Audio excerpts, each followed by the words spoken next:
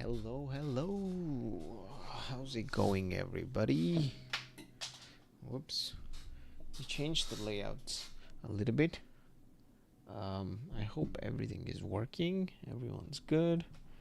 If anyone can hear me, drop a message in the chat. Just getting started, setting everything up. Let's start some music in the back. So let's go stream beats. Hello, hello, hello. Let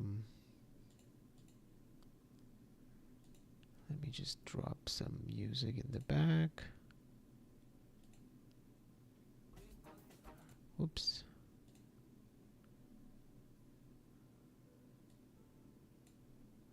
Let's see if everyone can hear it. Once it's, I'm just gonna test that as always.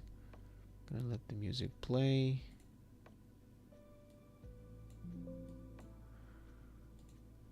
And let it play in the background while I'm talking, just to do a quick test after. So I'm gonna copy the link. Whoops, sorry, let me mute my phone. Whoops, sorry about that. Mute. Let's copy the link. I'm gonna mute myself on OBS.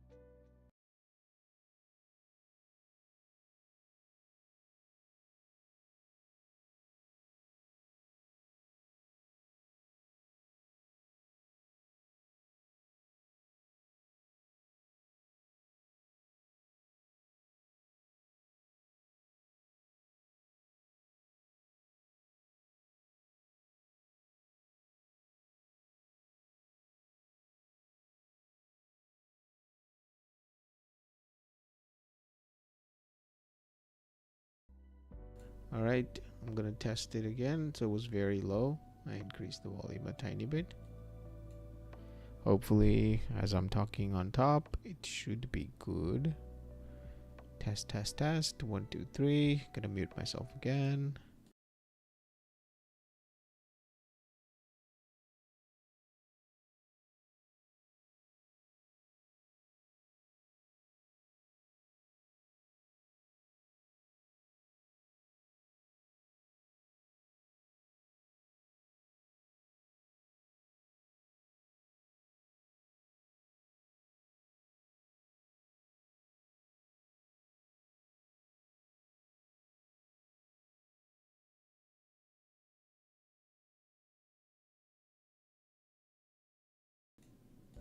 All right, we should be good. Hello, brother. How's it going? Wow, you got a little crown next to your thing. It says 50 XP. Oh, that's cool. Where did that come from? Next to your name, there's a crown. And then it says 50 XP on it. What is that? There's an option under it. Put user in timeout. Add as moderator. Report. I'll report you. All right. Your #1 fan. Yeah. Yeah. How does it decide that? What is this? 75 XP now because you commented more, I think. I think the more you comment, the higher that XP will go. But what happens with that? I don't know. Like you get more XP, but then what? All right. So what we are doing today, since I changed the layout of my screen a little bit, I'm gonna be looking that way. That's where my screen is. That is streaming currently. And then I have all my other things here. Just gonna move these out of the way. All right. So let's see where we were last. I made a lot of progress in the last stream, set decorating the other shots. And this one, we're just gonna start tying things together. So let's go and see. So I have my sequencer and my content browser in the other screen. So hopefully that is not an issue of real estate on the main screen that I'm streaming on. I see, bro. Really awesome.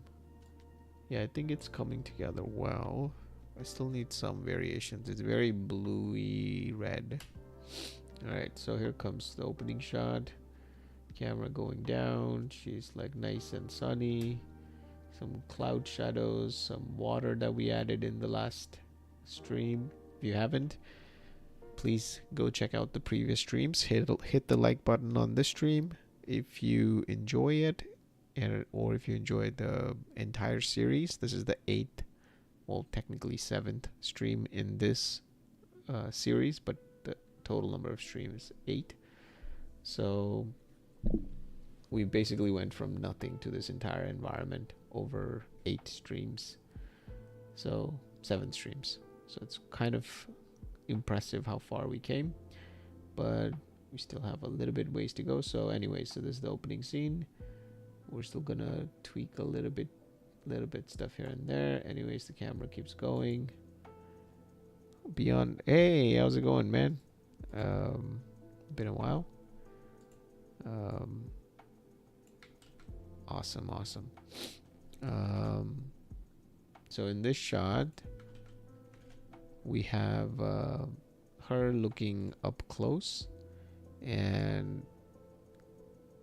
in this one, we are making sure that just the things are out of focus, but at the same time, they're not taken away from the composition that we have with her.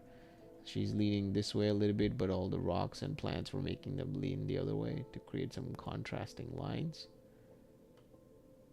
So that's why I picked like some of these guys facing this way. Same thing with this guy facing left. All of these plants are facing left as she's facing like angled right, I guess. She is a metahuman. Thank you, Byron. Made by the super talented Andre, who's also in the chat. So she's a custom metahuman. So I have her clothes and tentacles and everything turned off, but yeah, she's not bald or naked. So she looks there. We're gonna actually add a bit more like fog and whatnot in these scenes as well. The fog is the last thing we'll add to create silhouettes and whatnot, but I think it'll look cool in here when we start adding to create like different layers and separations down here by the ground. So we have her looking suspiciously here. Now this is the scene with our boy here, the hunter guy. So technically he's going in and out of shadows because there's a tree right above him. I'll show you. Let's select him. So he's inside the PCG forest, and these guys are animating, so it's like lagging and jittering all over the place.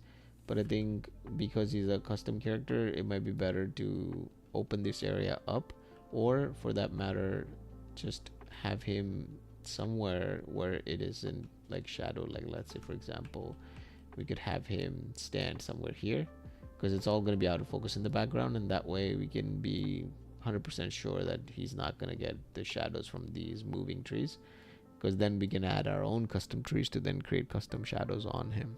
So that's the goal today, is to get him out, like the camera and him, both of them a little bit out of this PCG forest, and then see what that looks like. Let's see. Yeah, Andre says it's me. Nice job, Andre. Thanks, bro. Yes, this is 5.5 currently. We are in 5.5, not 5.6. 5.6 has a lot of cool metahuman upgrades, but hopefully maybe when Andre's doing the full project, that might be in 5.6. So we have our hunter guy looking, and then the shot keeps going. So she's like, oh my god, what is that? Obviously I think we might have to cut the length of this shot, Andre. Maybe it's not supposed to be this long. Maybe I have the incorrect edit, but you just see him for a second as he's like peering close to the camera, and then it should cut, and then yeah, he's looking for too long. So she reacts, she goes like, oh shit. Do you always use PCG for forest? No, not particularly, but so if you go back and check out this entire stream, the front line here that I have, I can show you. I can turn the thing off. So this entire line and then this PCG, they're both separated. So the geotrees is just this front line because you want that to be customized. You want it to be looking a certain way. And again, we're not done with it. I'll probably add like smaller things on top of these big branches to make it look like they're huge. But that entire line for the opening shot is hand placed, and then the entire background is PCG. So it depends from shot to shot, because obviously none of that is going to be visible, so it's pointless to hand paint all that. You could paint it through foliage, but I feel like the amount of settings you have to go through in the foliage is a bit much. But now with PCG you can really go in and tweak, like for example create these smaller twisting branches that I believe was 2 streams ago. If you check that one out, where we were setting up the entire PCG, ran into a bunch of errors and whatnot. But yeah, that's how I usually do it. Otherwise, yeah, you could foliage paint it, you could hand place it, depending on the shot. So then she goes like, oh shit, and then he smiles. Again, I feel like these shots linger too long, Andre. You might want to cut them in the edit. So it's like instantly, like you're not losing the flow of the edit. Like I feel like on her, the length of the shot is pretty good, where she goes, and then it just cuts away. With him, it should be the same. He just smiles and does like one head nod, and then it just cuts away. You don't have to like linger for this long. But then he takes out his gun, he takes his shot. I changed the camera on that one a little bit. Before it was a little bit weird, but now we're moving into reveal what he's doing, which is why this particular shot with the face could even be a longer lens. So it's just the bottom half of the face and nothing else, so that in the next shot we're revealing more information. And then he pulls the gun out, and then seeing the gun is the last thing you see, and as it flashes, and you cut on the flash and like make it flash somewhere there or something for a second. She takes the shot, bullet whizzes by, she falls down. So we did a bunch of the work here in this shot. But this is what I mean. I feel like the frame is very saturated. She does not speak. Oh, I know she doesn't speak. I'm saying she just goes, oh shit, with her face. But I think the hunter guy's shots are a bit too long. Anyway, so in this shot we got her to fall down, but the background's very monotonous green. Might break that up with some rocks and whatnot, some different kind of foliage, very green and red. I need some different colors, just tiny splotches, I guess.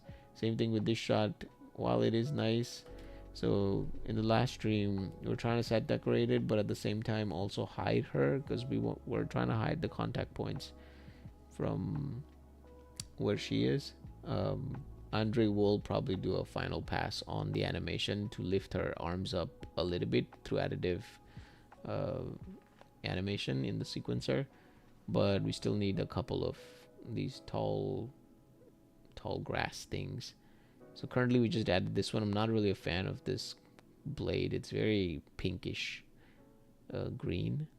I'd rather have it be one or the other. Like I like the red here in the back. Might want to change the pink here. Just something we'll do in this stream. And just break stuff up, add some fog cards, create some relief, because the frame is very intense right now. It's very filled up with things. So I might want to reduce that a little bit. So then she goes in pain. I think we're 80% there from as well. Polishing, it's working well. Yeah.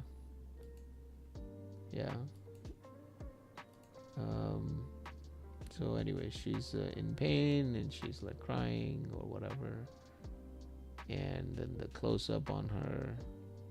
This shot we have to do today as well, which is a long lens shot of the hunter walking forward, but this rock is in the way, so might have to turn that off for this particular shot in the sequencer. And then make sure he's in a nice framing as well for this particular shot, because it's going to be like slow-mo type shot. Byron says, was that mocap or hand animation? That's all of this is mocap, and I think Andre is going in and hand animating a couple things here and there, just tweaking it, but yeah, all of this is motion captured. So then she falls down and she's coughing up blood, and then the guy comes up and pushes her down. Might have to change focus on that.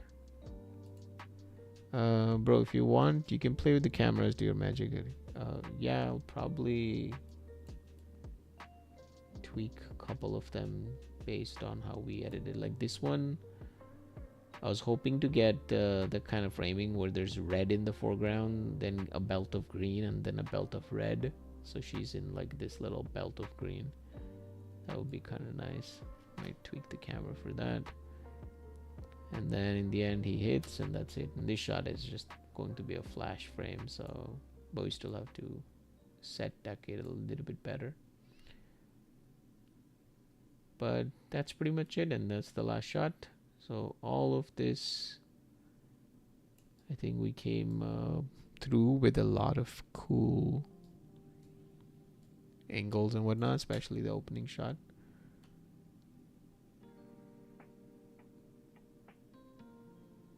And then in the last stream, we also took a look at the lighting on this. Before it was if you go not on the last stream, so not the 7th stream, but the 6th stream, if you go to that one, it was lighting was a bit flat looking, but I think this is a bit more dynamic. So we created a secondary directional light with a light function inside, which causes or casts this cloud shadowy thing, which is pretty fast, and then you can go in and tweak it. So we also set up a material parameter collection for this shot.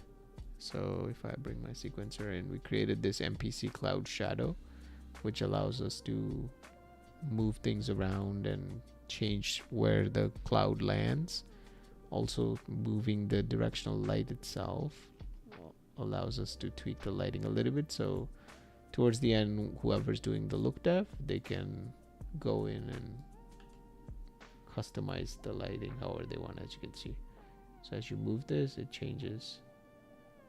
But this way you can get either some animation. Obviously you don't want the clouds to move too much, because then it looks too intense. So let's see if I undo this. Go a little bit forward. So now if I move this, you can see it's like it reveals the foreground one, for example, or it reveals her. So it's one of those things where everything looks nice. Just picking and deciding will be something that the look dev can do at the very end. So I think we did a lot of cool things in the last stream, so let's just get into this and get started. Bro, can I ask you a favor? I have an image, a reference one. I will send you on Discord. Can you give it a look and maybe make some test with the reference angle when the hunter steps on ladders? Just sure. Send it to me. You can take a look. Let me open up Discord.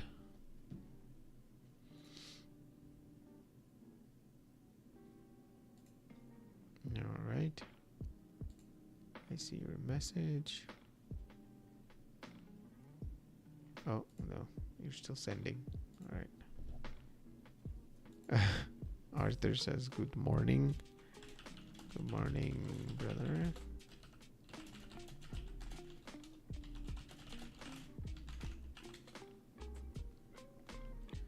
All right.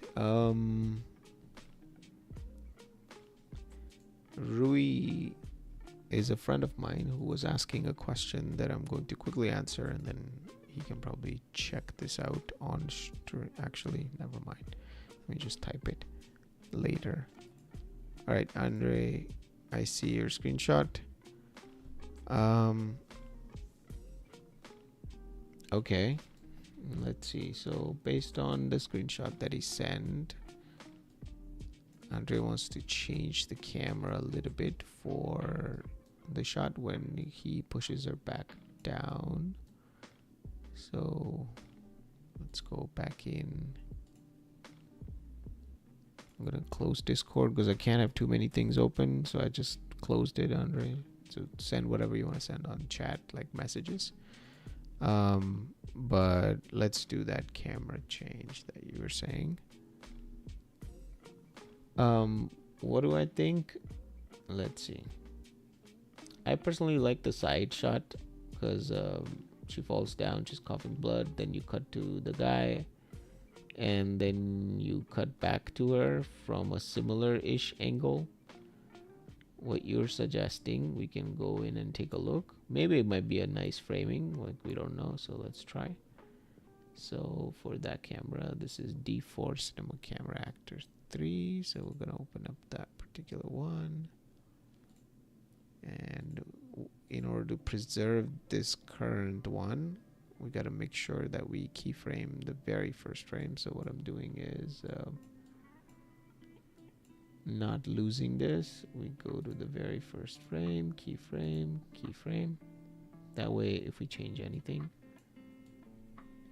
we still have the original one. So now we can fly around with this camera. Oops. If the camera moves too fast, you can hold right click, and while holding it, you can scroll your wheel. So Andre is suggesting camera like that. Let's change the focus on it. And same thing with the other one. Gotta make sure to set the focal length and the focus point and keyframe that. So I'm just doing that on the other screen. I'm gonna keyframe the focal length, keyframe the focus distance. So now when we're in this shot again, we can change it.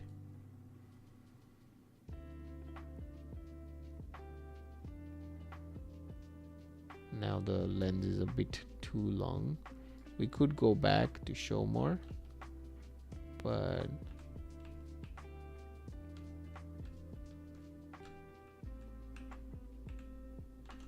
let's see. Have some foreground elements. Focus distance.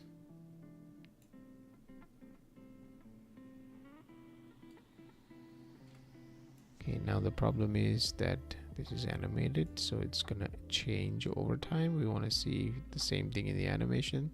So what I did is just moved all of these keyframes a little bit ahead, like that. That way it doesn't animate. We can see the same thing in this camera. So yeah, this is why I wouldn't recommend this, Andre. I like what I have so far, but I love your opinion to see if it makes sense. It would make sense and it would be nice, but the reason why it's not, so obviously you can't have, first of all, have it static because you will see under, and there'll be a lot more work to do the interaction underneath. So the other option would be you look at her, then as she gets up, you go with her,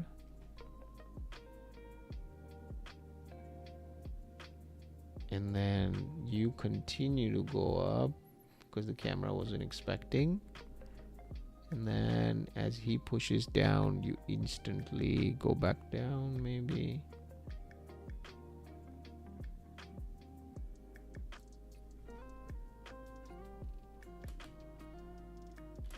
Kind of like that. Creates a little jerky motion, like the camera was expecting to go up, but he gets pushed down. And then follow through. So as the camera goes down, you continue a little bit down. And then back up.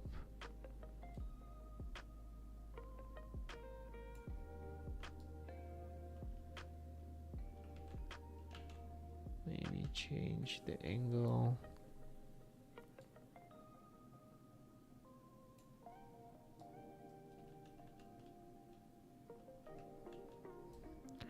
The amount of work it would take is just worth it for the gain. I should stick with the old version like you suggested. Let's see.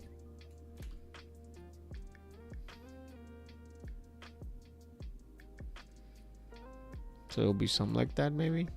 What do you think? Whoops. Let's go back. Whoa, no. There we go. Okay, I'm gonna let it play.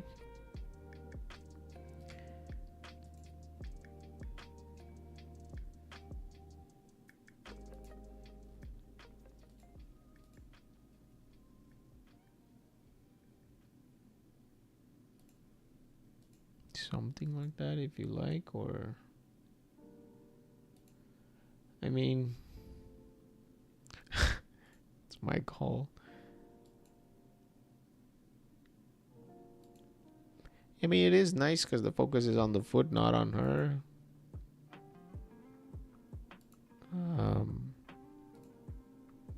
Okay, let's go back and see what we had before. So I'm going to select all of this and then simply drag. And this way now we go back to our old view.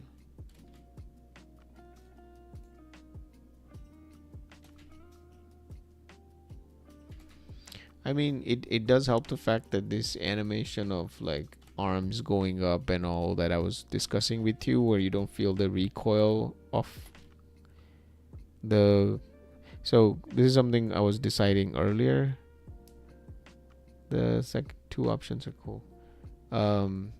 This is something we were discussing before, which is the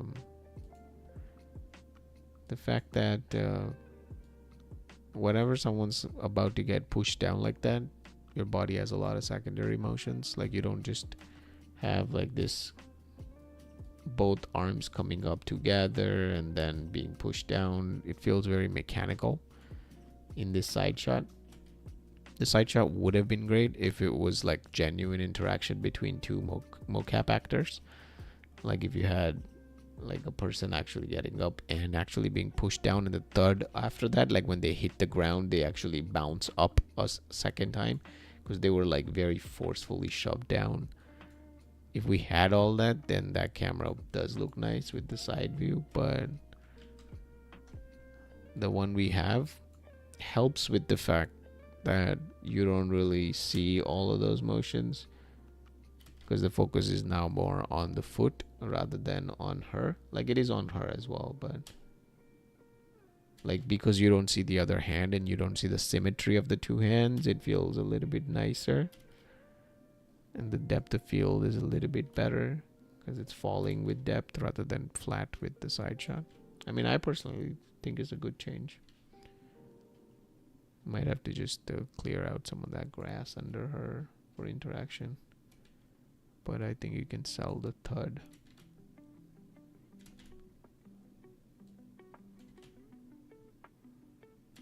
You can really make that thump harder when he steps.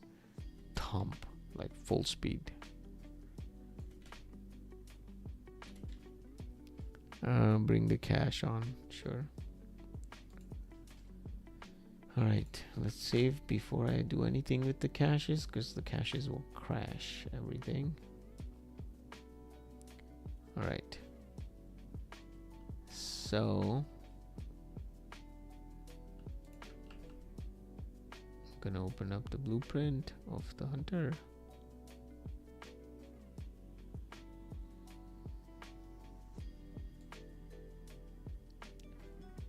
And we're gonna find the body, and it has where was that?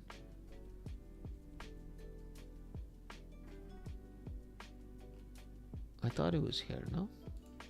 Am I misremembering it? Oh no, the cache was outside as a separate actor. I see. Oh, then I have to find what it was called. Part of characters? No. The cache, it's on the sequencer. Oh, I see. Oh yeah, you're right. It's here. So this is her shirt, this is her hair, and this one, D6. So what we're gonna do is visibility on, and then running on.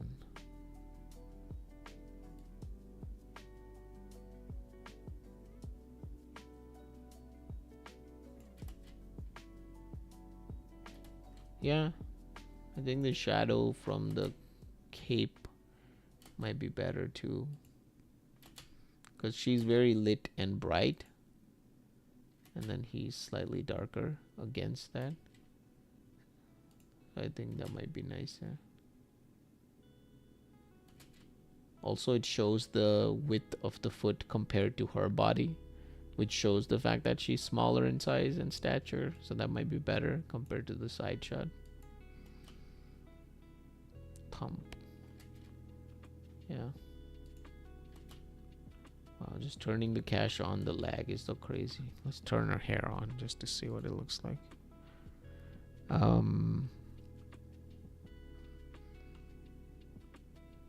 Let's see, running on and visibility on.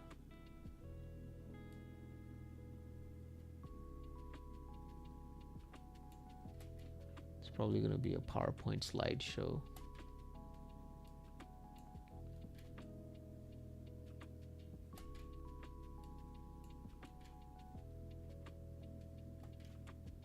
Might want to zoom out a tiny bit more. So let's set the focal length to something like that. Whoops, we got our cache colliding.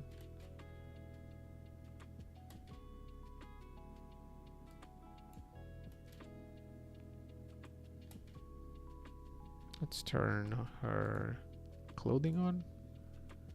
See what that looks like. Set this to running, and then visibility on.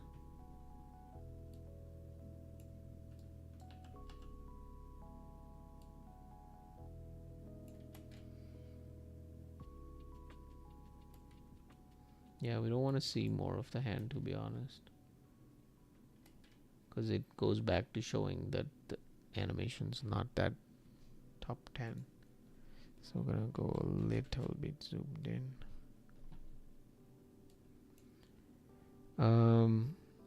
I think it's holding, right? The cache and the other thing. He will have boots. Yeah, we definitely need boots. Some high quality boots too, because the camera's right on the focus, right on the boot itself, like the front of the boot and the underside of the boot. So having muddiness to it and wetness to the boot, I think will help.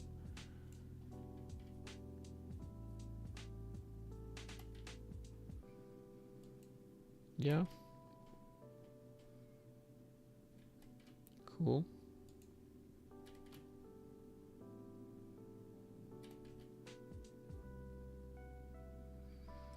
Cool. I'm gonna turn everything off so everything becomes not a PowerPoint slideshow. Okay, let's turn everything back off. Visibility off. So this is something I do with geometry caches more often than not. A lot of people would just turn the visibility off and call it a day, which you could do. I'm just paranoid, thinking even though you turn the visibility off, it's still, because the running checkbox, which is basically the enabled checkbox, is on. Maybe it's there in the background, so I usually check both of those off.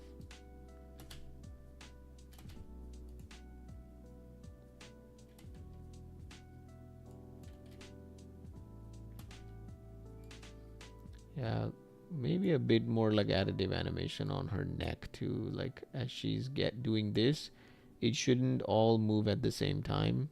Andre, maybe like do that change on your end when you get time. Like right now, her torso and her neck, head, it's all like moving up like a connected mannequin almost, but it should more be like natural, where like here her head starts looking up already. So her head is initiating the motion, and then the torso kicks in. So by this point, her head is further angled this way a little. I think some little changes like that would be cool. But all that we can do at the very end. Let's focus on the task at hand, which is the hunter guy. Let's get him out first in the other shots. This was a good change with the camera angle. Alright, so the shot we care about is here. So in this shot, what we want is him and the camera. So let's find him again. So let's select him, select the camera. Which camera is looking at him? It's Cine Camera Actor 1. Let's see where that is. Right there. And then this other two cameras, they're also right here. We need to make sure that all of them are selected, but now they all have keyframes, which makes it a little bit harder now to move everything without losing.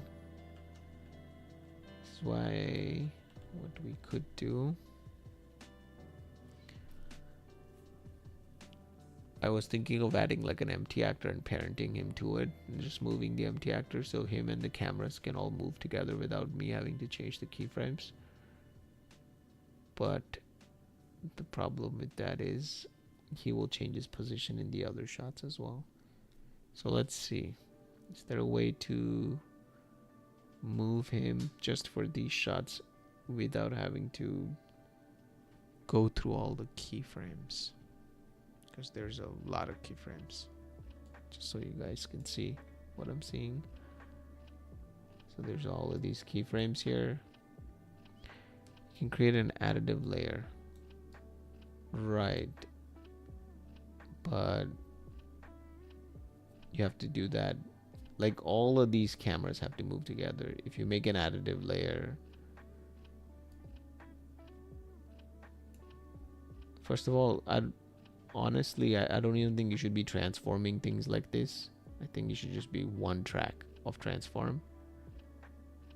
And that way, whenever you make a change by selecting the object here in the viewport, you know exactly which transform is selected. Right now, if I make a change, I don't know which one of these transform would be activated. Like for example, I selected that camera actor, right? If I'm moving this gizmo here, I don't know which one of these three transforms would drop the keyframe on. Like these two are additive and that's the main one.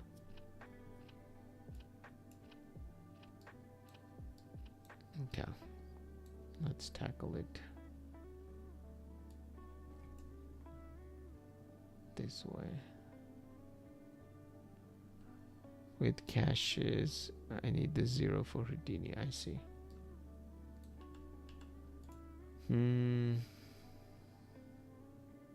The cache is not gonna break, right? If I move him and the cache all together. Merge all the transformation tracks.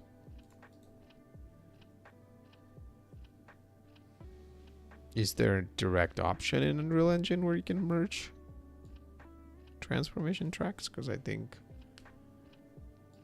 you have to do it by hand, right?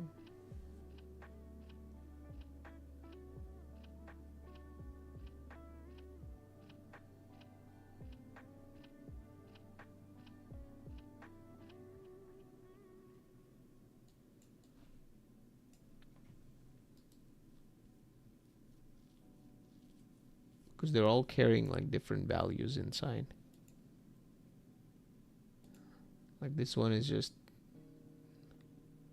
like it's still 2000 in Y, so it has moved significantly. This one is like 42 400,000, and then this one 738 178. Like I can add a empty actor and parent all of these to that, and they'll all move when I move the actor. But they'll also move in the other shots too. Like the guy will move in the other shots if I parent him.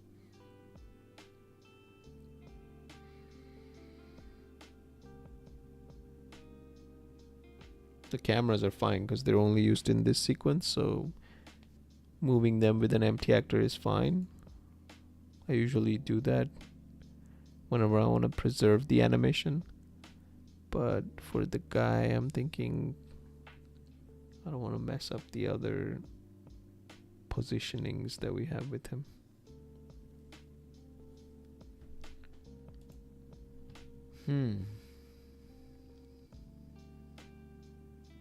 Let's try. So we go in here, search for actor, which is this, which is essentially Unreal's empty locator. Let's add it to 000. See where that is. Okay, we're like 1 billion miles away for 000. So which makes sense because the landscape's massive. So let's go back here. So that's another thing with actors. If you have one here, and if I close all of this, so if I have this here, and if I have the camera, which is this one, and I drag and drop that in there, the camera changes its values in there, like in the viewport, but the keyframes that have been set in the sequencer will still stay, which means when I look through the camera, you'll see some random sky or something, because it has added the transforms from the actor and the ones that are in the sequencer as well. So all of them combined pushes the camera further away in space somewhere. So let's undo. Hello Arthur, how's it going? Thank you for joining. Deep, have you recorded how you created the cloud effect attached with the sun? Yes, Deep, that is in the last stream. So if you go through the last stream, you'll see the lighting in the beginning is very flat, but then you'll see how I added the cloud light function to that. So feel free to check that out, and if you enjoy it, hit a like on that one. Currently what we're trying to do is trying to move all of this. So with the camera it's fine because I don't care, like the camera is very static, I could just recreate the camera animation. It's with him, if I select him, let's see how many transform tracks we have with him. Okay, it's just 2. Fuck it, so we'll just do it by hand. Alright, so I'm just gonna have this here as well so you guys can see what I'm doing. Arthur says good morning. What time is it there again? Like 6 a.m. or something. Alright, say let's just see what we had. Okay, it's just a close-up on the side. Alright, so we're gonna make the changes. So let's select him and select, make sure we're on the first frame with him. Oh yeah, it's morning for you too, Deep, right? You're in India, you said? It's probably like much later than what it's for Arthur. Time here, like 12:37 a.m. I think we're 6 hours. 6 hours? 5 hours. Wait, 12:30, 1:30, 2:30, 3:30, 4:30, 5:30, 6:30, 7:30. Yeah, 7 hours. You're 7 hours ahead. Oh, just realized my camera is clipping a little. Have you recorded how you have created the fake? Yes, Deep. I just said if you go into the last stream, you should be able to find the entire setup for how I created the fake cloud gobo. It's relatively easy, so check it out. Pop open the last stream. I'll show you since you're curious.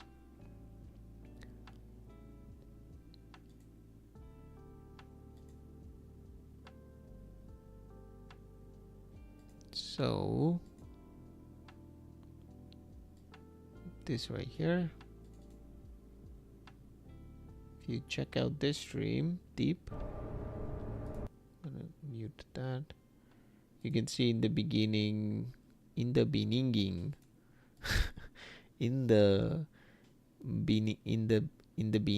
it was like this. So it's a bit flat and not too intense, which, I mean, it works. It wasn't that bad, like it looks believable. But the problem was when you go into the other shots, like these ones where you're closer up, it starts looking like this shot here. You can see everything's just single tone, right? So using the directional light with the cloud gobo, you can really get variations like this, where you can have her in the light, the background could be shadowed, or she could be in the shadow and the background could be in the light. So this is the whole setup for that. And then once it's set up, you can tweak it, animate it, move it, do all kinds of things to it. And if you watch till the end, we also have a section where we do material parameter collection, which is something that helps you animate that in the sequencer. Because for some weird reason, I realized that if you have a light function inside of a directional light like this, go all the way down.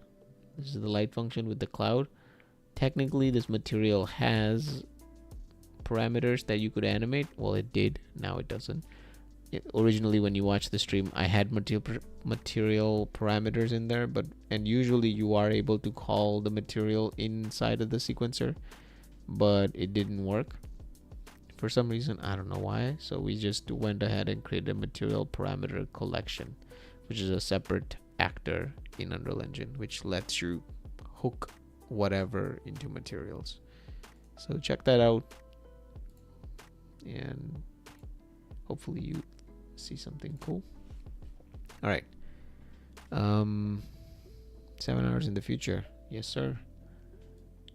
So we are just gonna move these cameras and not care. We're trying to find a way to move it without destroying the relationship between the camera and him. But since there is a bunch of transforms on each one, it's just way too much to tweak. So what we're gonna do is just go ahead and delete. Another actually quick way of let's say I want to get back in this position, right? So if I start deleting these transform tracks, the camera's just gonna go to like 0, 0, 0 or some random place.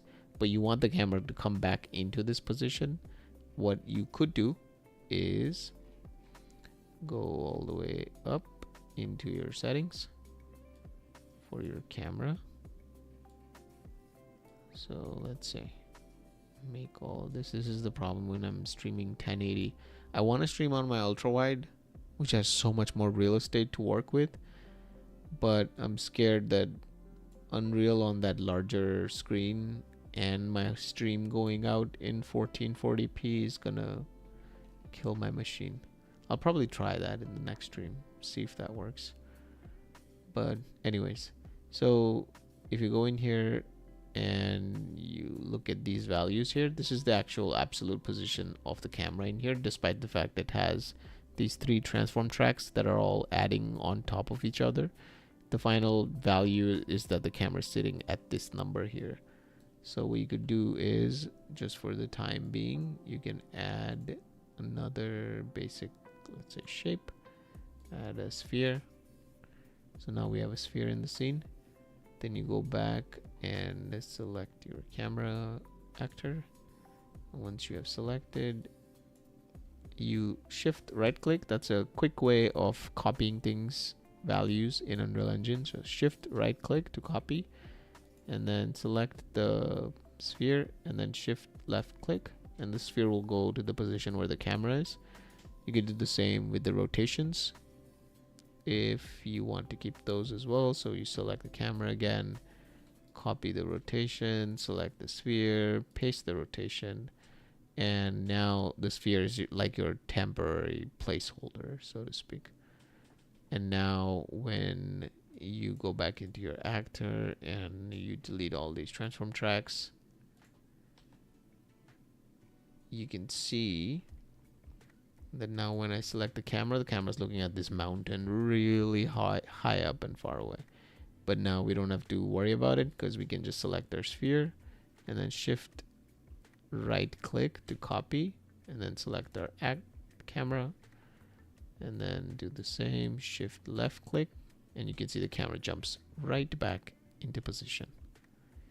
So it's a quick little hack to basically save transforms by having temp actors in between. So I hope that helps.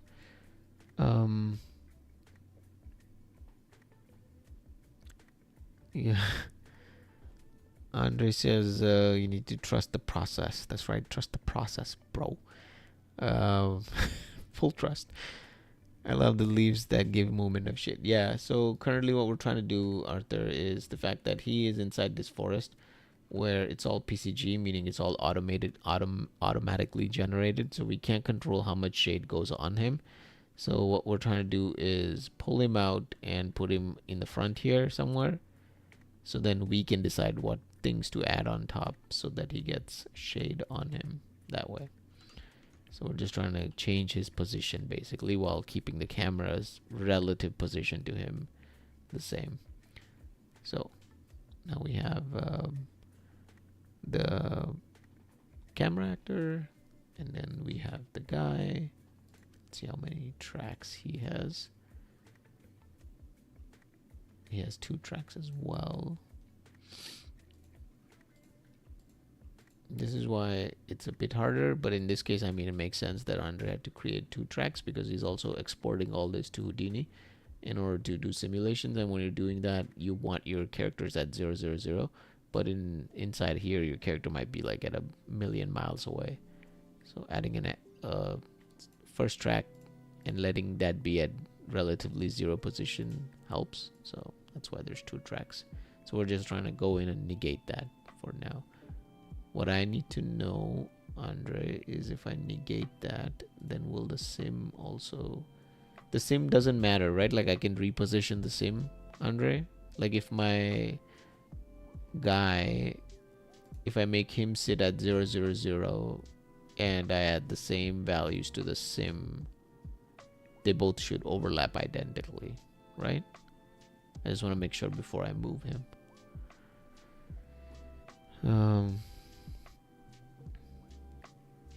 Let me know, because with cameras it's easy, it doesn't matter, you can just reposition them, but just want to make sure. Another thing, no problem if you copy paste transforms, it'll work. Awesome, cool. So we accidentally put a keyframe here for the camera, so what we're gonna do is delete the first one, set this one, whoops, set this one and delete the first one, and then move this over. All right. Okay, sorry. I'm just gonna move the sequencer over. It's too silly to be working in that tiny screen when I have this massive screen on the other side. Okay, so it's much better. So just like Andre said, trust the process. What I'm doing on the back side, I will just keep dictating what I'm doing on the other screen. The blue position and cache are always in 0. Okay, sounds good. Cool. So we have him. And we have our camera. The camera is good. We have him. I'm gonna zero out his transform. Well, not zero out, but copy his transforms as well. So just like what we did before, we're gonna select him, shift right click to copy the transforms, paste it on the sphere, do the same for rotation. He has no rotation and no scale, so it's perfect. It's done. Now I am going to go in and delete these transform tracks that we have with him. So he's gonna vanish like Houdini. He just disappeared.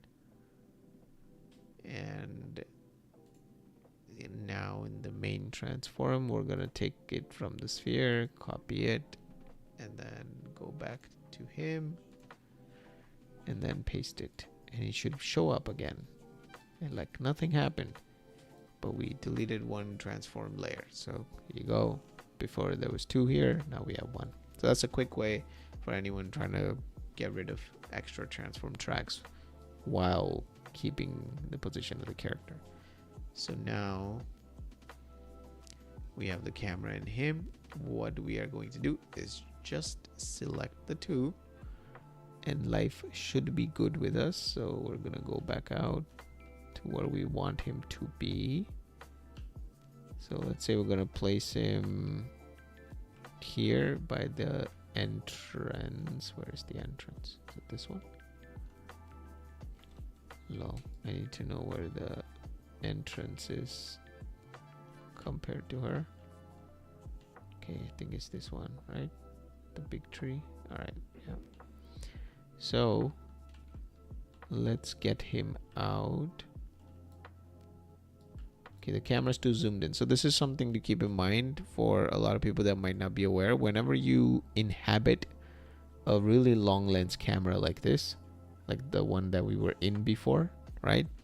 When you exit that camera out, and this is so silly with Unreal Engine, but when you exit out, your perspective camera that you use to fly around in Unreal Engine takes the focal length off that camera that you were last inhabiting, which is why right now everything looks so zoomed in and it's hard to gauge anything, because the last camera we were in was so zoomed in basically.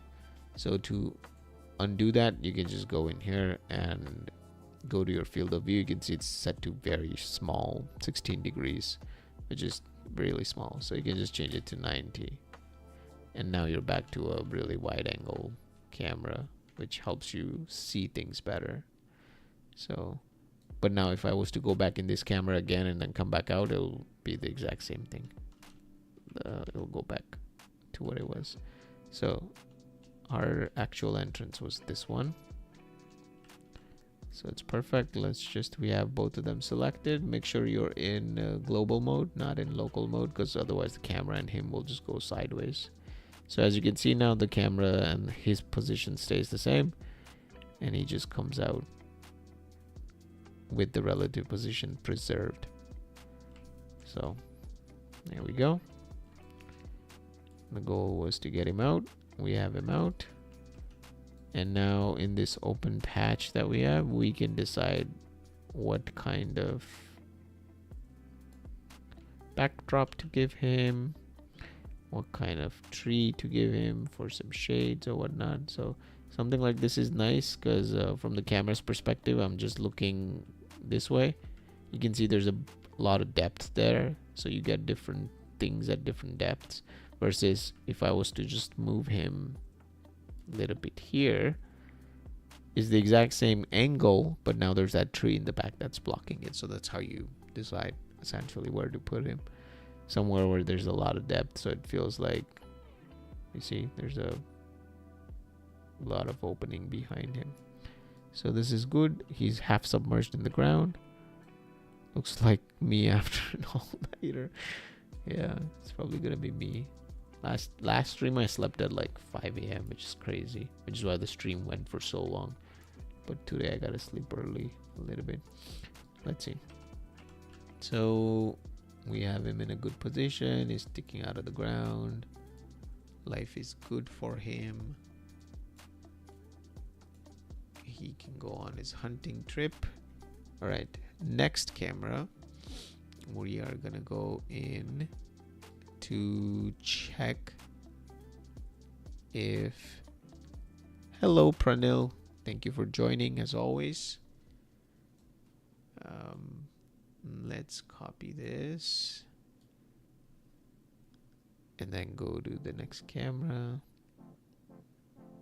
So the reason this also changes, by the way, you can see the lighting changes when I move from one camera to the next. It was bright, and then I go to the next camera, it becomes a little dimmer, is because I have the directional light inside of the sequencer and I'm changing the values on it because I don't want the directional light to have the same value for him and for her, because she's out in the open and he's shaded. So for customizing the look of things, it's better to have the values be different so that he can have way more intense sunlight on him, and then when you add like trees and leaves and shadows and whatnot, he will be a bit more balanced. So let's do this with the next camera. So after this, if I go Shift C, so he's good here. So there is obviously a little bit of lighting difference, but again, all of this is not going to get rendered in Lumen anyway, so there's no point tweaking and doing all this work, because in path tracing is just going to look completely different, which is what the final render is going to be in. So if I go here, you'll see it just flattens everything out. The depth is gone, but we're not handling that part, so I think it looks good with Lumen, so we just stick with that for now. So this is the next shot. The camera has stayed behind while the guy just left, which is why you're not seeing anything here. So we're gonna pick camera 2, do the same thing as we did before. In the sequence you can see the camera 2 has 3 transform tracks. We're gonna do the exact same thing we did with the sphere. Select the camera, press F to fly to it, and make sure. So this camera has some animation into it. As you can see, there's keyframes down here. So what we're going to do is just see first what the animation is. Okay, the animation is pretty subtle. It's not too much. So we can just get rid of it and just make it ourselves if need be. So I'm going to do the same thing as we did before. We're going to select the sphere. We're going to select the camera. Take all the combination of the transforms. Copy that. Shift right click. And it's going to crash. Please don't crash. Please don't crash. And we crashed. It's like the simplest thing. It's like you're flying around the entire environment and Unreal's like, yeah, that's cool, I got it. And then you're like selecting a camera and a sphere, and Unreal's like, all right, time to die. Like Arthur says, this looks incredible. I want to congratulate both of you. Thank you, man. You are no different. For those that don't know that are watching, we got 7 viewers. Arthur is the person who did the music for one of my recent videos that you can check it out on my channel, the Blooms of Arachnis trailer. And Arthur is a super legend with the music that he does, so he's just being modest. All right, let's move all this back this way. This comes here, that goes there. Let's open up our content folder, launch the level. So it's launching on the second screen. Give it a second. Yeah, you're the man. Everyone's the man. Everyone's the goat. We're all goats. We should have little emojis and whatnot. I don't think I can add until the channel hits the first level of monetization. Which, please, if you're watching, please, I beg you to just have like 16 of my videos playing on all your tabs, because I need the watch time hours. I don't have many, but I'm trying to keep consistent with the work that we do here. All right, it's still opening up. Give it a second. Yeah, I just see hide emotes. I see a bunch of emotes. Is there a goat? Where's the goat? Make new cameras will be 10x more faster. I know, but it's fine. It's just easier to just have what it was instead of changing too many things. Alright, so let's launch our cinematic. I'm gonna open that up again. Oh, Andre found spiders. Andre loves spiders.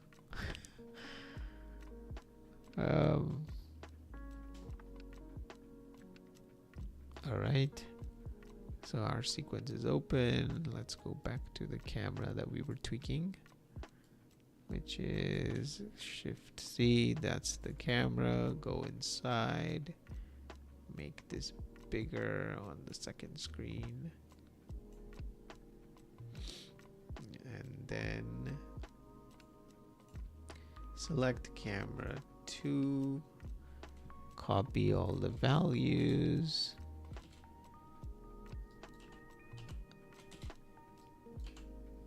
Go to the camera, select the sphere, add the values, select the camera again, copy rotation, add the rotation, and then there's no scale, so we're good. Time to delete all of these transforms. Delete, delete, and we're back to default. And then simply copy the values from the sphere, copy, select the camera again, and paste. And the camera's back. Rotation, I believe, should be the same, but let's just copy that too. Select the camera and paste. And everything is Gucci. And then just move the sphere out of the way. Alright, so we got our camera as well, angled and positioned correctly. So we're just gonna move this in Y as well, and eventually it comes out here, and then move it this way and lift it up. So there's the one where he smiles, and it's a very long lens, so the camera has to be right up there. Let's see. Since the focal plane hasn't changed, you could kind of use that as your barometer for how far the camera was to the subject, even though you've moved everything. So we can have it here, and then here you go, just like nothing changed. Cool. So we have the second camera. Time to do the third camera. This is where the gun comes out. So there's a bit of animation that I added in the last stream that we would like to keep, and because I added this last stream, I already removed all the transforms, so we only have one transform. So I'm going to show you guys something else now. So this is a cool little trick that a lot of people might not be aware of. So what we have here is this camera animating, right? So it's doing its thing. I'll show you the animation. So it moves forward like that. Just that. That's it. It's just going forward like that, right? And the gun is there too, by the way. You have to move the gun back to the guy. But the point is, the camera lifts up and then you see the gun like that. So if you wanted to now keep that animation, right? So on my end in the sequencer, it looks like this. This is the transform, and that's the animation. I want to keep that, but still get it back to where the guy is standing now. The way to do that is using curves. And what you do is you select your camera, click on curves. Just gonna open up this little curve editor, open that up, go down, select location, press F. Let's select one of them.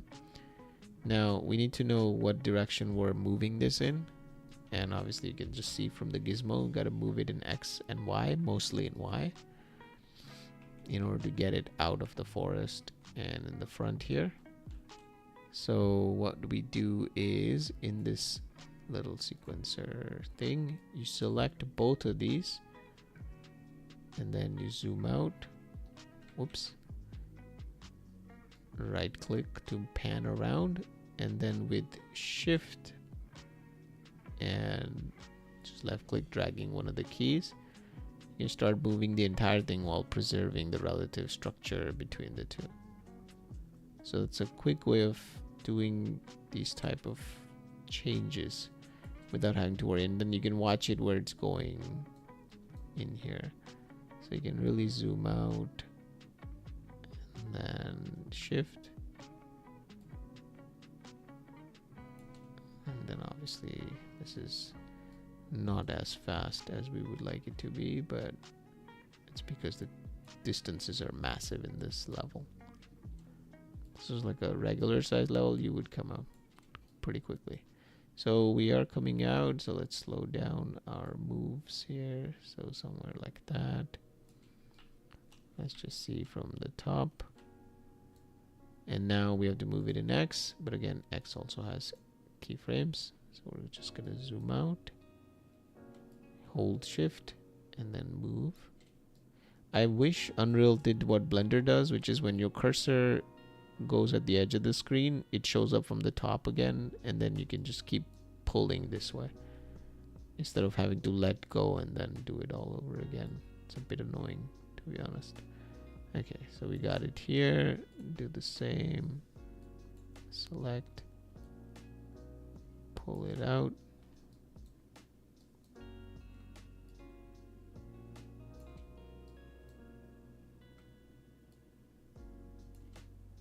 Now we're showing up where he is, but obviously remember we also pulled him up in Z. So we're gonna have to do the same with the Z axis as well. Just push all of these curves up till we see our boy. Boy, more like man. Alright, and now obviously he's holding his gun up as well, which is not here. So let's save all this and then go find the rifle right here. Press F and then see if the rifle has a transform track, and it probably does. All right, same thing as always. So we'll just delete one of the transform tracks. Let's select the sphere. Select the gun, shift right click to copy, give it to the sphere, select the gun. It's all good. The rest of the stuff, just gonna delete one of the two transform tracks on the gun, so it's gonna vanish. Then we show up again, and then make sure we are setting another transform key. Again, I'm doing all this in the other screen, so you guys probably can't see. So we're back here, and then just select the sphere, copy your values, select your rifle, and paste, and the rifle's back. So let's delete the sphere now. We don't need, that's the last thing we needed. Select the gun, let's just move it out of the forest.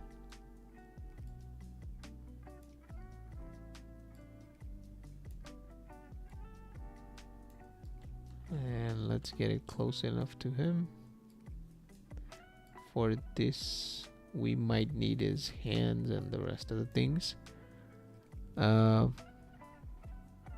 Hello, how's it going, brother? I can see your message. How are you doing? So we have his hands here. Obviously not accurate because we don't have the thing, but doesn't matter. We just need to get the gun roughly into the hands, and it should all work out because the gun itself is a cache. I think, is that a cache? No, it's a keyframed animation. So we don't have to worry about the animation itself. We just have to get it lined up, and it will do its own thing of like going down and coming back up, as long as it looks like it's in the same spot. Did you make a Patreon? No, I haven't. Everyone's been asking me, and I probably should, but I always question myself and say, what is it I can offer to you guys? I know that you mentioned about the course before.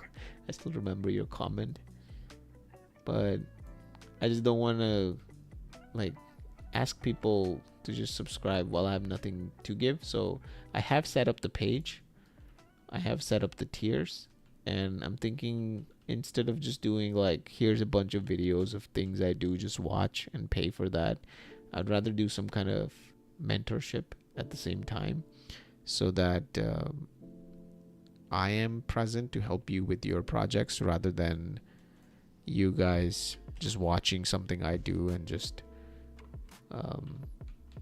following along that way. I think it's much better if I'm present and I'm there to help. And if I can't help, then I have like colleagues at work, people that are specializing in different departments, and they can help out. So I asked with a friend of mine for mentorship, yeah. And the other thing is also because I'm a generalist. I come from a new compositing background, but I do Unreal, I do 3D, a bunch of things. So it's one of those things where I can teach different things, but the way I'm thinking of the mentorship is to help you guys with whatever project you want, but at the same time, like depending on the tier, obviously giving a specific amount of time to the people as well. So if it is, let's say the mid tier, which is the one that I'm fairly pricing, is just going to be weekly calls, so that if you have questions and you have your project, it's something, it can be pushed forward if I can help out with that. But at the same time, if you guys want to see courses, it would be nice to know what the courses should be on, and maybe I can think of making an entire course, obviously mentorship style, so I'm present during the 4 weeks, 5 weeks, 6 weeks. So when I teach Seneca, because I teach Seneca as a professor, I also do that kind of 7-week class where it's like I start something with the students, and then we both have something nice towards the end, at the end of the 7 weeks. A shot, or could be like a sequence, a short or something. But it's much more rewarding to do it that way rather than, okay, I was sitting in my free time and I made a little course and here, go watch it and then pay money. You know, to me that just feels like not a good use of time. But I understand some people might like that kind of format. It would be awesome for Unreal. We already do some Unreal for archways and environment, but cinematic level, yeah, 100%. Yeah, so I'm definitely thinking if I was to do some kind of Unreal mentorship for cinematics, it would be nice to do something like, instead of, oh, I made this, here, go watch it. If it will be, okay, we have a bunch of assets, let's say, that we can share or get for free, or however you want to do it. But towards the end, we all make something. And then in each class, even though it's a class, there's still some kind of structure to it. So like the first one, we're doing environment. The second one, you're doing characters. Third one, you're doing retargeting. Fourth one, you're doing like different steps along the way, so that by the end, let's say 6th week or 7th week, you have a fully realized scene or a short or something like that. The only thing is that I personally kit bash a lot for my assets because I'm trying to tell a story rather than build everything from scratch. So even if you go check out the breakdown that I posted for Blooms of Arachnis, you'll see a lot of the stuff was kit bashed, in terms of I had access to the environments, I had access to characters that I either bought or were free, and then built it from there. So if that's the goal, I think it would be cool. Like, let's say, for example, if we all have a set of assets that are available either on Sketchfab for free, or we find a kit that is not too crazy. Using that, making something, but having that as a restrictive sandbox. So it's like, I don't know, let's say the big, medium, small has the Spec Ops kit, right, with the soldiers. If you were given just that kit and 7 weeks, can you make something cinematic out of it? And then learning along the way through that, I think, is a better way of doing this, rather than if you were to just do it by saying, okay, I already made this by myself and now go watch it, you know. Anyways, I was just spitballing ideas. Andre, can you check if you're still there, if this is the rough positioning of the rifle? I don't know where the trigger is on this thing and where his hand goes, but let me know if this is more or less the positioning for the rifle itself. I'm thinking it's kind of like that.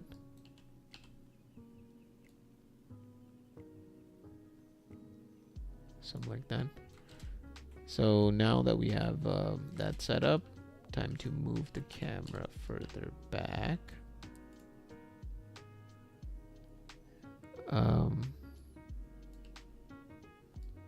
I know, but I need to frame the camera to the gun. That's why I need to know if the gun is correct in depth as to how it was on your side. If you just send a, just let me know if you just see this sideways on your side, and if you think the arm positioning is correct, more or less. You can tweak it at the end. But I'm gonna go select camera 3 again, and then see how much we see from that. Go open up our curves that we had here, and then simply start moving them. So we need to move it in Y, select both the keys, and then shift drag up to keep the animation while moving the camera.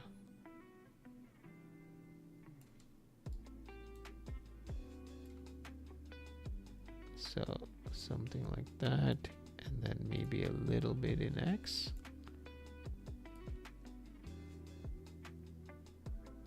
And then a little bit closer.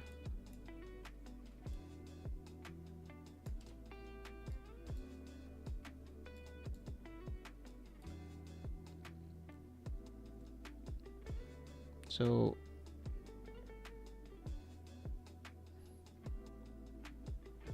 just trying to make it so that the barrel, whoops,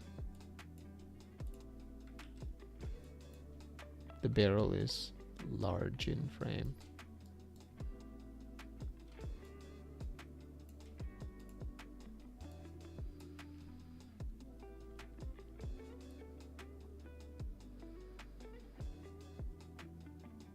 Like that's the point of interest essentially, because the barrel will go off. Something like that. And now we can go back and see if everything looks correct. Yeah, and then we'll rack focus towards the end. So now he is popping, but the camera is supposed to start here. Let's just double check his animation. Make sure.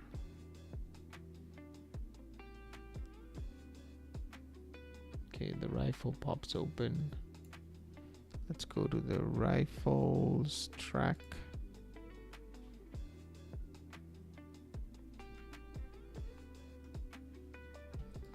Let's go look at it, what it's doing.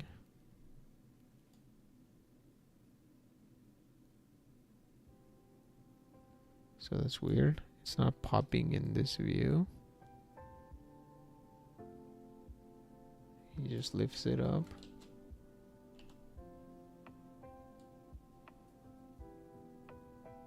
Okay, I don't know, there's something in there, but I think it's better now. So now we're going too far. Let's move so that the barrel is the leftmost thing in the frame. So let's go back to our camera, select the curve on the camera in X. Select those. Just move it. So when you do it like this, you don't lose your animation. You can move the entire thing. Hey, Arthur. Good to see you, buddy. Been a while. Second Arthur. It's pretty late in Brazil. Thank you for joining. Gonna push the camera a little bit in. Select all of the keyframes and then move it like so, and then move it like so.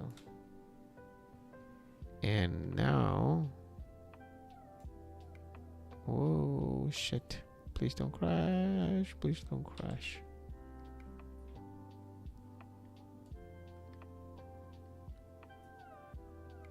Why does the gun pop here? But then if I select it and I watch it,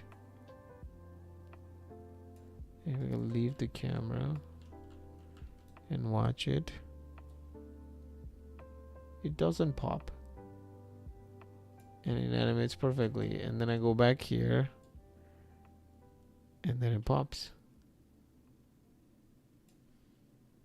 What is going on?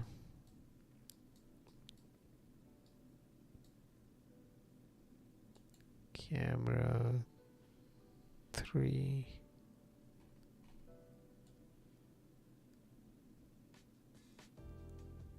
So he does this thing here. The gun is raised up here. Maybe is the cache just updating slowly? Pops right there in that frame, particularly 529. I go to 528, it's not there, but if I go to 528 here, it's there. Is it out of the camera? Let's go see.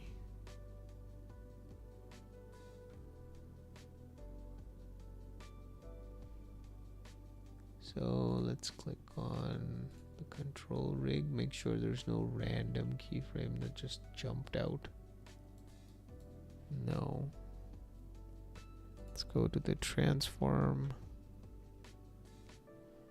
Let's put a keyframe here. Delete the other one.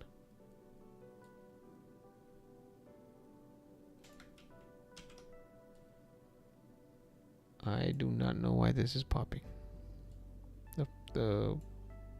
Because right now, if I was to go back, let's just go into the camera and view it. I go, you see, I just moved the camera an inch and it shows up.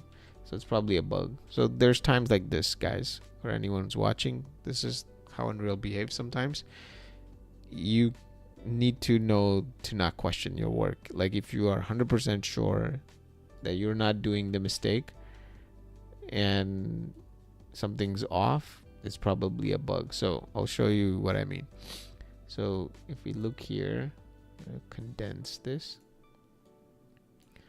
So if I watch this entire shot, but I watch it within something like this, the gun never pops out, right?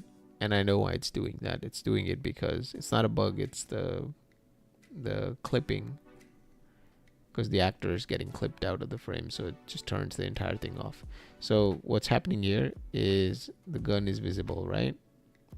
And it never pops out. It like does the whole animation. Now when I go into the camera, you'll see that the gun is there, but at this particular frame it just pops out. So at first you might be thinking, well, either it's a bug or you are doing something wrong. So I checked my rifle's transform, there's only this one key, so there's no problem with that. And the fact that in this wide view it looks correct means it is correct. It's not your fault. However, the reason why it pops out at that particular frame right there is because this is a skeletal mesh, and this is something to keep in mind with skeletal meshes. If sometimes they go too far out of your camera's frustum, and a part of them is still present in the scene. If enough of them is outside of the frustum, the entire skeletal mesh just turns off, which is weird, but it is what it is. So I believe to solve this, I'll be horribly wrong if it doesn't work out, is you select your skeletal mesh and you go here in your details, and then you type bounds, and then there's this bound scale. So you go to the frame where it pops and goes off, which is this frame, and you increase this bound to 2, and just like that it shows up. So something to keep in mind. So it's there the entire time now, because we're just telling Unreal Engine, if you think its bound was this much, it's 2 times that, so it just renders it. But that also means that it's gonna be rendering while it's also outside of the frustum of the camera, because we made the bounds larger.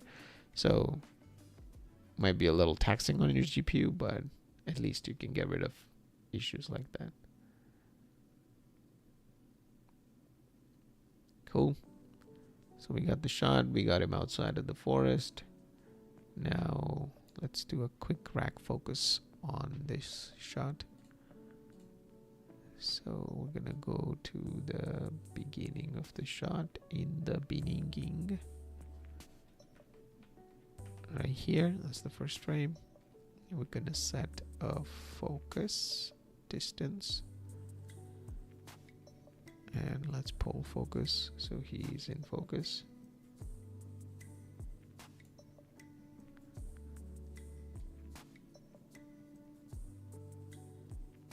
And then here he's still in focus.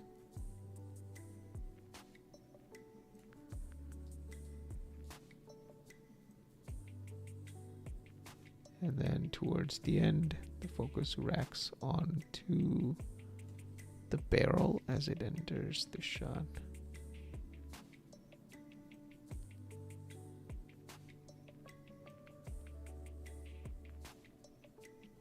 You might want to just do it slowly. So let's see.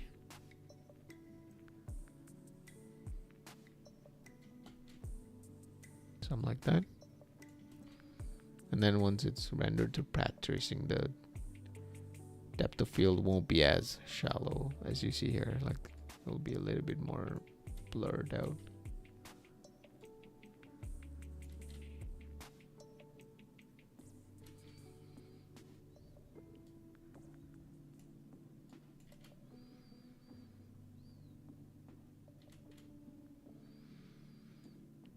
Cool.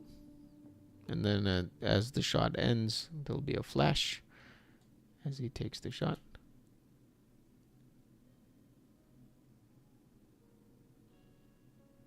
Cool. Save everything before it crashes.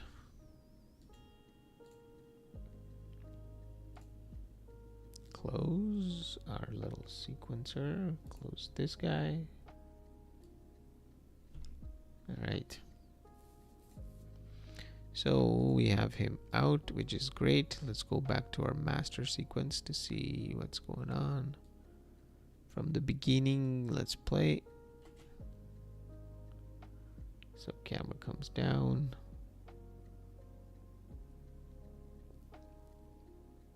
She's standing, doing her thing. He's standing. We're gonna add some trees or something to him to make him not so bright.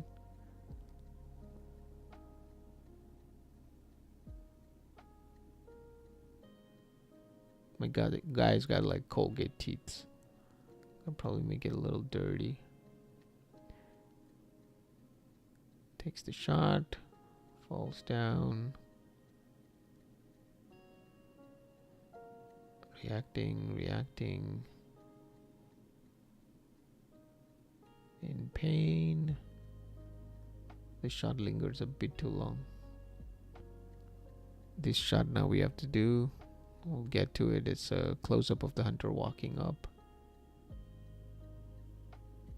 And then she's in pain, passing out. The sky is all fuzzy as he enters the scene. And then he does his little thing that was lagging. Let's play that again.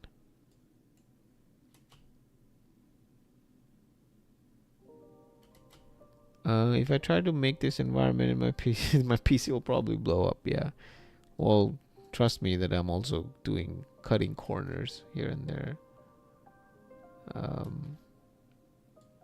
That's why I'm streaming in 1080 right now. I want to stream on my entire ultra wide, which is 3440 by 1440. But I know for a fact it's gonna crash the stream entirely. But maybe I'll try it in the next one because it's so congested to work in this 1080p display. Alright, let's do this shot, which is this super wide shot. Well, not wide actually. Let's add this particular rock. Oops.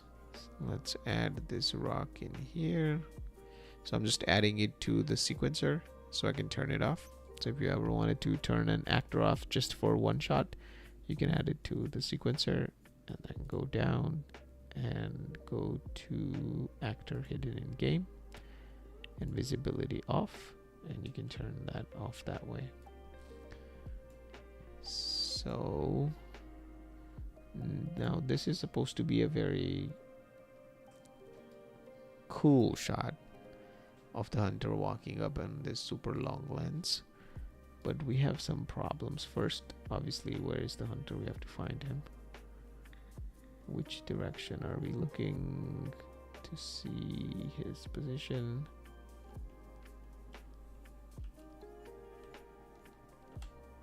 So I think he's somewhere there.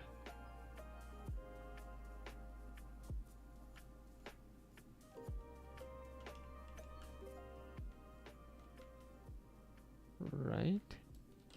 Let's see. Let's exit. So this is what I mean, what we talked about before. Now because we exited out of that camera, our field of view has like gone to 11, which is too zoomed in. So you can set it to 90 to go back to a really wide lens again. So he's not present at all here. So let's go find where he's standing. So I selected him. So he's right here. And he's walking up. So what we're gonna do is select him. Go to the first frame of the transform. And then just lift him. Now the problem is the gun is coming in separate. We don't want to create the separation. So let's check the transform on both of them, because if they're the same, we can just do the change to 1 and then add it to the gun. Okay, so we select the gun, look at the values, and while staring at that, click here. So it's the same, so it's perfect. So what you could do is the same for the rifle. So I'm doing all these changes in the sequencer. Select the rifle. Make sure there's only one transform track on it. Set a keyframe for that. Now select both of them. And you can move them together. So let's get him high up. Also, let's go back to our camera to view it. So I'm gonna view the camera like that. Now let's find that nice angle that isn't just completely covered in red grass everywhere.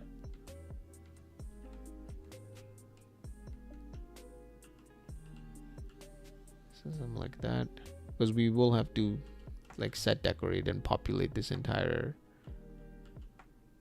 shot, like change the foliage. But you could go in and delete things or turn them off for this particular scene. But the problem with that is a lot of this is foliage and not individual actors. And I don't want to go in and delete a bunch of the foliage just for this shot. Then you go to the other shots and now it looks wrong or bad or broken, because then it's more work. So what you could do, because we're not establishing his exact location where he's walking, he just needs to walk from the forest out to the flat area where she is, but we have to do it while selling the sense of, okay, he's leaving the forest area from down there and he's coming this way. So the requirement is that the shot has to be pretty low to the ground to create that cool slow-mo shot of him walking. But all this red grass is just in the way. So I think in the other shots we could just remove a straight path through just for that one shot. So I'm trying to find like a flat area where we could do that before we pull him to that position. So let's just fly around and try to find something cool. So I'm just gonna full screen it, if anything, just to see if we can find a nice angle on him. So that's the end of that forest there.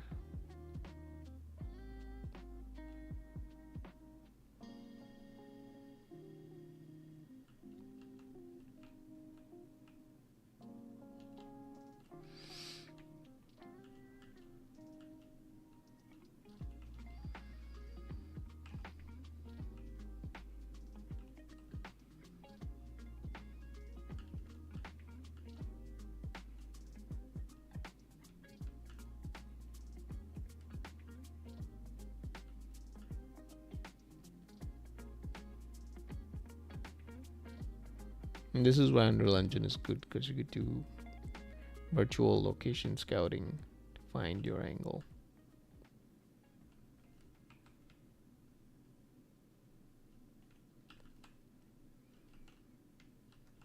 Also, let's just make sure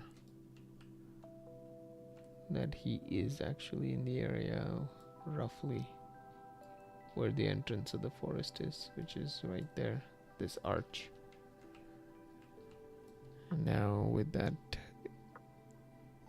selected, we're gonna go back in the camera.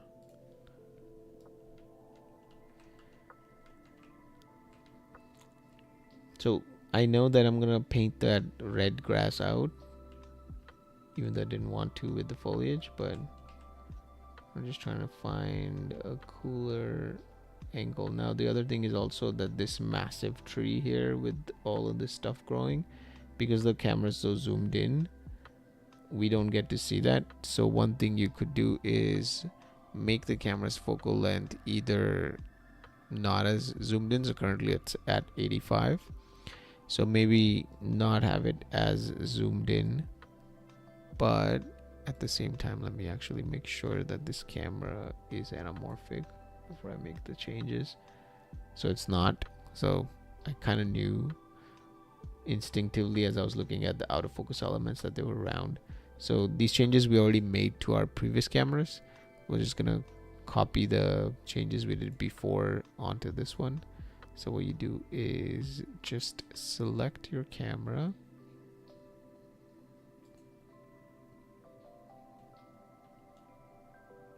so let's jump actually out of this to another lens like that one. Select the camera here, and you can see both of these values are that. It's set to squeeze factor of 2. So what we're going to do is jump back out of this, jump back into the shot we were working with, and then select the camera and paste the values that we want to change. Go back in the camera as you change the values, set the squeeze factor to 2. That makes the thing anamorphic. As you can see, if I go out of focus on this particular thing, the bokeh is now stretched, but the focal length has changed. So whatever the focal length was, you have to, currently it's set to 85 actually on the sequencer. So it's 105 there, but it's actually 85 in the sequencer. So I'm gonna go ahead and change that as well to ×2. And now you should be able to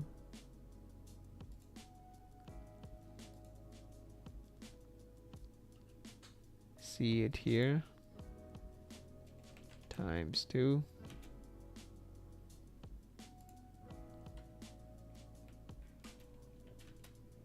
Oh, it's kind of stuck.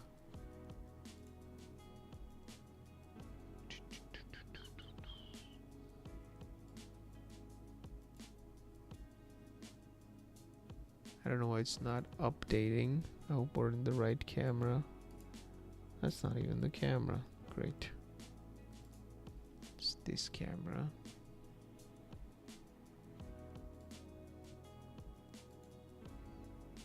Select this camera. Select that here. Overview. So what I'm trying to do here is, why is it not changing? I'm trying to find that out. So we have the camera here. It's called Cine Camera Actor. This is why it's very important to name the shots like we have here. Anytime you're making cameras, always try to name them. For some reason, the camera's pushed there. Let's just delete this camera and then have our camera that we have created from before and add that one in here. So add camera, and this bounding is missing, so we're gonna add that there. Now this one is already set to anamorphic, correct?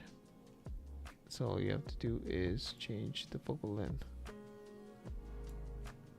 And now it's done. So let's find our guy again. Select him. Select the rifle. So they're there, all the way there. So now we're seeing a little bit more of the actual art, which is nice, because then we're gonna pull him closer. That way we still see him full body, but the arch is still visible as like a nice rounding of the frame. So let's keep pulling him closer.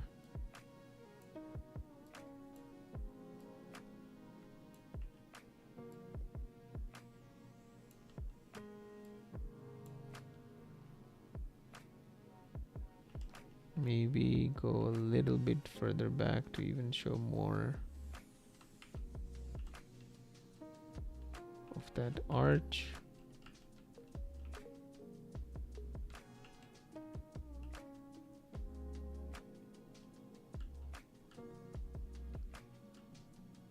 Have some more foreground elements that we already populated, so we don't have to add that.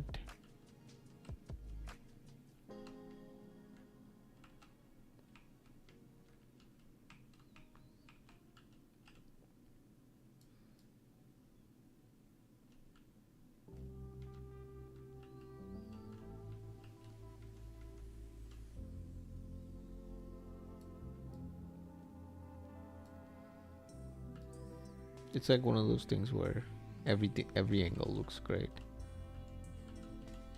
Every positioning has potential.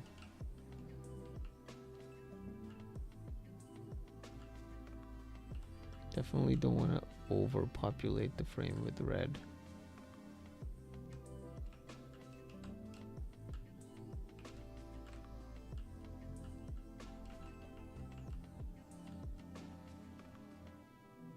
Plus also nicely see all this detail.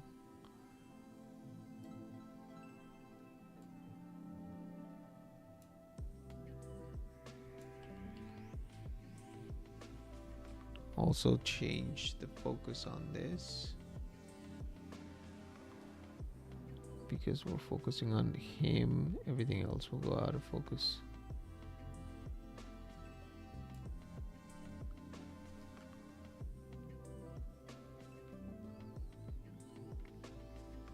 I really like some of the area here.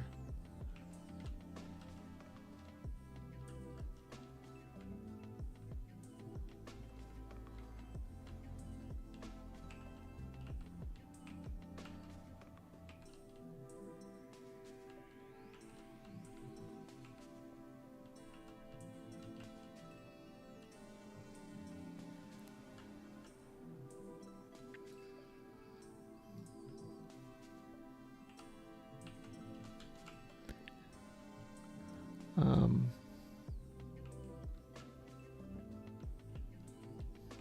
this is too tall grass.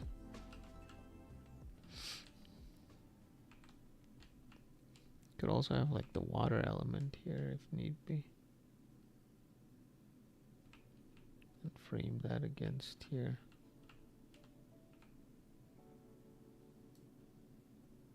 It's kind of cool with the green out of focus here. The water just moving a tiny bit.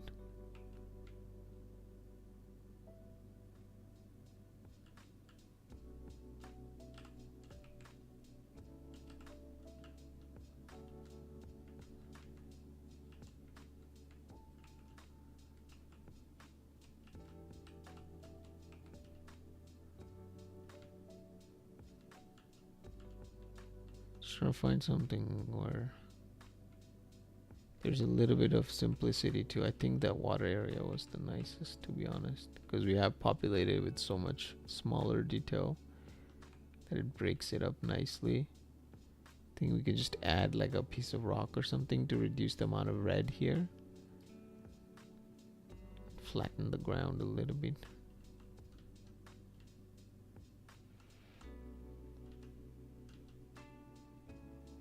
And also zoom out a tiny bit. So instead of 160, we can set it to maybe 140. That way, I just want to see a little bit more of that tree detail. Something like that I think would be cool. Let's find him. Where is he? Where are you, sir?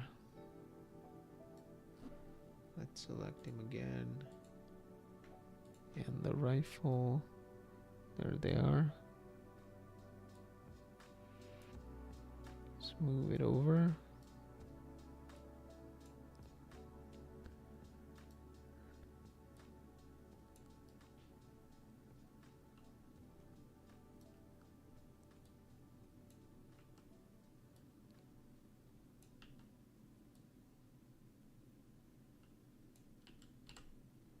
Something like that.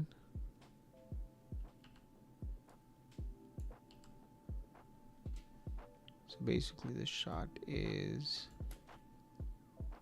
him walking like that as he's coming through, essentially.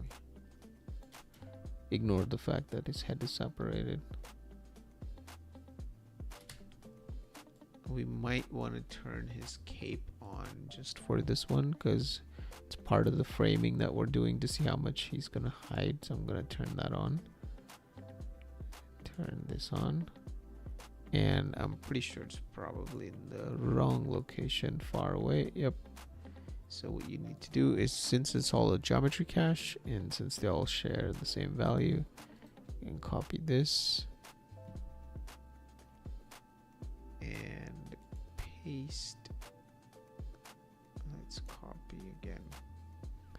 Copy this, shift right click, and then find our cache and paste. Ta-da! Clothing. Let's save. I can feel a crash coming.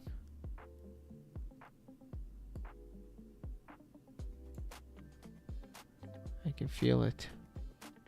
Here it comes. Here comes the crash, everyone. That cache is too heavy. Oh,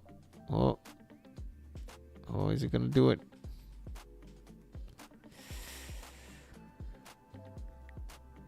Come on, you can do it. Just fill it. Fill it. Ah. I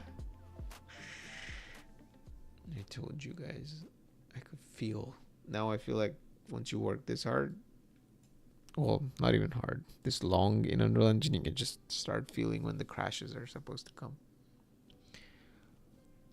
Anyways, how's everyone doing? For anyone who's watching, thank you. I appreciate you tuning in. Hopefully you learned something cool, or you're just here to enjoy the vibes. Crash indeed, sir. All right, I will be. Whoa, my light shook a little. I'll be back. I'll open the level in the background and take a quick break. I'll be back in a couple minutes. Let me actually launch the level before I trigger the break.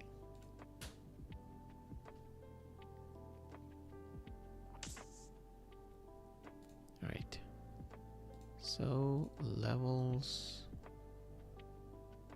and overview. All right, I will be back in a minute or so.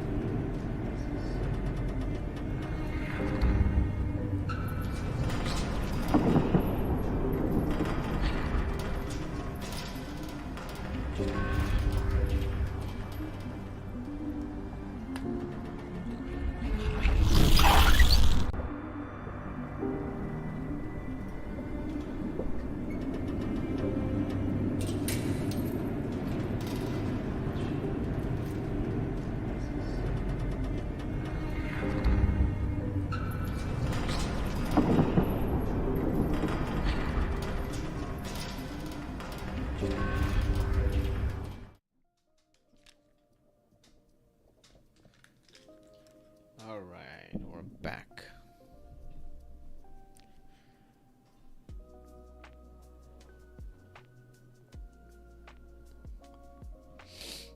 All right, we're back inside our level. All right. Let's see where we were. Gonna launch the sequence.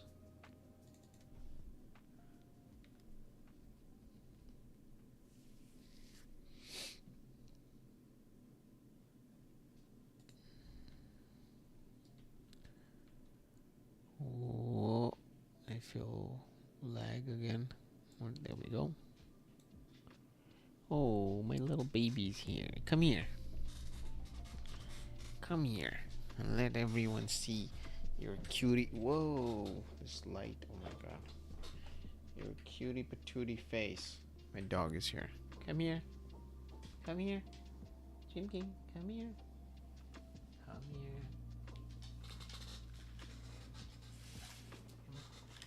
Come here. He's so scared right now. He just left. He's so scared because today was Canada Day. So many people were lighting up fireworks. And the park is directly in front of our house, so it's like even more people. And my god, he is terrified of fireworks. He was hiding in like the furthest corner of the house, despite the fact we kept calling him, we gave him treats, we asked him to come, but he's like, nope, nothing you're gonna do is gonna make me want to come that way, so I am not gonna come. But it's pretty cool. Some of the fireworks I'll show you guys. I took some time-lapse photos of it. Came out pretty cool. Kind of like that. Oh, I'll probably have to hold it to my face. I want to get one of those autofocus type cameras, but you probably can't see it. Here you go. It's pretty cool. It's like this guy just... That's the ground from where it's firing, and then up in the air. Kaboom.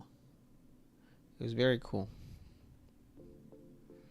I took a whole bunch. This one came out nice as well. But yeah, it was Canada Day. And that's the bottom where it fires up from. Cool. Alright, so the sequence opened up. Let's go back to this shot. Open that up and go to our camera. Okay, we have everything still where we left.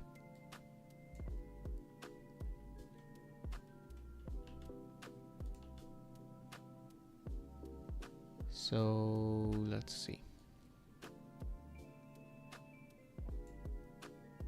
So it plays much faster in the sequence, but it's supposed to be slow, so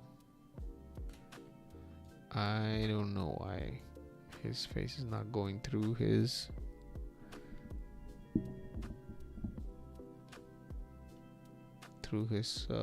geometry cache. It works a little bit here. I don't know, you might want to check under after I send it over that they start separating after.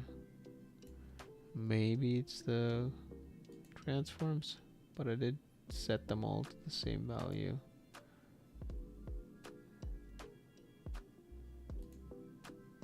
Yeah, they're all at the same value. Anyways, so that's his rough position. Let's try to minimize some of this red grass. Maybe add a little bit more foreground elements, because I feel like it's a bit... Like I like one of those, where's that plant? Like this big red one. It's got nice subsurface in its leaves, like this guy here.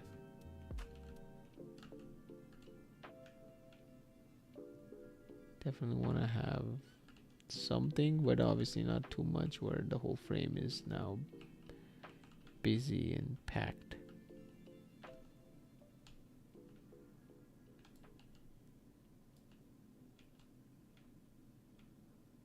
Not to mention we need to have our arch in the back.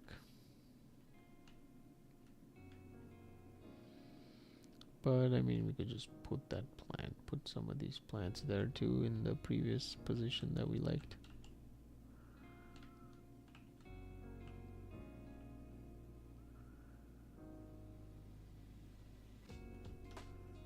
That's kind of nice too. Maybe somewhere with a little less.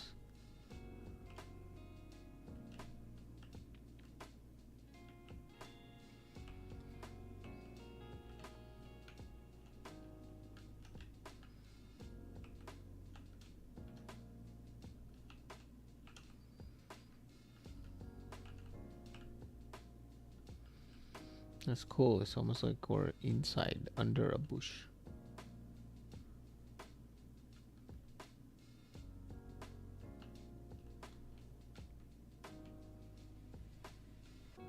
Probably clipping through the ground right now. That's why you're seeing that dark area. Yeah, or definitely, yeah, that's the ground, and we're clipping under. That's why you're seeing the shadow of it. That's cool that you get to have a little bit more shadow there.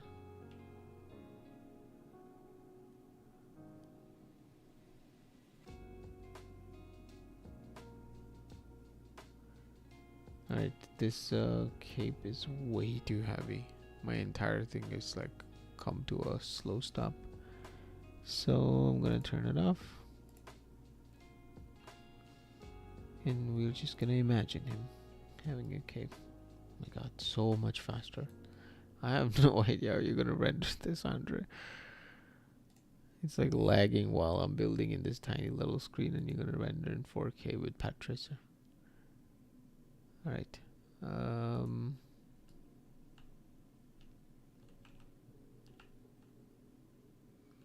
gonna lift it a little bit to see some water movement.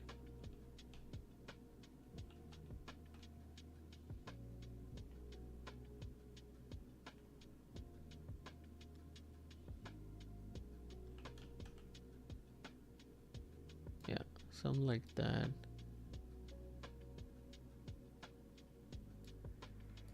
And we can go in foliage mode and just move these guys a little bit. Go to select him, and then move them in a way that they're a little bit to the side instead of being dead center.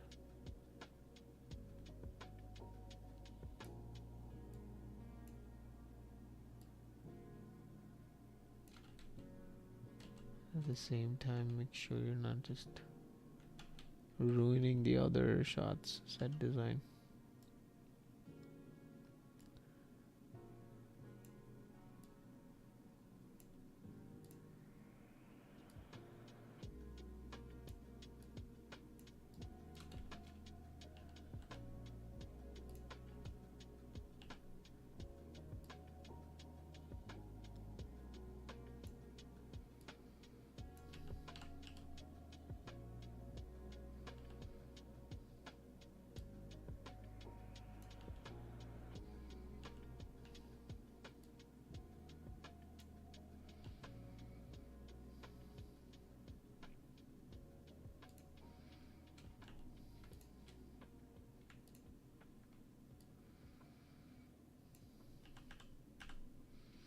And then we definitely want to put a single foliage. Wait, let's double check what level that is in. I believe that is in the GeoQuixel landscape, correct? Let's go back in that level. And then let's just quickly find where all of this is. So all you have to do is select one of these, hit browse to find that in the content browser, then go back into selection, and now we can put some of these elements by hand in the foreground.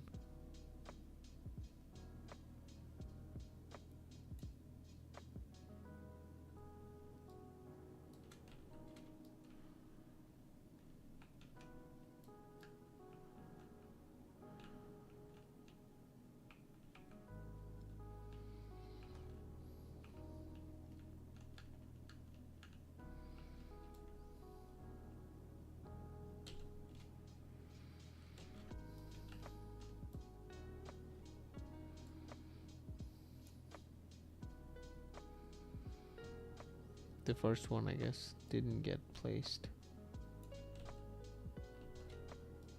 I know.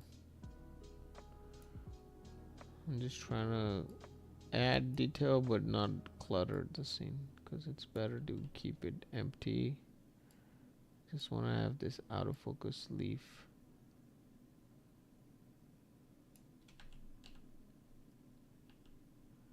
Without blocking the frame completely. Okay, let's make it smaller.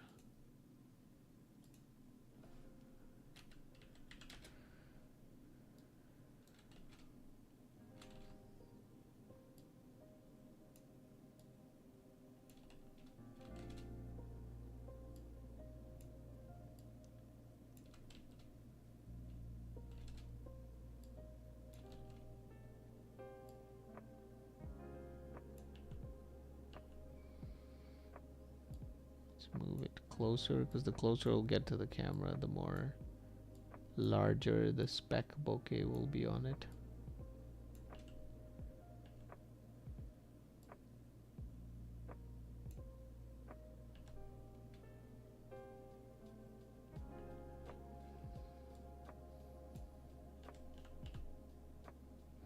And again, the lumen depth of field looks bad, but once you're in Path Tracer, the depth of field is better.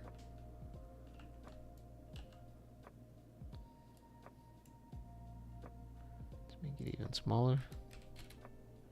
So it's smaller, but it's closer to the camera. That way, again, the speck bokeh is much larger.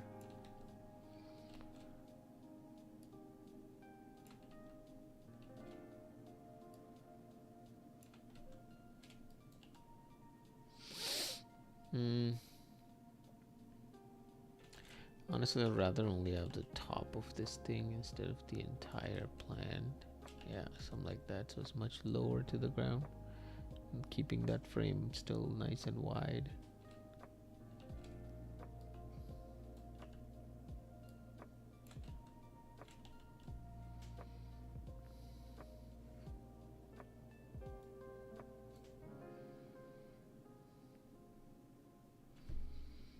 Also might want to duplicate some of these rocks and hide the red grass.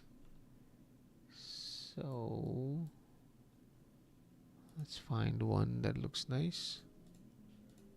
Gonna go in mossy embankments. There's one with the rocks in it. Let's find that one. It's this one. Duplicate this. Same thing like the other one. Gonna make it small. Keep it in the back.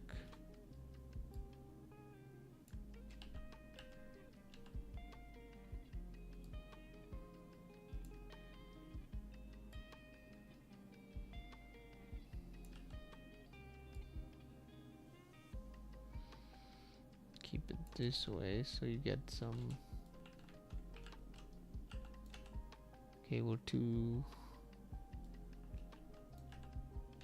large,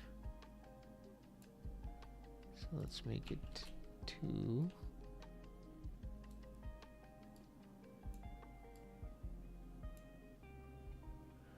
Alright, so that's another thing. This entire patch has foliage on it. Whenever you duplicate it, the foliage gets duplicated too, so I'm just going to delete it.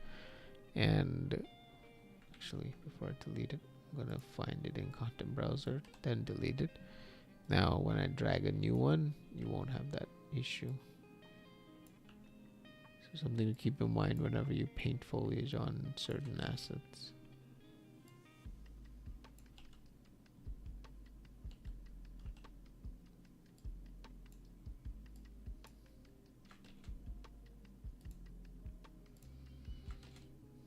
Why is that plant getting selected? Weird. Oh, there we go.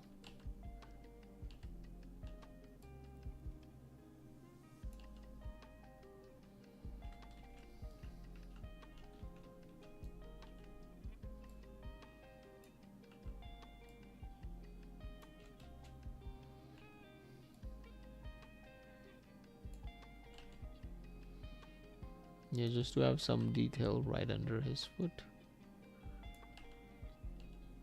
so that it doesn't look like there's a foreground, there's a background, but there's nothing that he's actually standing on.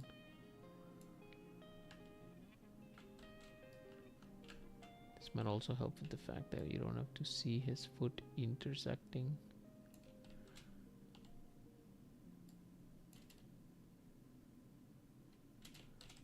That's too low.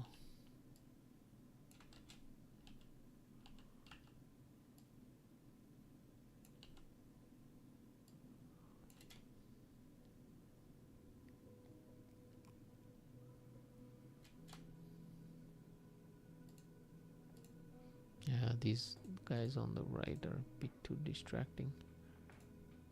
Let's go to foliage mode, select them, Shift select. No, Control select to select both of them. Just move this to the side.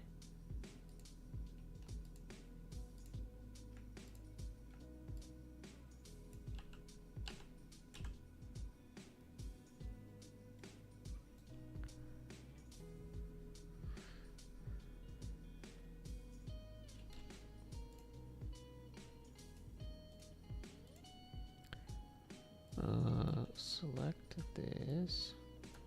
Let's use this to hide the grass a little bit because it's showing up way too much. So I'm going to scale it larger. Place that there and place it back.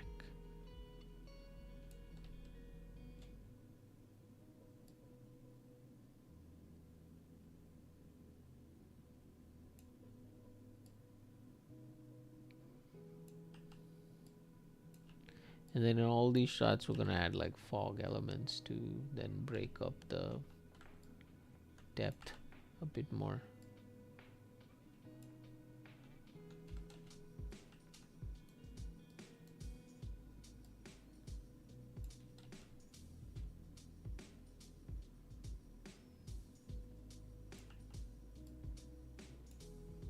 And if any of these elements don't look good in the wide shot in the beginning, we can just go in and set these to be only visible in this shot. That way we don't ruin the work that we've already done before.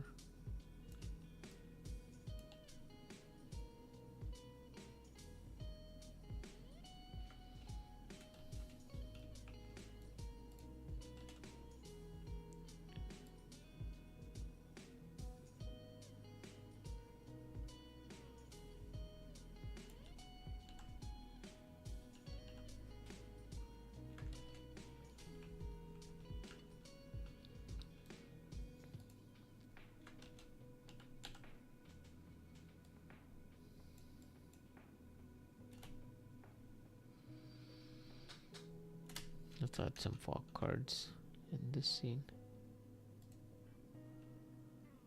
Whoops. How did that turn on? That's weird.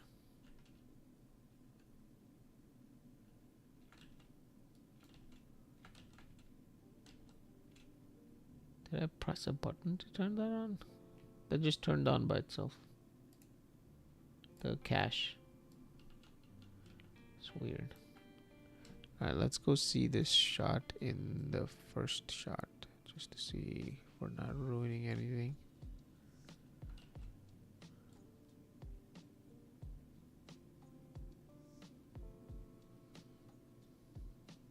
No, you don't really see it. It's there, but like I see some of this patch there.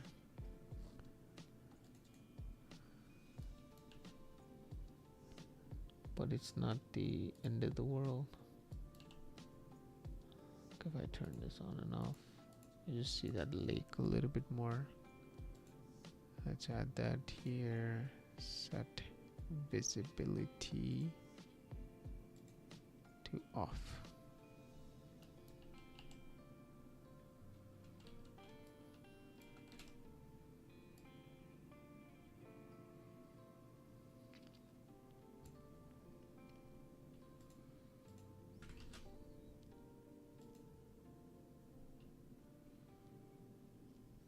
Jump back to our other shot again. And now, right here, hello, this is your nightly host. I'm just let's see, we can boost it in OBS. Yeah, when I get into that zoned in mode, I just want to do the changes instead of talk about the changes.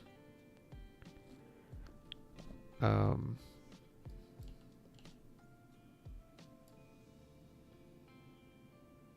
I'm just gonna let the music play in the background. I'm not doing anything that needs explanation.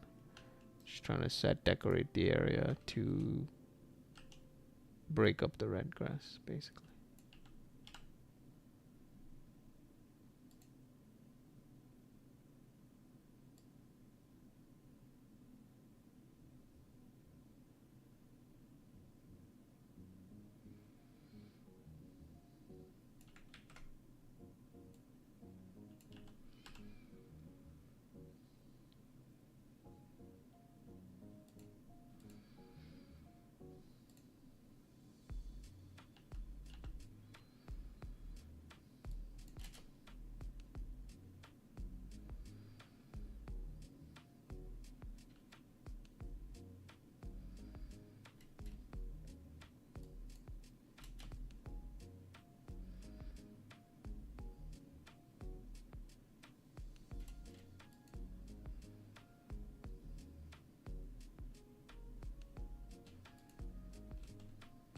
Some of this grass might be too large in general in terms of the size itself.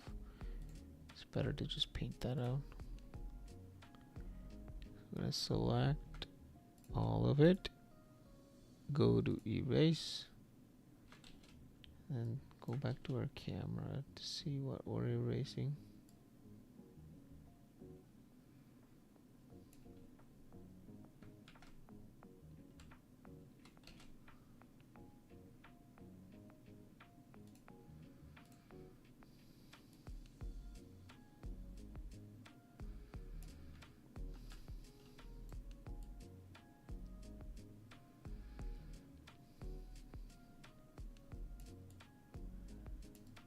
Getting rid of some of this. Let's make the brush larger. Yeah, that plus this guy here right next to his foot.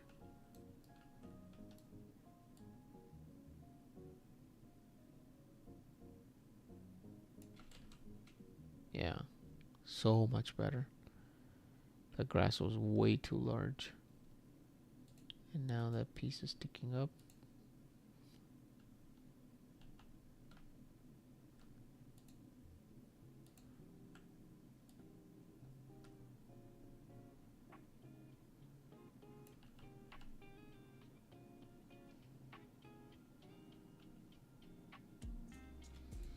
And then just on this one, we're gonna add some detail.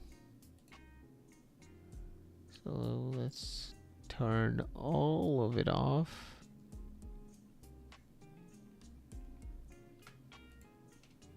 Whoops.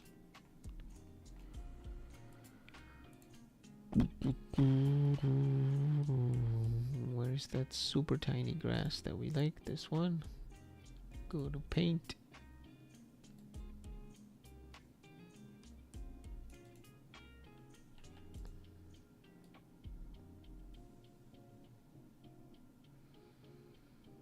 And that way, because he's standing right on top of that, you'll get some small detail like that.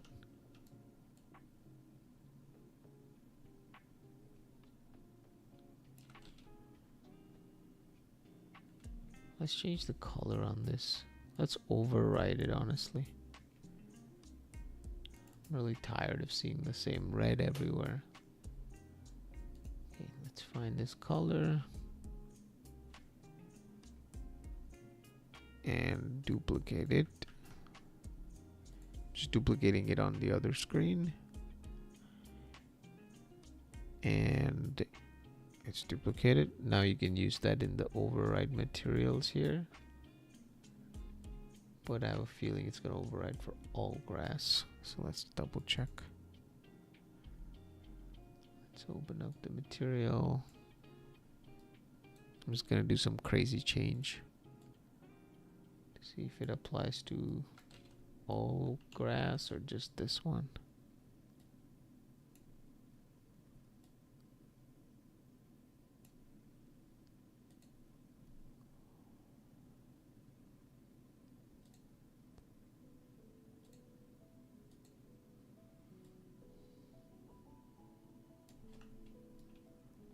Let's see. I think it'll apply to everything because, yeah, they're all using the same foliage actor. So anytime you want to make the change, it's better to duplicate the foliage actor while keeping the same static mesh under it. So I'm just going to undo that change. And in the default one, I would still like to make it not so pink. So I'm going to open up that material. So that's the material. Set this back to selection. Let's just make these guys not so pink. So let's go to that shot where she falls down.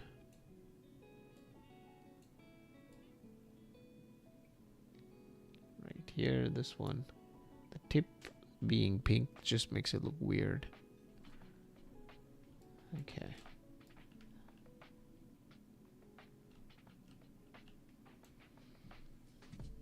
Let's open this up.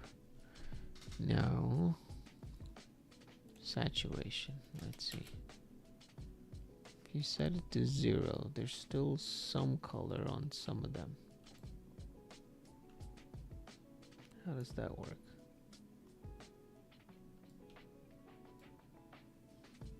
Oh, I see. This is the duplicate foliage. So if I go back in here, there's another one, I believe, that I already made. That's a copy of it.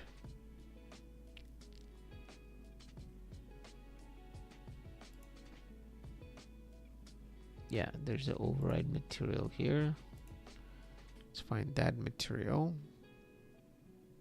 Let's delete it. Yep, everything goes back to that. Let's undo, undo, and undo, and then delete this. Now if I increase or decrease,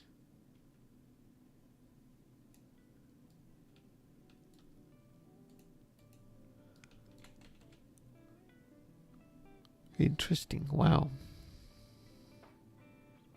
it just became blue. But she's also blue, so that's another color you don't want. Everything is the same bluish.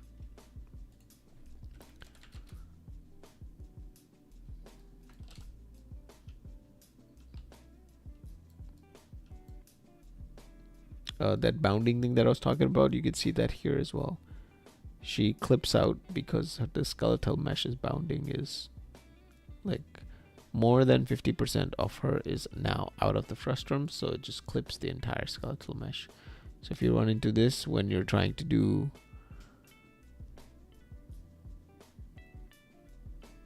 it's like dumbest thing ever, something like MetaHuman, which is free, constantly asking you to log in 1,000,000 times. Yeah, 100%.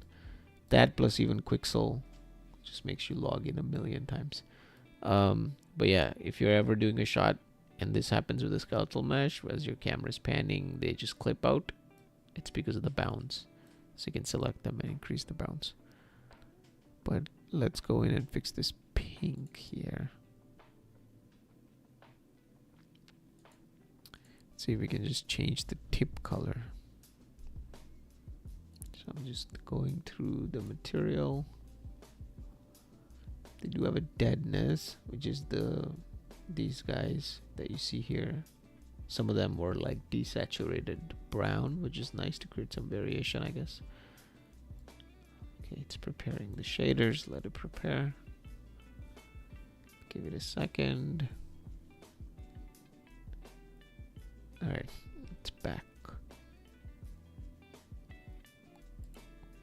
So enable, disable. You can see that one. These guys change the deadness on them, so that's fine. Those are not really offenders. It's these guys.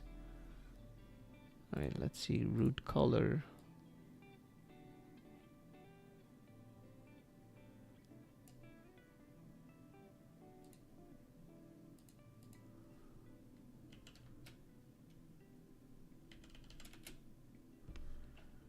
Just to see which one is it changing.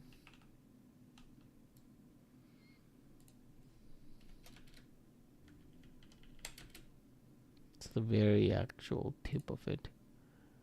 So I'll just reset. Random color tint. Interesting. Okay. So it's only applying to the same ones that it's applying the dead state to. Let's go back, see here.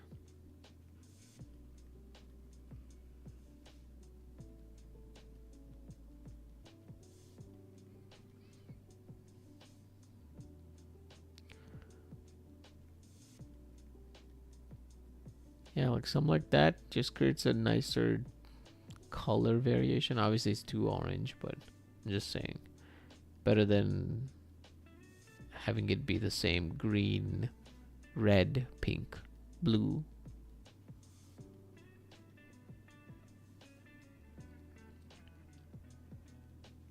But again, that's also applying all this to the random ones we needed to apply to the very tip of the leaf.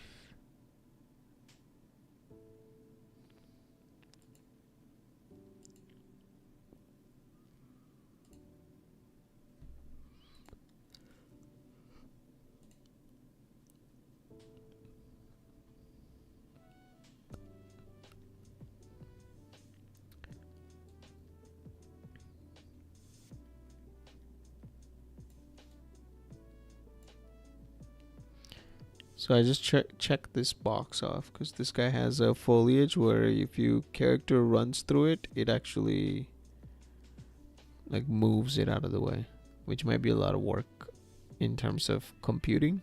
It's better to turn that off so it doesn't have to compute all of that. Foliage masks. Okay. Wind, wetness, we don't need. Actually, let's see what it looks like if it's wet. No. Wind settings, all kinds of winds. Yeah, so they don't have it. Honestly, that tint was helping. Hue shift we do have to do this. I think I added that towards the end. Let's just gradually change this and see what it looks like.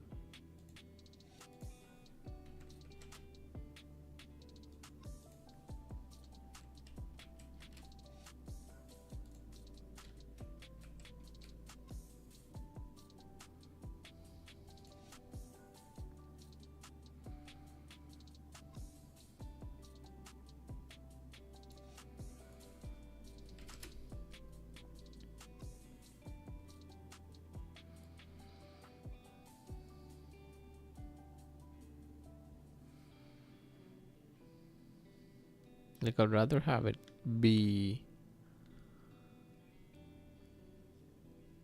a little bit greenish because the red exists in the red grass. Having the tips be red on this one like it is makes it too busy.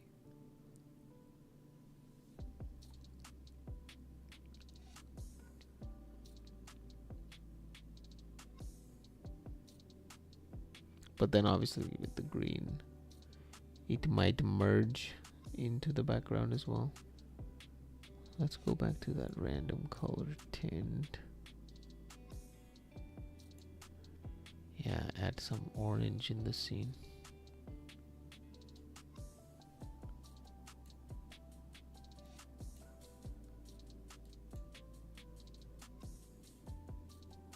I think that's much better. Maybe the orange is a bit too strong.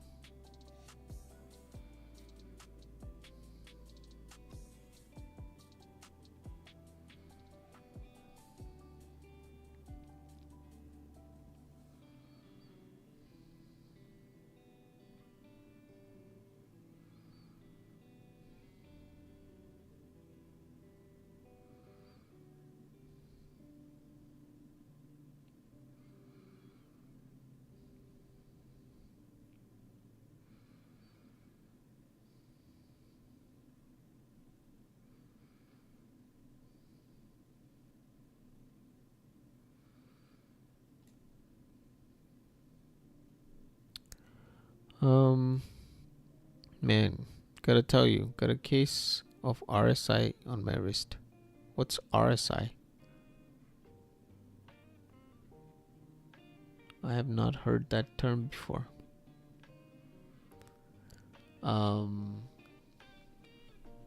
Is it like a carpal tunnel thing? I should do this more, but I don't. Just like rotate.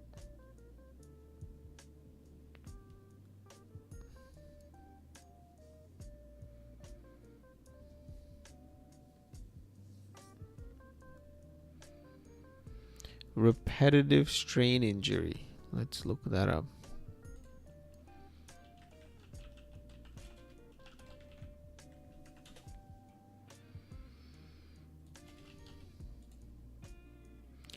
What is the symptoms?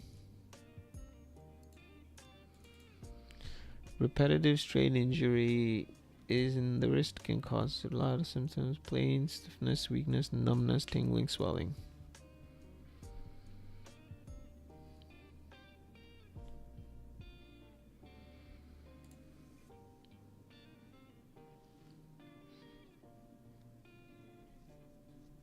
Metacarpal injury. Did that happen from something or just using computers?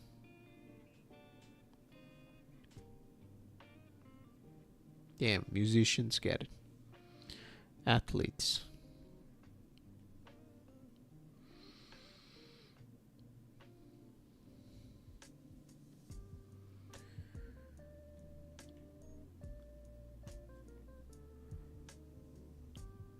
You getting from using the computer too much? Second time. Yeah, but how did you get it? Discoloration.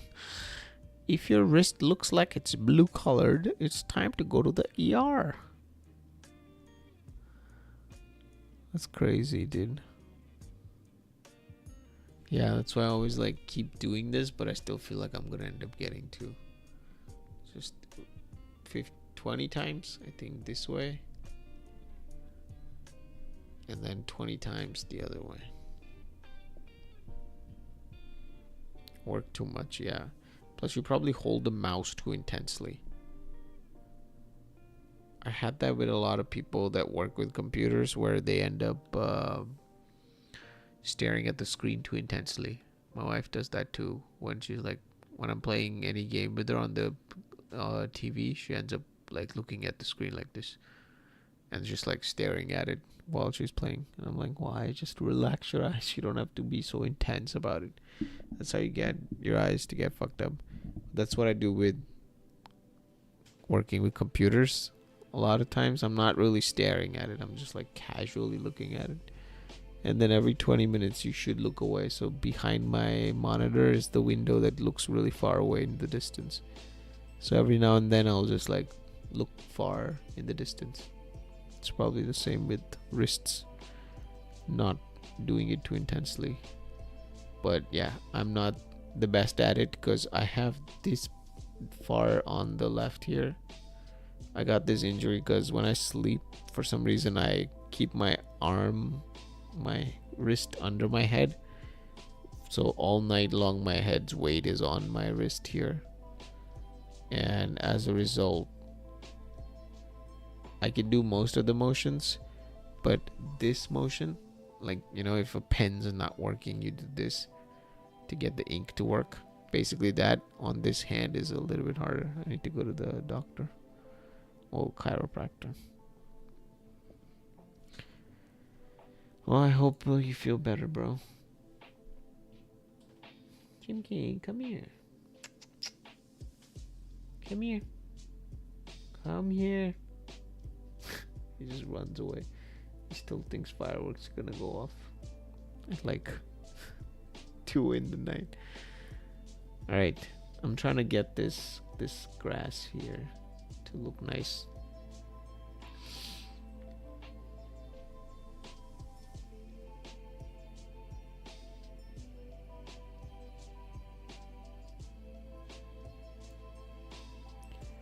You can stop. Stop what? I need for the food. You're here. You're a good boy. Alright, I'm gonna raise him so you guys can see him. Are you ready? Are you ready? Good boy, Chicken. Come into the view, my boy. That's him. That's him. It's my boy. They can't see you. They can't see you, Chicken. Oh, Chicken. Alright, come here. Come here, Abba. Come here, Chicken. Come here. Come on. This way. This way. This way. This way. Up, up. Up, up. Up, up. Come on. Good boy. Sit. Good boy. Why are you facing away from the camera? Look this way. Who's that? Who's that, Chimkin? Chimkin? So he has a thing when you say do you, he tilts his head. Chimkin, do you want to go? You want to go nowhere. We're not going anywhere. It's my boy. Scaredy little boy from fireworks. Why are you so scared? Good boy. Go. Come in. Turn around. It's going to get hard to turn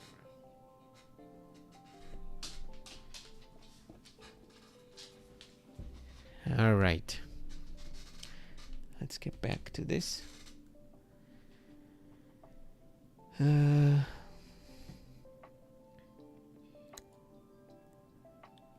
right.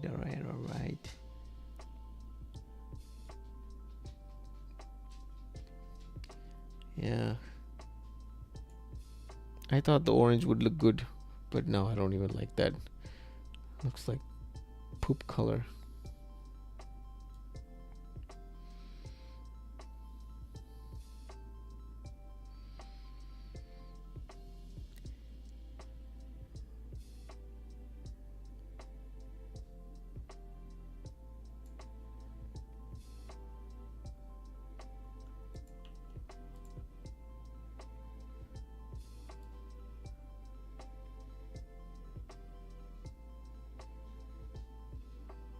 It's between tents.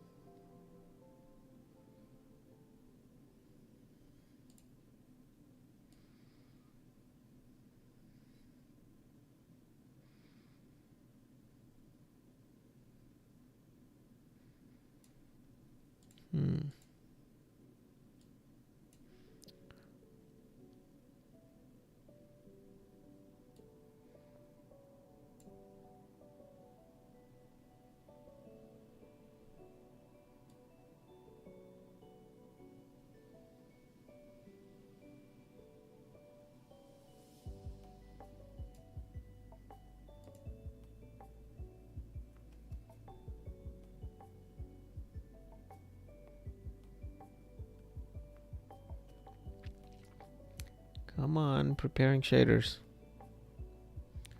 It's working. Which one's working? I'm looking at the grass color. I'm trying to get the grass to work.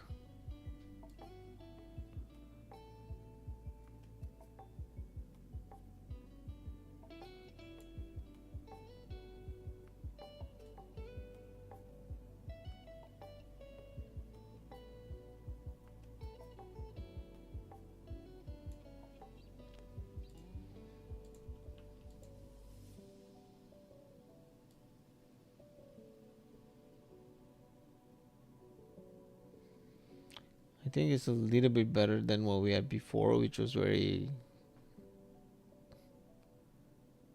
like this grass here, the one in the front.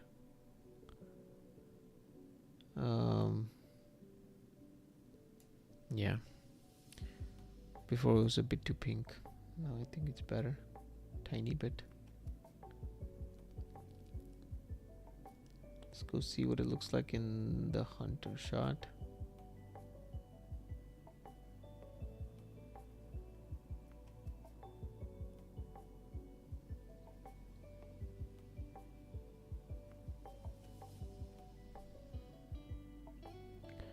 Everything looks alien. Yeah. Yeah, I think the different shapes and whatnot helps. But it just color-wise, I don't know. It just feels still all over the place. Not too happy with it. Let's try to add some fog. See if we can add some relief to the area. So we go back to our little foggy fogs. Fog card. Select. Browse. And then start looking back through the shots. So this one is obviously too intense. This one that's going up in the air by itself.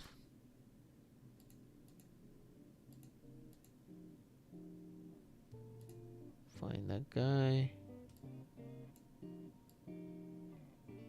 So that's too big. See what it does if I turn that one off.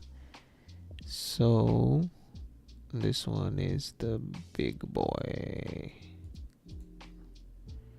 I don't really need it. Let's just turn that off. Delete. Now this big one we do need. Duplicate that. Select. Yes. Details. Make sure it's in the right level. Save everything. It's gonna ask you to check out, so check it out. Switch this to local.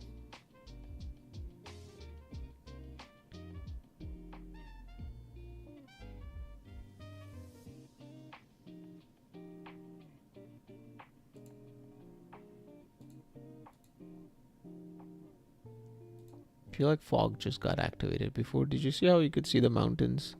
It wasn't supposed to be like that. It's supposed to be like this. This looks much more accurate. Let's pull that closer.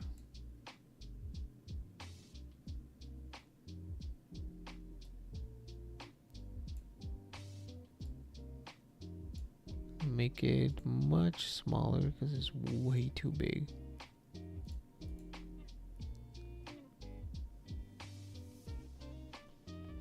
We end up adding that here? No, right? Easy Fog 7? No.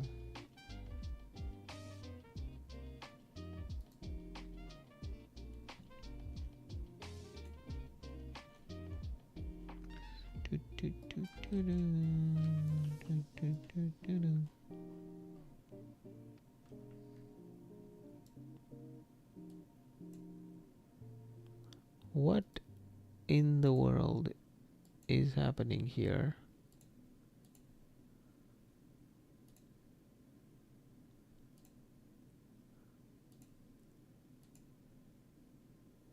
It is unlocked. All of these are unlocked. If I drag a new one in, it's doing the same thing. What?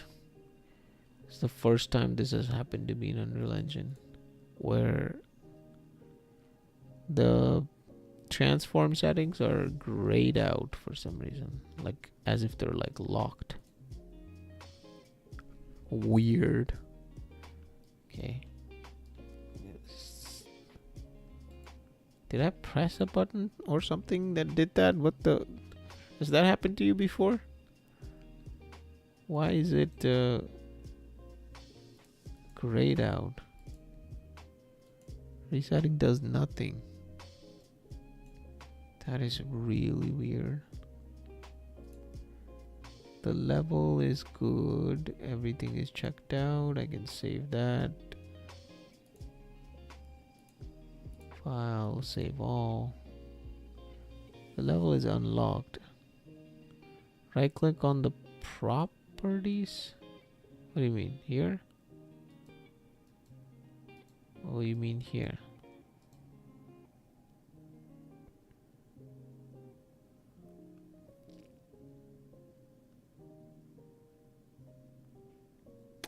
It shouldn't matter because we just added a new actor, like this easy fog. It's not the old one. I can just delete it. There you go. I'm gonna drag one from my content browser. Let's just see if it's only the easy fog. In the properties, in the outliner, are they not locked? It says actually placed outside the current bounds. Okay. What lock? There's no lock here in the properties. It's not like the lock is only here for like uniform scale. These don't get locked here. You can lock them in sequencer if you add them. Like you can lock the track. But this one is weird because I just added this easy fog. Let's see if it's just easy fog or all actors. Let me add something else. Oh boy, it's not unreal if something doesn't break. Okay, I'm gonna add a mesh. Let's add this mesh. Yeah, this one is unlocked. The fog for some reason.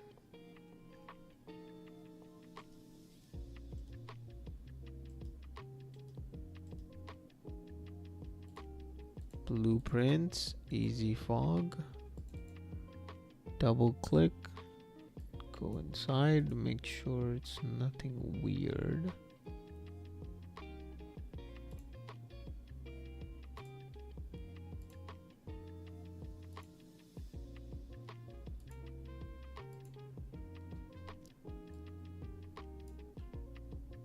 What? Why is it showing up locked as I add a new one?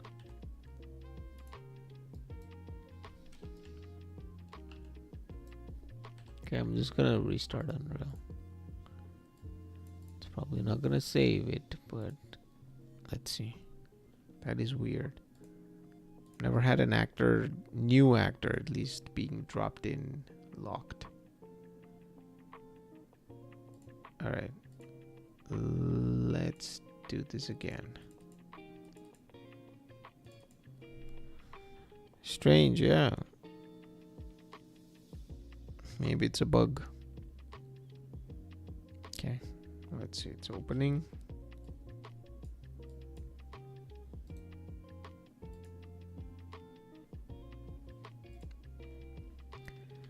That is really weird. Because the lock exists on the sequencer side where you can lock tracks. And then the lock exists on the level side that I know of. If you select level, like if you go to the level editor, there's a lock option. You can lock the entire level. Then everything gets locked. You can't tweak anything in there. Oh, Ghost Link. Hello, hello. Welcome. Thank you for joining.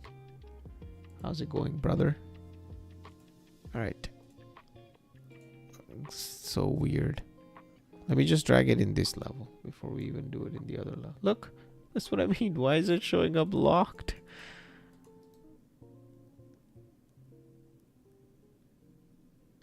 Toggle force load. No. It's in an empty level. Does that happen on your end? Just add it to your level, Andre. Just anywhere. Why does it show up locked like this? Going good. Still doing the course. Nice, nice. I'd love to see how you end up with it at the end.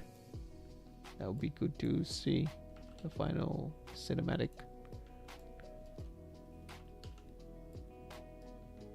I don't know, Andre. I feel like here it's moving around and tweaking around like this. But out here I can't tweak it, which is so weird. Is there something here? Never had this happen before.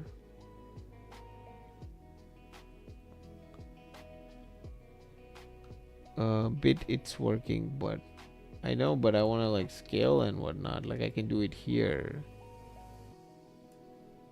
but if I want to enter a value here, I can't. It's working on your end.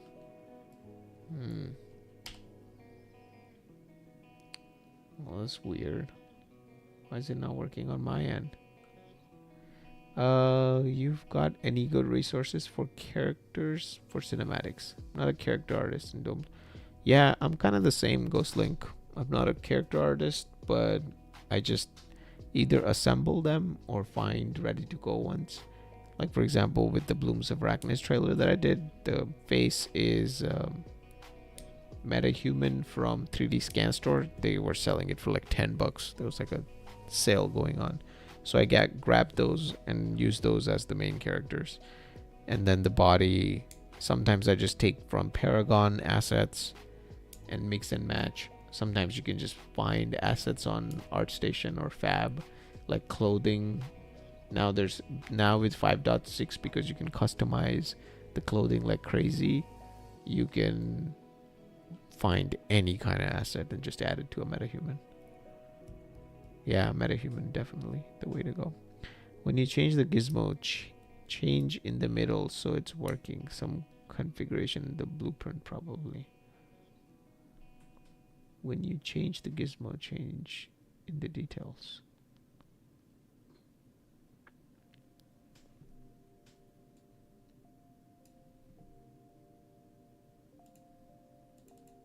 Easy fog. Drag.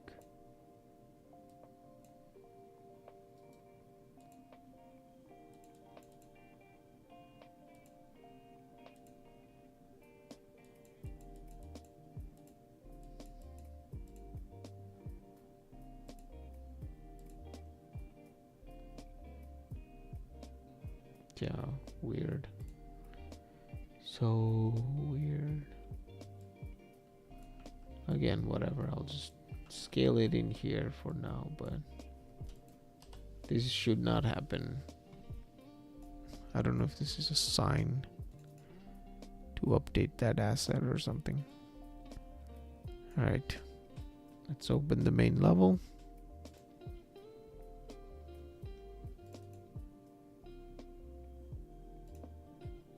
It's opening. Yeah, maybe I'm gonna try adding Easy Fog just to like a brand new level or something. Not a level, maybe a brand new project. Maybe that'll make it work.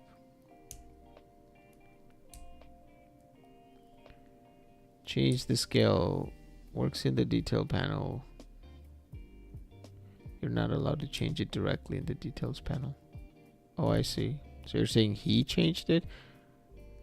And I've always had it like this the whole time? Maybe.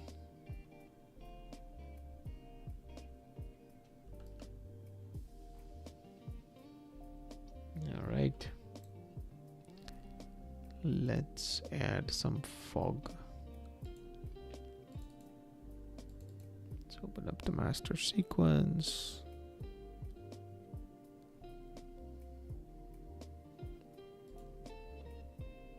All right.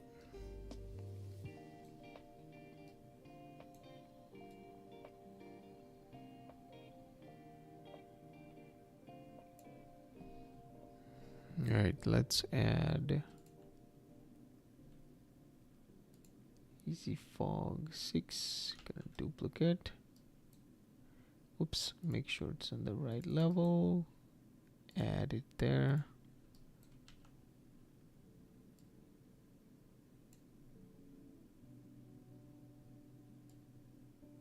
So on the right side, I'm just gonna make it a little bit intense.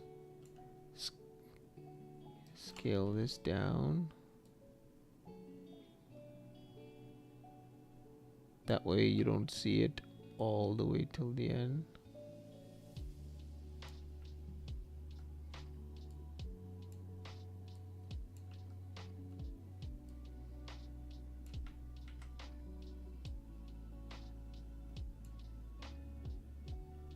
Increase the opacity so it's a bit dense.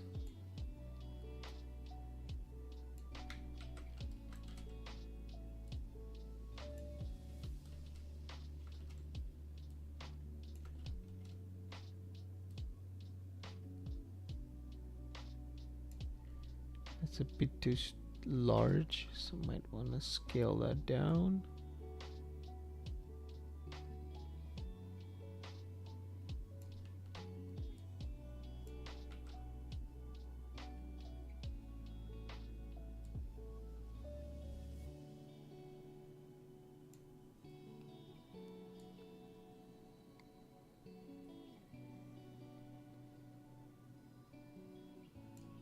Something like that. That's likely way restricted you can fix it, but each child individual, yeah, probably. Well, that's weird. It's the first time I've noticed that.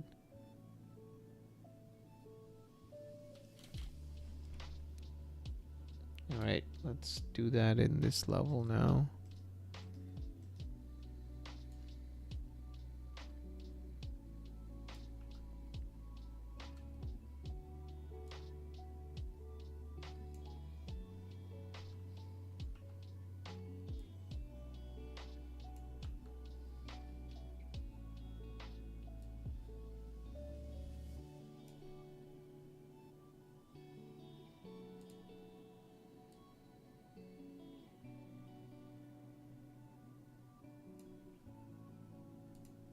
Let's make the emissive 0, so it's only catching sunlight.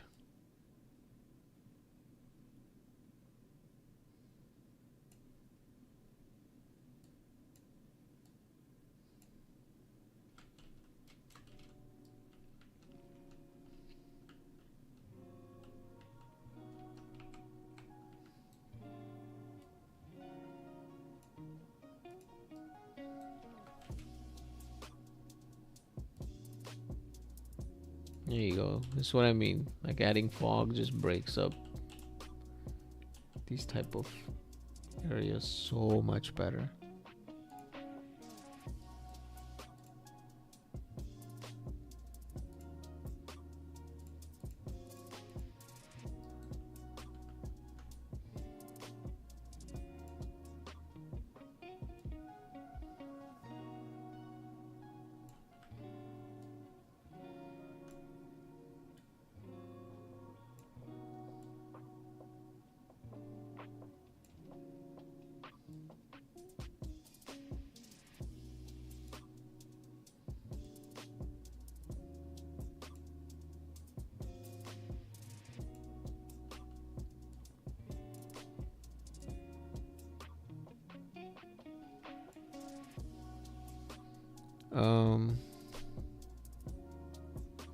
Something to keep in mind, these might look weird if we were to see them in the wide angle, so might want to add them from like sequence to sequence instead of openly into the level.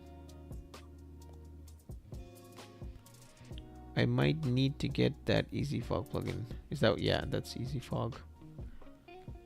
It's pretty cheap, it's pretty useful. You can definitely grab it. I think it's pretty useful. If not, you want to just like learn making blueprints, it's not that hard the way it's set up. It's literally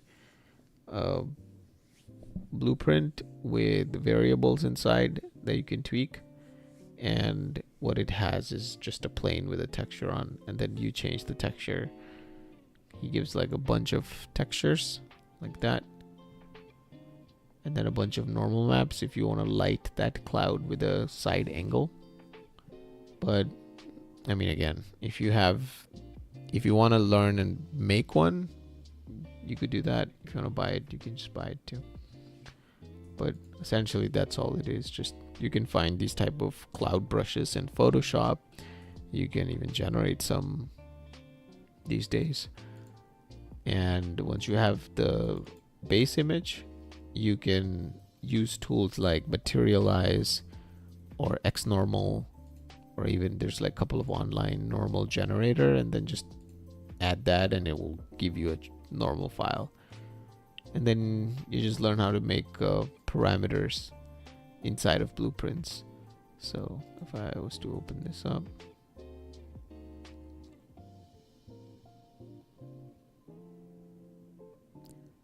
here on the left is the billboard, which is just the icon, and then the fog card is just a curved looking plane basically. So you can see it's not flat, it's got a little bit of curve, so you just ingest that kind of a plane inside of your Unreal, and then that's pretty much it. Create the material, which is doing the heavy lifting. Inside the material, here he's just assigning a dynamic material, I think. So yeah, he's creating a dynamic material instance and just doing it a bunch of times for each one of the values. So there's a fog normal, base color map, fog density, and so on and so forth. It's pretty well done, but I mean, again, it's cheap. It's like $10, so much easier if you're just trying to get the look. Yeah, I personally recommend to make small utilities like this kind of blueprint, because it really gets you into the mindset of how to create variables, like here on the left, how to create float variables, how to create dynamic material instance variables, for example. And then you just connect them one after one. So it's like tedious work, but it's not too complex. The one thing that he's doing, which is kind of nice, is adding these flow maps, which is also, you can see, giant RGB value image. I believe it has a little bit of contrast into it that you can't see, but the contrast is not too strong, and then you can just evolve that over time through noise. That is what makes this basically feel like it's moving, but technically the UVs off the texture are animating, which makes the cloud look like it's moving. So then you can change the speed of its movement by changing how fast you're moving that flow map image across, basically. I use something similar in Blender, Steam from, yeah, Ian Hubert has a lot of cool stuff. The emissive window part of your course, I think I could maybe give this a shot. Yeah, the emissive window material is pretty large and has a lot of variables, but once you create that kind of material, then you can learn how to make like blueprints where you can call those values of the material in, and then you just expose them out here for the user that you can then tweak and do whatever you want to do to it.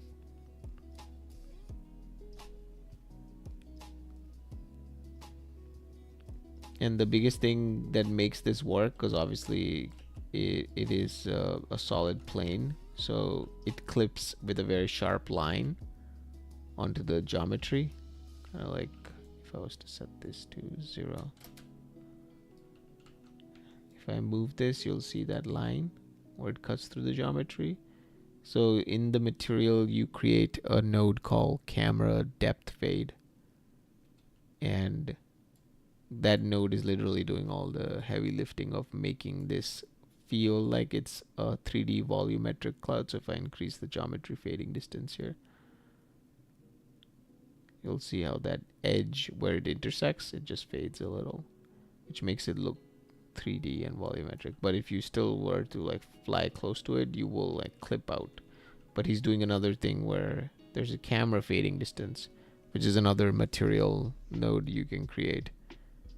Like I think it's literally called camera fading. I could be wrong.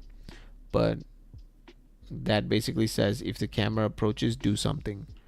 So in our case, the camera approaches, it just fades out so that you don't get that sharp clip when you actually cross this 2D plane. So just a bunch of cool tricks like that he's doing in the back, on the back end. Yeah, exactly. It's kind of like a fall off.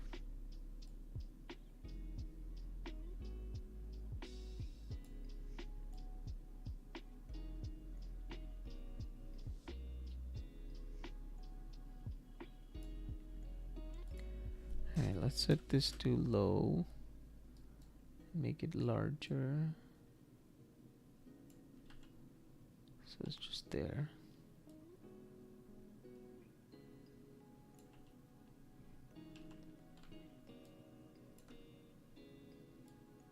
Add this in the back.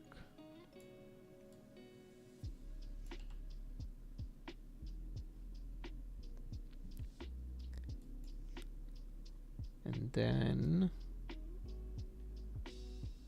yeah, this is what I mean. For some reason, you see the fog, currently it's incorrect. I turn this on and off. I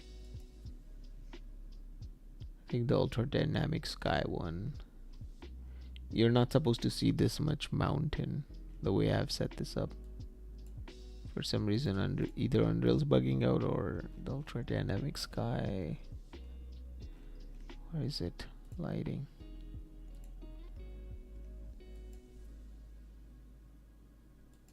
Yeah, this is how foggy it's supposed to be. But for some reason it looks incorrect. And then you have to fix it and then it looks correct.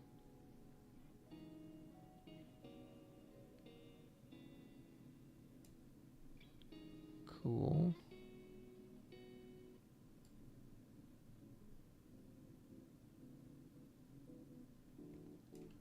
So with the scene where he's standing, let's add a couple of trees by hand this time. So the geo trees. That way we can decide where the shadow gets cast on his head. So we're gonna go find some trees.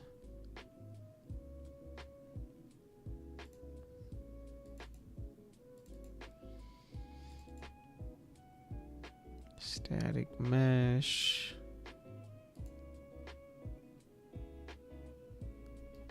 Gonna find one of these guys.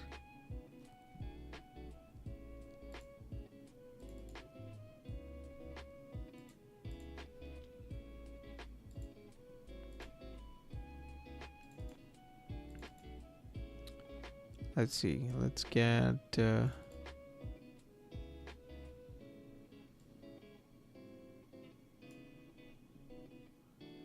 this one. It's a bit heavy. Give it a second. It's gonna probably load and crash Unreal. I hope it doesn't. Please don't crash. Okay, there we go.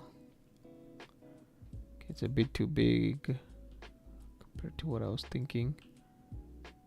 Let the textures load. Yeah, it's a bit too massive. Let's delete that. Let's try to find the actual trees. Cool. Sounds good, Andre. Thank you for being here. I'm gonna continue. No, bro, all good. Thank you for sticking around. I appreciate it. Have a good one. Alright, let's add this guy. So I want the shadow to be on him. kind of like that. It's changing a little bit. And then at the same time, add something like this pine. Make it smaller.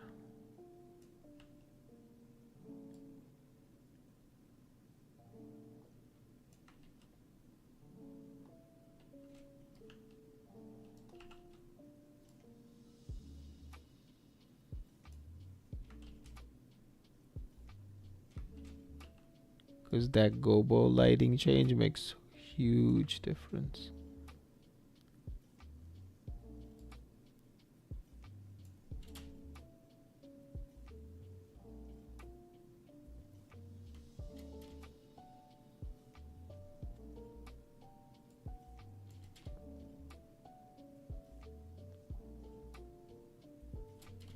And then if you don't want his face to be as bright, you could also add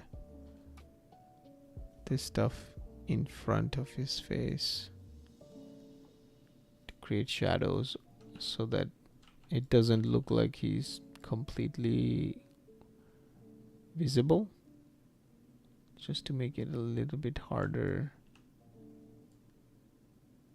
for him to be visible, because I guess if he's hunting, he's not gonna be like broad daylight.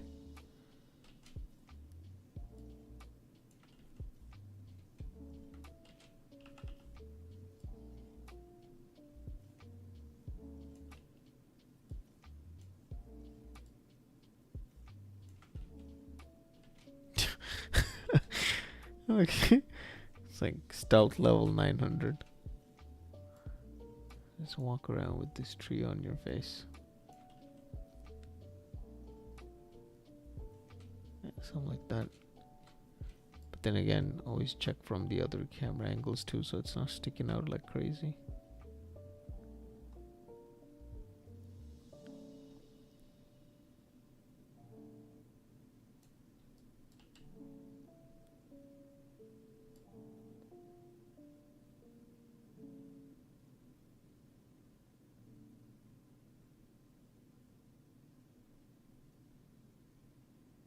You can add some fog here.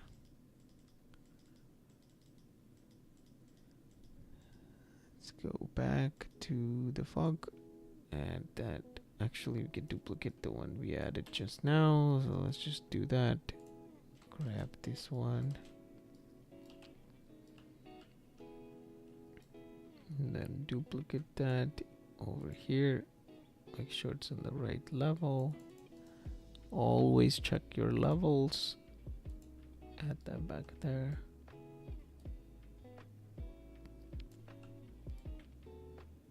Let's spin it around. Now, because this is against the light, it will show up black if you don't have emissive on it.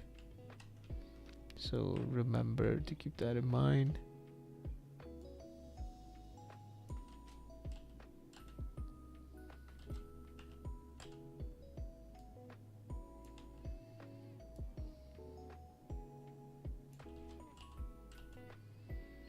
Let's increase the density.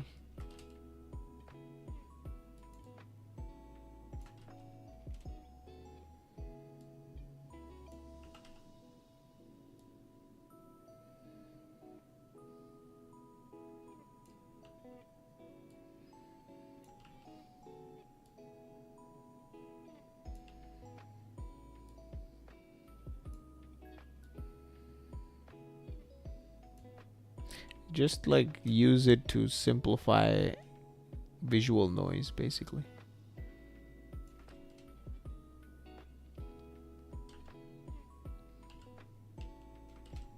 So that you add like simpler areas, so not everything has crazy details. And then reduce this.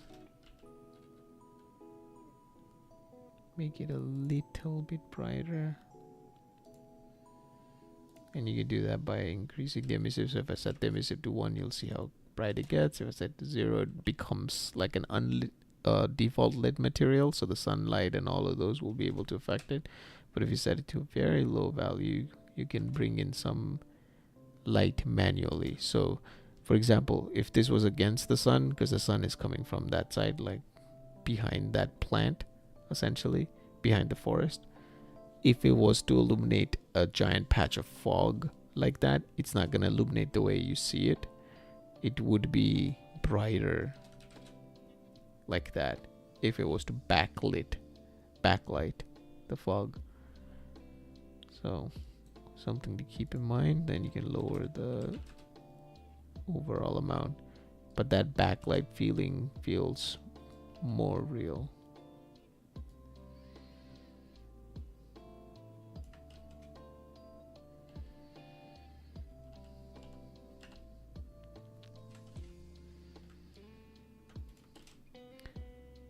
And now, yeah, the fog cards definitely add. So now you can just quickly change the texture to something else, change the normal to something else. But not all of them are gonna look good, so you can try different directional maps. Warp, it's probably just spinning around. Generic. Yeah, so not all maps look good, which is why it's a trial and error kind of thing. You can try some of these maps. It's too squished. Now make it all smaller, just to keep it subtle, so it's not everywhere. I see this one doesn't work because the shape of the cloud that we're adding is too obvious here. Let's try another.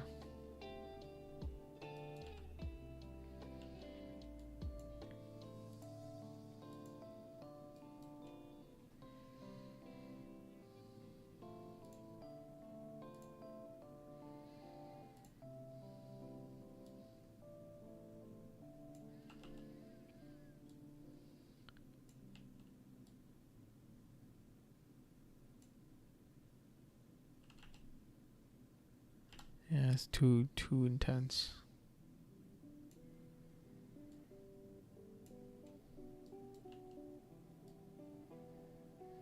Maybe also try to have like low-lying fog, so it's not like everywhere at the same height. Just let's see. Select this, squish it down, scale it this way.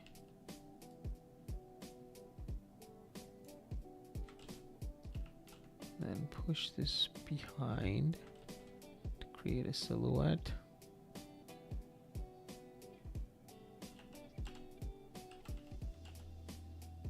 Make it a little taller. And then this way, it's not like all fog is at the same height. Some of it is just short, low ground hugging fog, basically.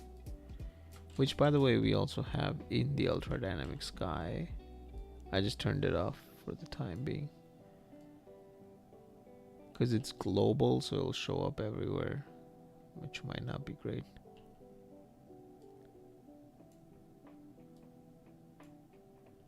Okay, let's increase the geometry fading.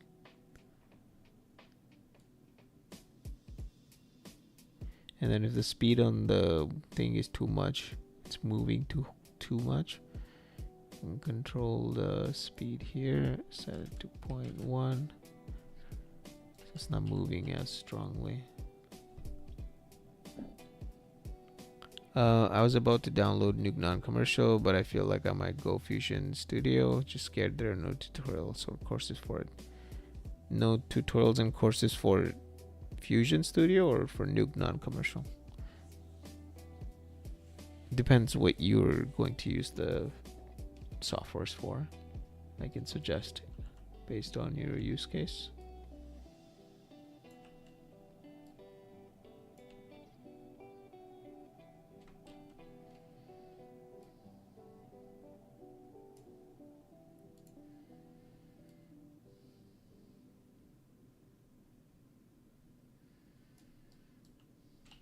What happened there?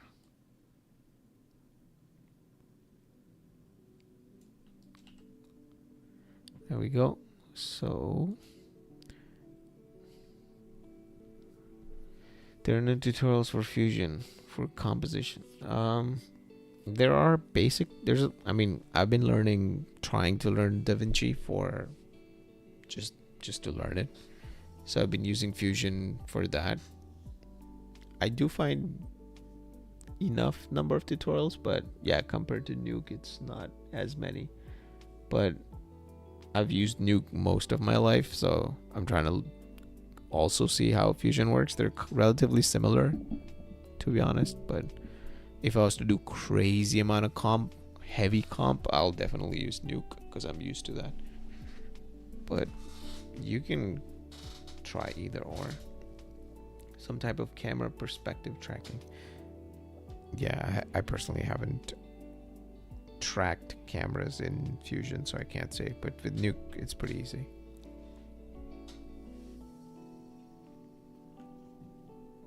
If you're trying to go for like compositing for VFX field, then it has to be Nuke.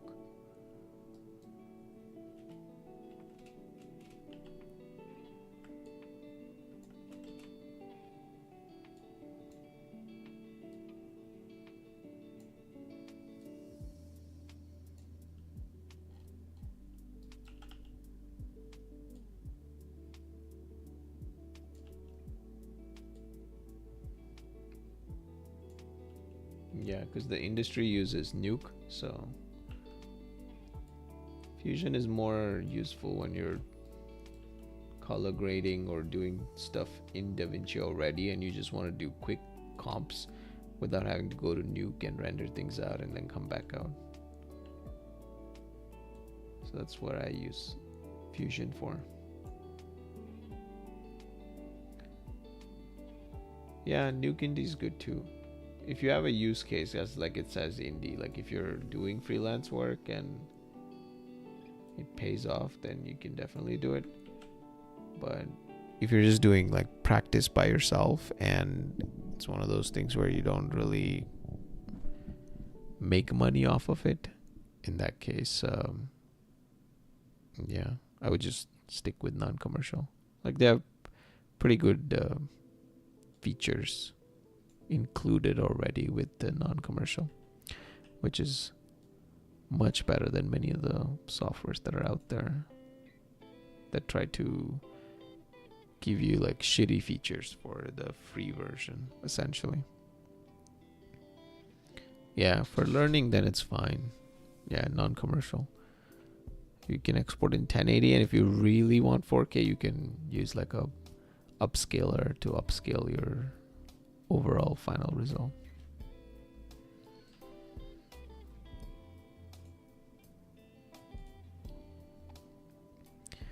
Plan to learn for the next 3 years. Yeah. Nuke will I can assume, I'm not sure, but Nuke will stay here for some time. So I don't think that skill set will go to waste.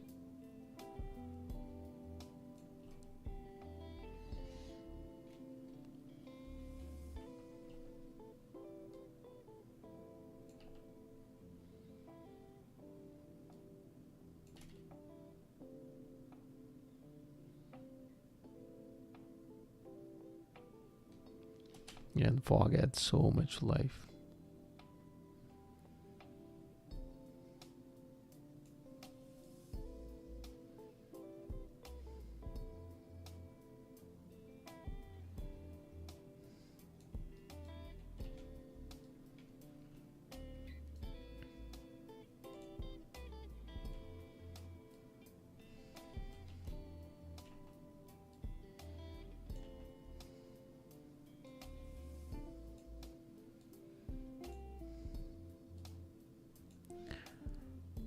Where are you learning? Are you learning like by yourself or at like an institution or a college or?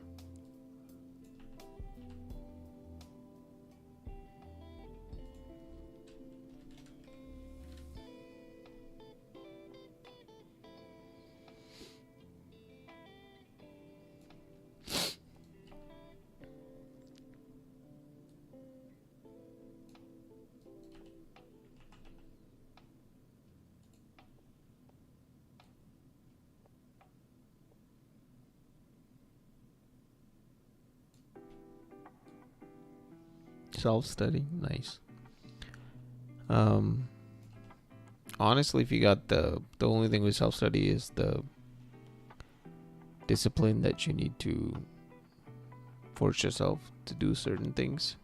If you have that, then you don't really need to go to like a fancy place to learn all this. Because even in those places, you end up learning things by yourself anyway. So at that point, you just question like, why did I even pay all this money for?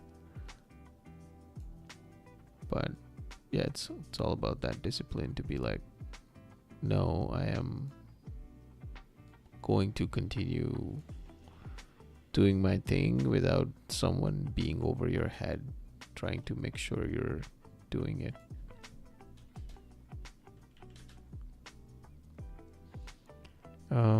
So I need to figure out a structured roadmap. That's what I need. Yeah, definitely. Structured roadmap, but even the structured road, more than that, I would say it's the willingness and desire to continue doing that. Because a lot of times that's what it literally comes down to, where people are too casual about it.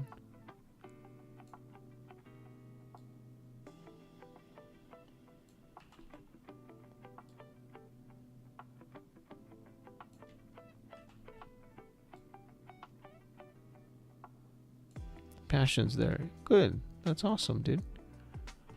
That's what matters. That's why I got into the field too. It was literally because I wanted to tell stories and I didn't know how to. So it was one of those things where I'm still very passionate about visuals, but lately I've been trying to focus more on characters and storytelling and whatnot. But yeah, overall, having that is the reason why it makes you stand out, I personally feel.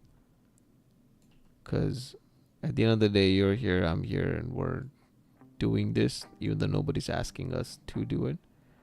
Like, it's what, 3:27 a.m. Should probably go to sleep in 30 minutes. But in general, like, I could just be taking that time out and not doing this. Like, nobody's making me do it. I'm doing it because I'm passionate. So I think people see that at the end of the day, and it makes a difference. And that's the biggest thing, the drive, which is harder, because for a lot of people it's just like, okay, how do I make money? Okay, there's some money here, let me try it. I personally don't believe in that. Like, there's nothing wrong with chasing money or going for it, to each their own. But I personally feel like there's a quote from a Bollywood movie, I don't know if they took it from somewhere else, but it says, don't chase success, chase excellence, and success will follow. And I've always used that as like a life motto. I think it's very powerful. A lot of people just like, okay, how do I get money? How do I get success? How do I get fame? But if you just chase the excellence, no matter what the field you're in, like how they say, like, even if you're a gardener, be the best gardener you can be. If you chase excellence, like, people will know and opportunities will come. It's hard to find courses. I have the drive, don't care about money for now. Without money else. Exactly. That's the biggest thing. Well, people ask the same thing. It's like, oh, if AI came in and took all this, would you still be doing it? I'll be like, yeah, I'm doing it because it's fun for me, regardless of what the AI wants to do. Same thing with I'm assuming for anyone else for doing anything else. If nobody was paying you to do it and you're still doing it, there's a higher chance you're gonna put in more hours and effort than someone else would. And that's what sets you apart. So good job. You're already leagues ahead of your peers who are trying to do this.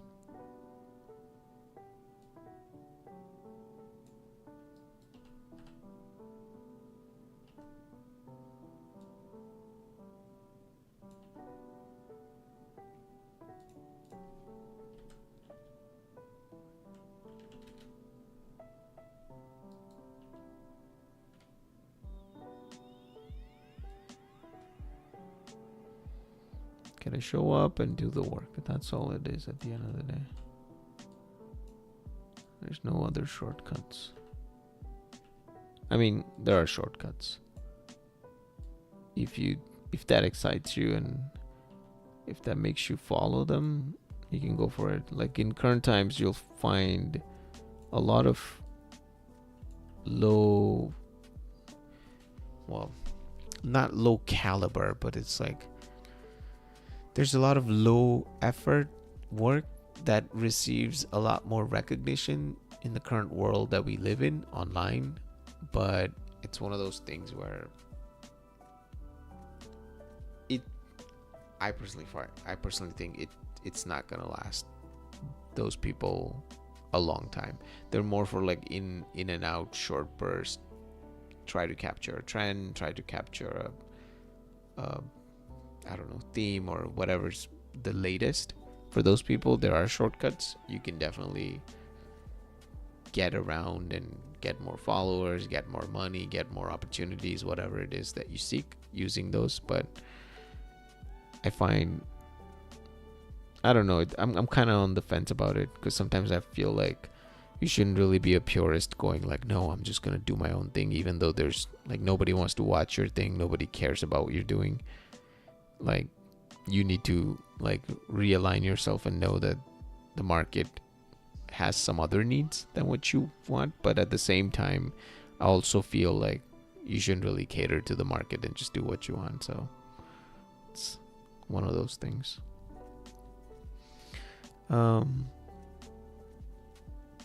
If I never make it, I'm okay with it as long as I can keep doing it as a hobby. Yeah, same. I recently did a course from IBM for design thinking, so I want to learn better how to work in a team also. You should try collaborating with like your peers or people around you or people that you know. I think that's a good way to start getting a hang of working with a team. I mean, this for the long run. Yeah, good job, man. I just want to tell stories and create my own worlds. Yeah, that's literally my motivation when I started in this field. So the biggest thing is don't let excuses of any kind stop you, because I did that for a while and I learned it the hard way. I would say don't be like, oh, okay, there is some bare minimum to this, but don't be like, I need a certain machine, I need a certain software, I need a certain skill set to tell those stories. I did that for a very long time where I was like, no, I don't want to tell like mediocre stuff, trying to like finesse and polish things. I find like perfection is like that ever moving goalpost where if you keep tweaking it, you'll keep doing it forever. So it's one of those things where don't let excuses be the reason why you're not doing. Like, it's more important, like whatever you're gonna make, it's not gonna be the best thing if it's the first time you're doing it. So it's just better at that point to keep doing it to a point where you know that you're getting feedback, you're making it better, and then eventually you get good at it. So it's like I fell victim to that particular thing for a very long time where I was like, no, I can't do this because I need this skill set or I need this particular thing, and then it will be perfect and then it will be great. And I kept doing that for a while, but now I've like given up on that. I saw this Steve Jobs quote. I don't know if it's his. I didn't check it, but it says real artists ship. And it's such a simple, small 3-word statement. But I think it's kind of rings true. Like, real artists ship. You have to ship it. You have to put it out there. Learn from it and then make the next thing.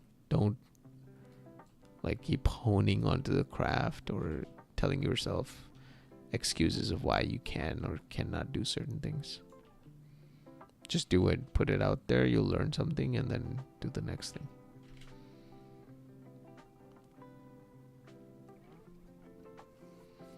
It's hard because no one I know does 3D. Yeah. And that's what separates you. It's fine. Like, I totally get the community part where you're trying to connect with people who are like-minded, and I'm happy you're here. I feel similarly, but at the same time it also gives you an edge because no one's doing it around you. You're the only one doing it, so if need be, for people who are in your area, you will be the one they'll reach out to. But again, you have to focus on your thing rather than waiting for the cavalry. There's a really good let me share this. I'll share it in the chat for anyone who's watching after. Later you can check the live chat area for the link.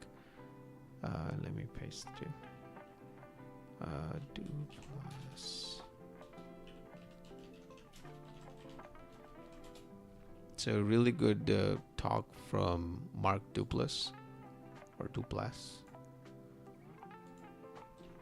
Yeah, that he gave in 2015 South by Southwest. I posted in the live chat.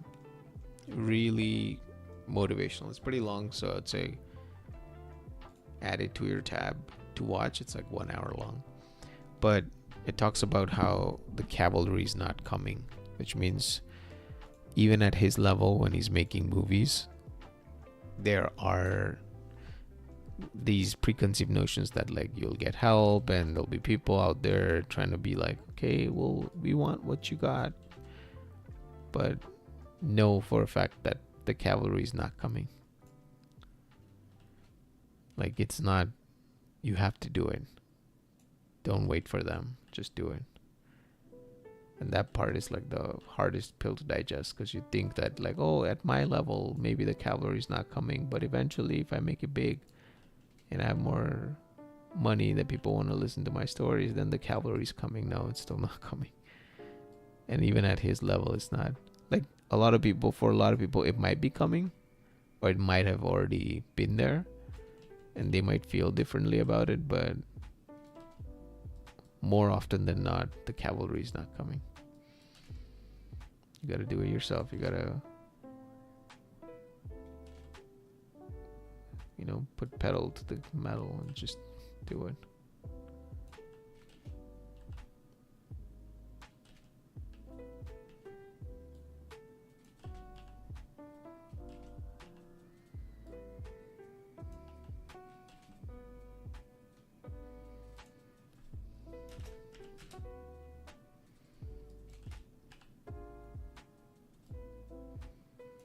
Just trying to break up this area with like low-lying fog.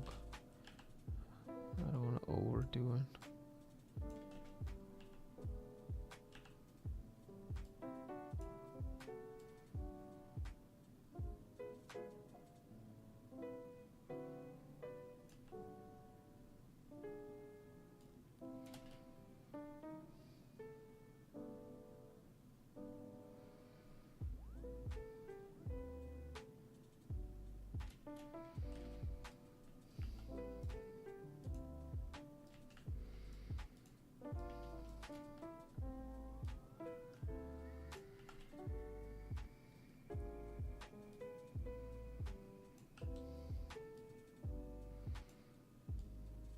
Forgot your name from last time. Jonathan, was it?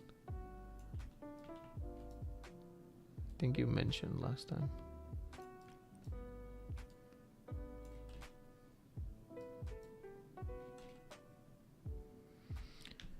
Did you use mocap suit? I ordered, sorry. My dog sheds so much hair, it always is in my mouth. Jonathan, yeah.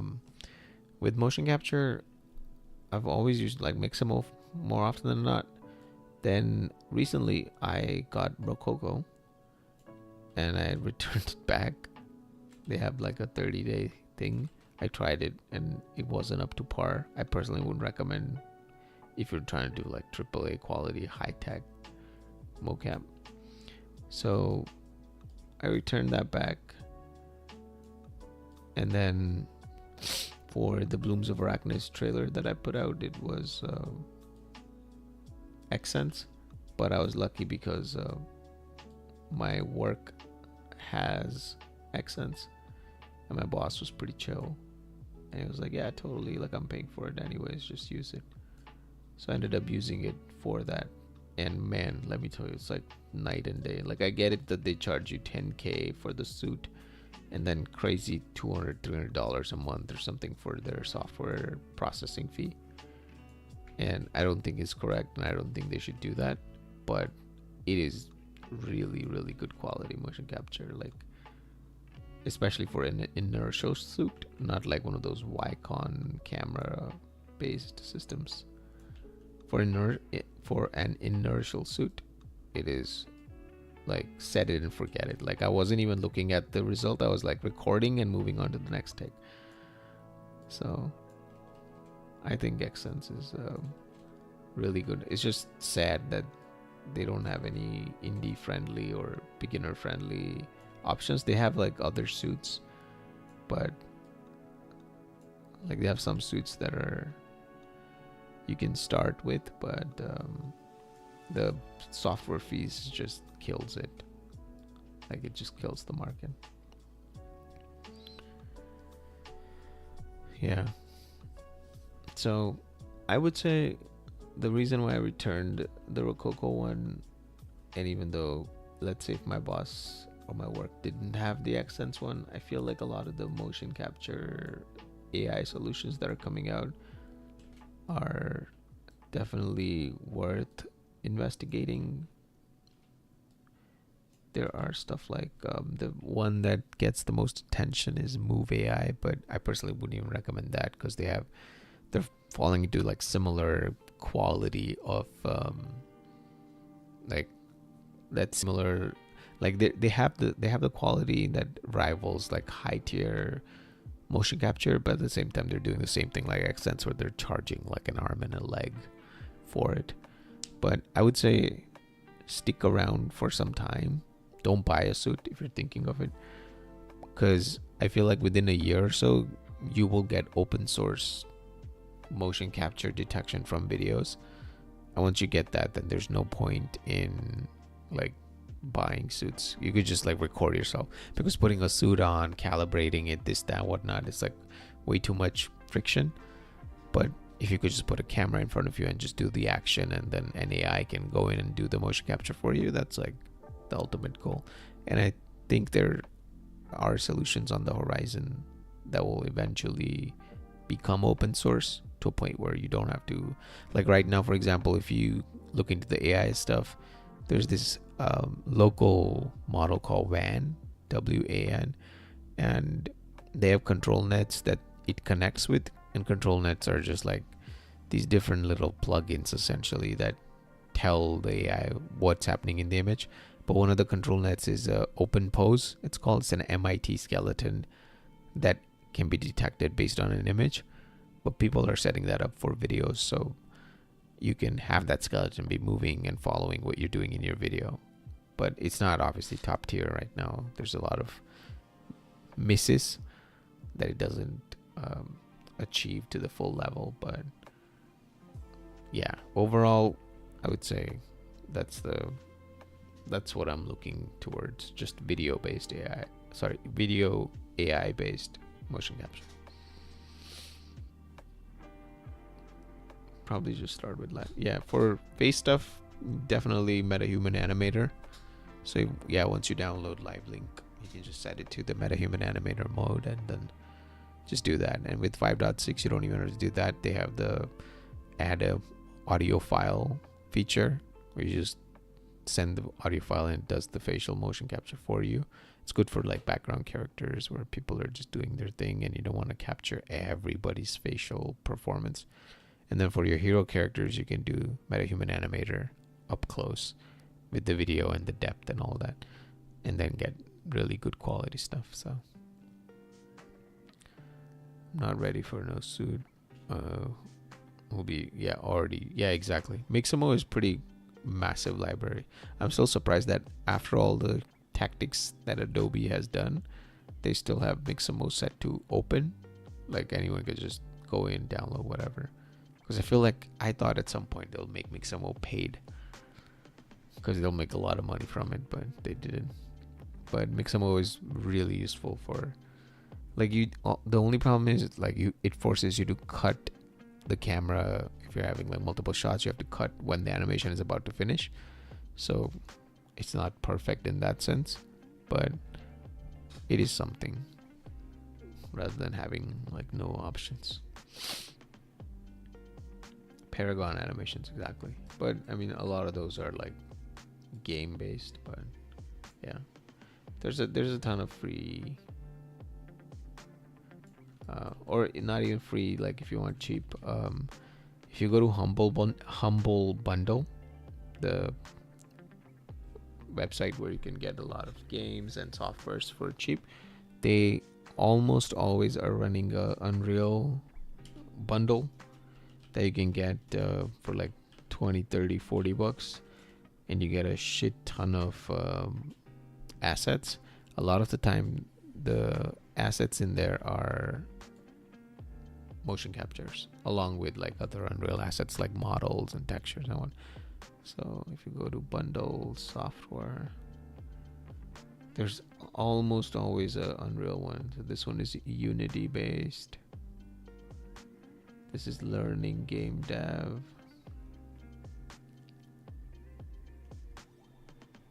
Yeah. They don't have, oh no wait. Oh, this is a tutorial. They don't have an Unreal one currently, but there's always one running. So a couple of times I've purchased, and one of the items in there is like from a website called Mocap Online or something. You get to have a bunch of animations.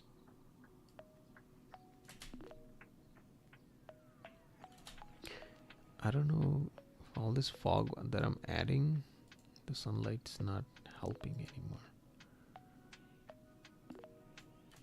But without the sunlight, it's all sad.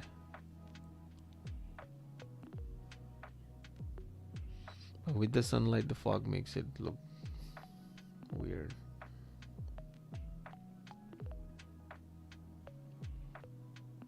Yeah, with the sunlight, the fog looks weird, and without the sunlight, the lighting looks flat.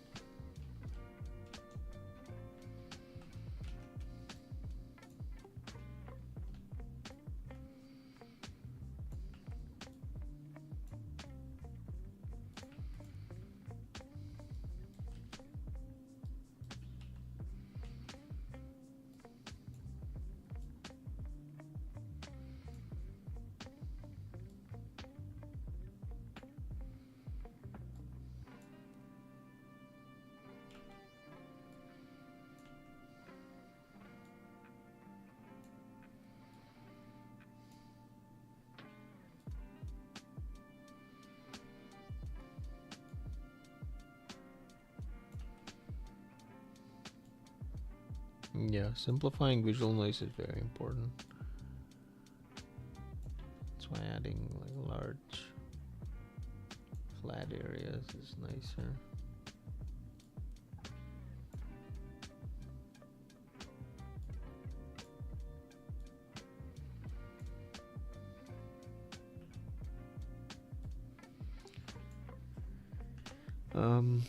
I need to finish your course today. I think not have much time, but it'd be eager to finish it. Yeah, man. Whatever shots you make, feel free to share in the Discord server on the real-time channel. I'd love to see it. And I'll share it too if you tag me on any of the socials or LinkedIn or Instagram, X, whatever. If you tag me, I'll repost it.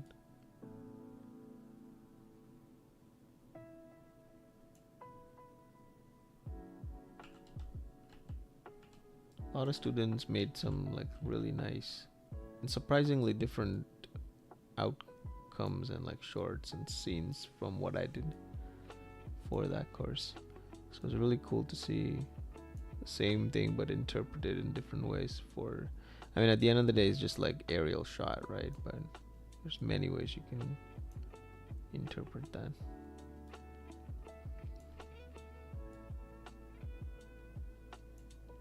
We'll post it in Discord. Awesome, dude.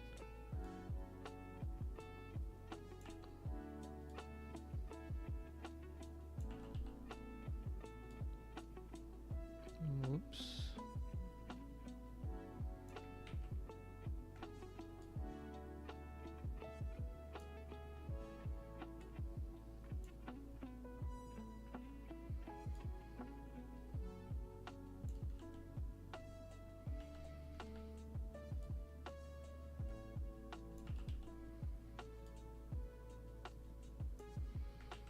Yeah, I don't know if you have any suggestions. Let me know in terms of increasing the overall activity with the Discord.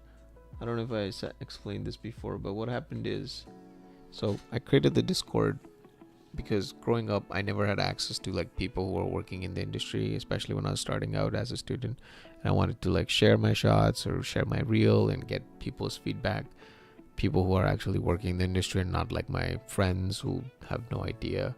So I never had that growing up, and a lot of students were reaching out like a few years back when they had the same set of questions. So I was like, let me just make this, ask my work friends to join, and then anytime any student has any questions or they want feedback on like their reel or a shot or just ask about job or anything else, like they have people who are actually doing it, talking to them and explaining them. However, I never expected this. Right now there's like 600 something 680 or something members in there, and a majority of them are my work friends or people who are like in the industry rather than like young students or beginners and stuff like that.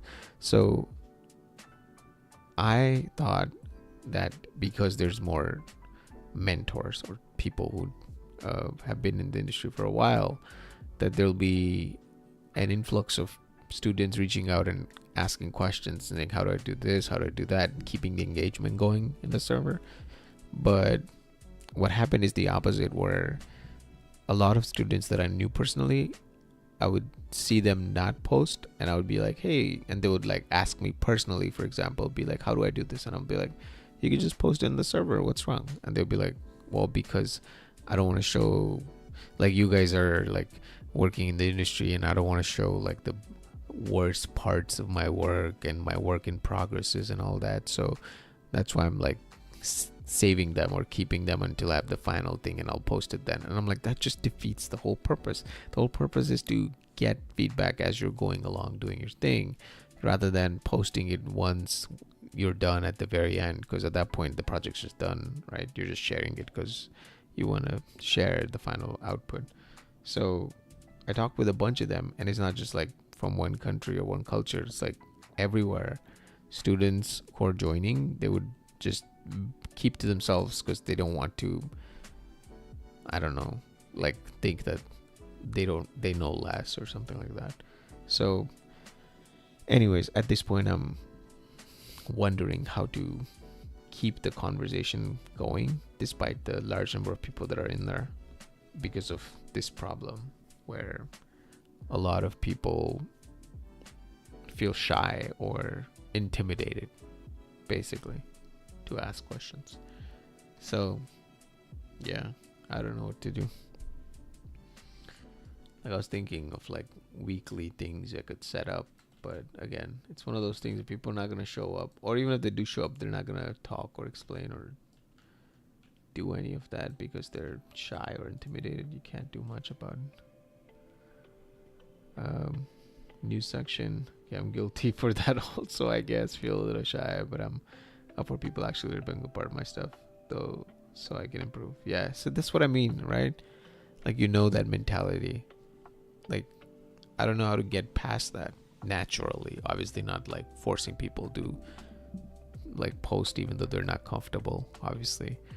But at the same time, I don't know how to get past that barrier naturally in a way so that people just treat it like you would if you were in like a Discord server with your friends, like, hey, what's up, like, how's it going, or share random things you saw in the day, or memes or games, whatever, anything, so that that connection between you and where you're trying to get to is not like this, not the one of intimidation, but rather camaraderie. I don't always fuck up pronouncing that word. Camaraderie. Alright, let's see. Camaraderie pronunciation. Here it comes. Camaraderie. It's one of those things where the more I click it, the weirder the word gets. Camaraderie.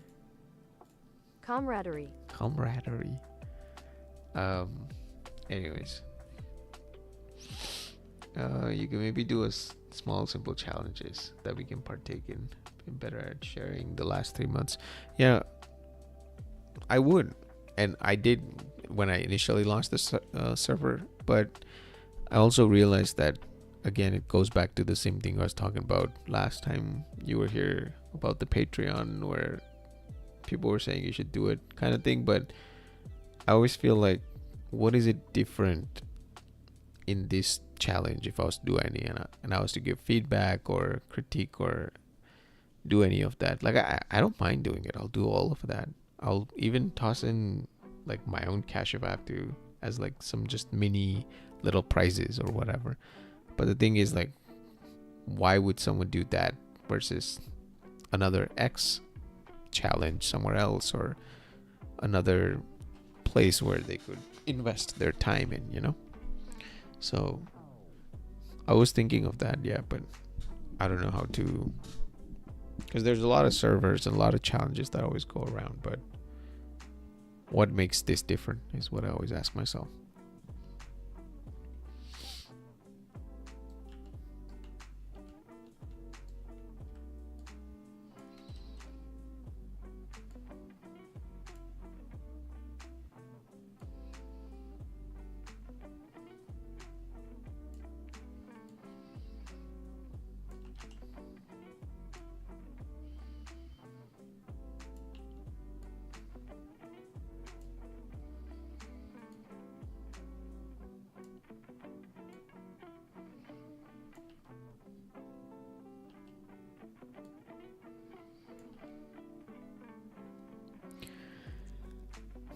That is true.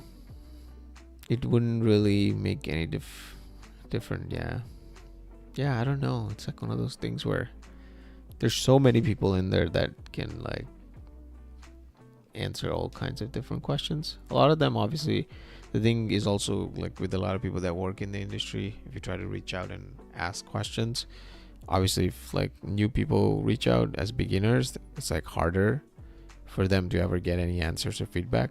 I can tag them and get them to give an answer. Like, you'll probably notice too in my server, I'm mostly like around giving answers or helping out and whatnot. But there are many times when someone's like, oh, how do I do this in Houdini? I'm like, I don't know. I don't do Houdini. But I'll tag either Houdini people, like the whole role, And if nobody replies, I'll tag like specific people to get them to help out.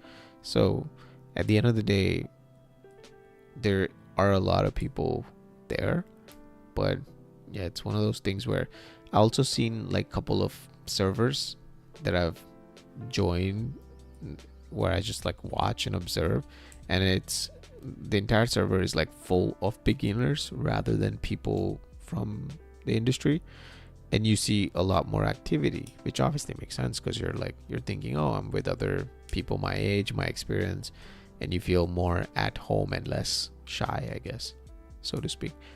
And the amount of fun they have is way higher, which is what I feel like I was trying to balance in my server by like finding ways of adding fun rather than making it sound like, oh no, it's this serious place where, oh, I can't say something or I can't post anything because I gotta be professional or something. So it's hard to get that fun part in. I was thinking of doing just some game streams or just being on the server, not like stream like here on YouTube, but like just on Discord, just to get people, because I feel like if you play with someone or just do fun activities that way, there's less of that, oh, this person is like this fancy person above. Because I was in your shoes too, like in shoes of anyone who started out as a beginner, where I used to think like all these people are like so high up, and I used to be scared of them or be like, oh wow, they have achieved stuff.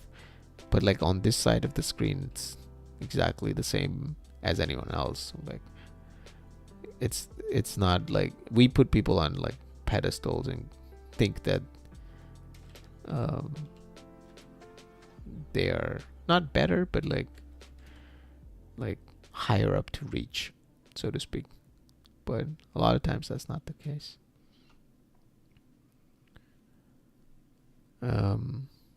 Yeah, I feel like that in some servers probably way easier if you get to know the people. Yeah, exactly. Like for example, you have stuck around in like these 2 streams. I feel like you get to know people a little bit better than if it was just like someone coming in, saying hi and disappearing, and you don't get to have these conversations. So I think it's also that a little bit, finding people who have the time but also the passion or want or need to learn more and stick around, I guess.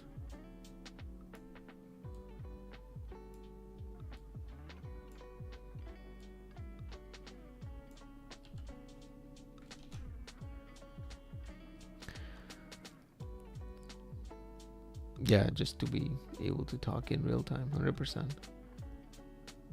And that's why I want to do, if I was to launch the Patreon with that option in there where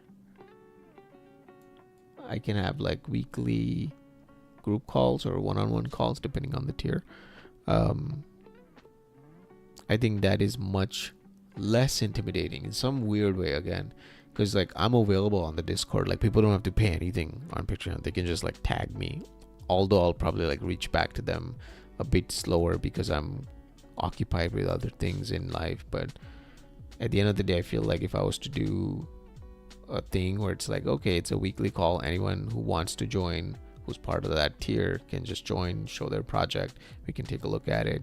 If you want to make it better, you want to get some help on it or whatever, I feel like more people will be inclined to do that because they feel like it's like a real-time conversation, one-to-one, versus if I post something on the server and it's like well formulated and it's posted, then someone else will break it down in a very critical fashion and then observe it. It makes that suddenly so much more harder, versus if it's real time like this and you just type what you feel like and I just reply back as I read it. I feel like it removes that barrier a little bit of feeling scared, I guess. Because I'm thinking, like, I'm trying to go back to the time when I was starting out, and I'm trying to think what would have helped me not be not feel as shy of the people that at that time I used to think were the hot shots. Because I remember this guy back when I was in India starting out, and there was this guy in we went to this animation festival, and this ILM guy came who was like working for like 20 years in ILM or something, and they had worked on Pacific Rim, the first one at that time, and he was showing like a breakdown of it, and he was just like a shot from Pacific Rim, and is showing, oh, for compositing it was like these many layers, and we had to put all of this together, and we did this, that, and he did the whole talk, and it was great. But after it was done, there was like a meet and greet kind of a thing where anyone could go up, and I remember being so scared, going like, okay, I need to walk up and I need to say, okay, hello, how are you, how's it going, yes, and then I was like preparing it like mentally before approaching him, and then I showed him my work, and he was like, yeah, very good, your work is pretty good, looks like someone who's been working in the industry, it looks good, but you're just a student, that's nice, blah blah. So he just said some nice things, and that's it. But the way I prepared it in my head made it sound like I was like so scared of it. And at the end of the day, I thought he was like, now that I look back with in hindsight, it makes me feel like it's one of those things where like he's just like yeah, he's great at what he does, like not discounting that, but he's just a senior compositor or comp supervisor or something. It's just a task, it's just a job. Like once you get to it, I think it just is like, you know, it's like, because I am at that level now, well, not at his level, I guess, because he was doing it for like 20 years or something, but at the end of the day, like I understand it now, and it's very hard to make people on the other side understand that now, but that's what I'm trying to find, that barrier, way to break the barrier somehow, so we could just avoid all this, and people who are beginners can automatically just know that it's all the same. You could just say what you feel like now. Alright, I'm trying to just be yeah, would personally love some Patreon. Yeah, 100%. I'm definitely gonna put it out. Just wanna make sure whatever I'm committing to, it's good in terms of the promises that I'm giving, so I don't feel like shit if I don't get to give that back.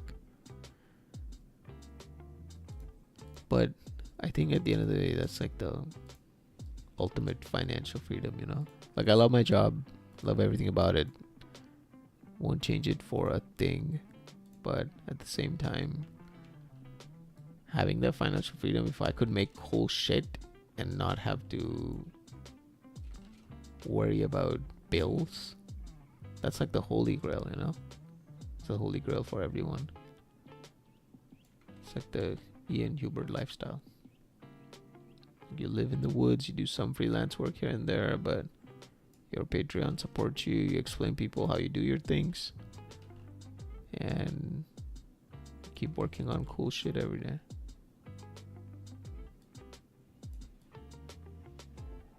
But that guy's a crazy, crazy genius.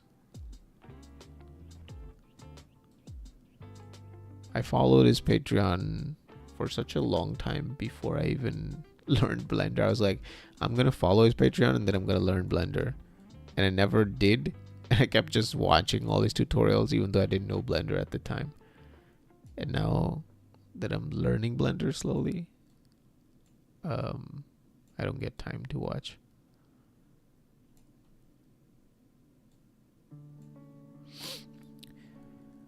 Yeah, you might feel pressure. I can see that happening. Maybe start with something low tier and don't overpromise. Yeah, exactly.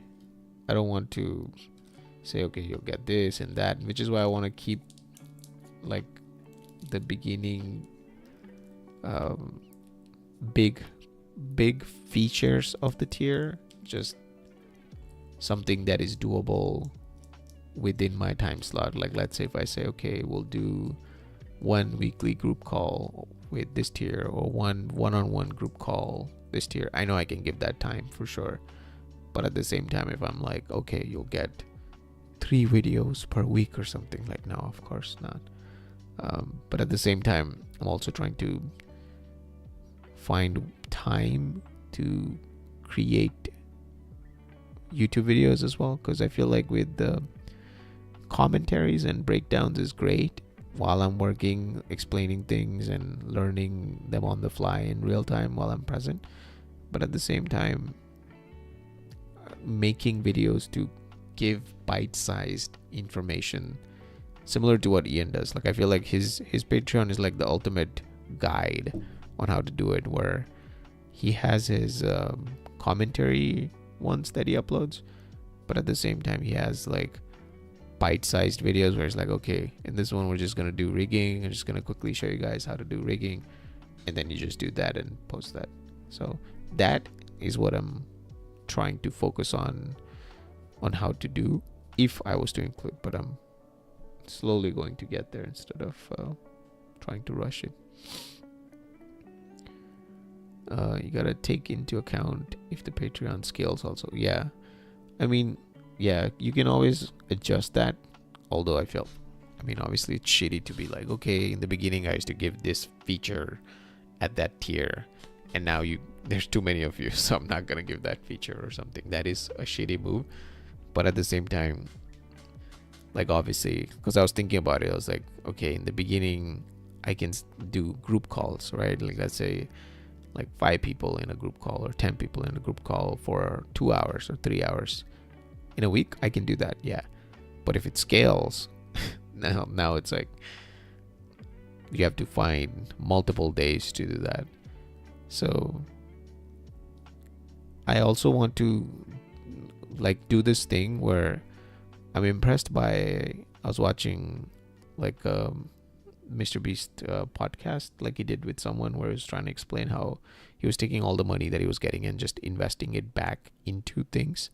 I was trying to see or find ways if the money that I do, because like I have a full-time job, at the end of the day money's not the reason why I'm doing that, but the money that I would make, if I could find ways to find other colleagues, like people who work with me or in the industry, they know their shit from other departments that I don't know of, let's say Houdini for example, if I can ask them to do those calls for people that want Houdini specific advice from someone for their project, and I can pay them, take the money that I get and then just reinvest it back, paying some other faculty, even though it's not faculty, but just to get them all ranges and all kinds of people saying, okay, this week we're gonna do group call, and it's gonna be just like a top tier, matte painter or top tier character artist, and they'll just talk through whatever characters you're making and then just pay them for that.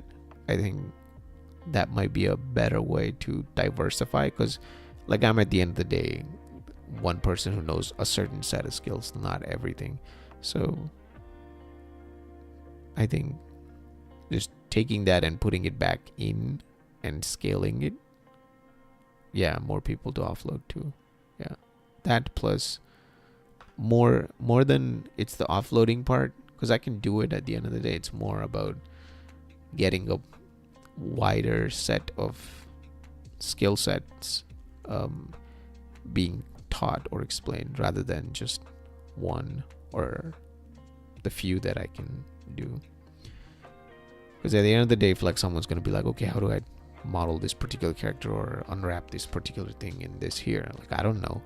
Like I did that like in Maya long time when I started learning, but lately I've just been kid bashing. Like I can do it if need be, but at the end of the day it would be wrong of me to say I can mentor you for that, because I can't.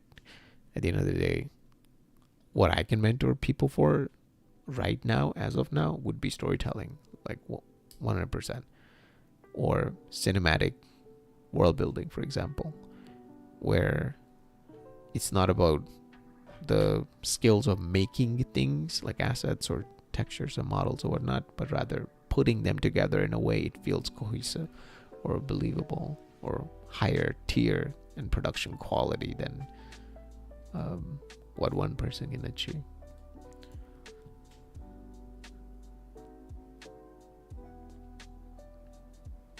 But I think overall this fog stuff that we added looks nice. Let's see the whole sequence from the start. I think we're gonna call it a day in like 5-10 minutes. It's like 4 a.m. Gotta wake up in like 5 hours.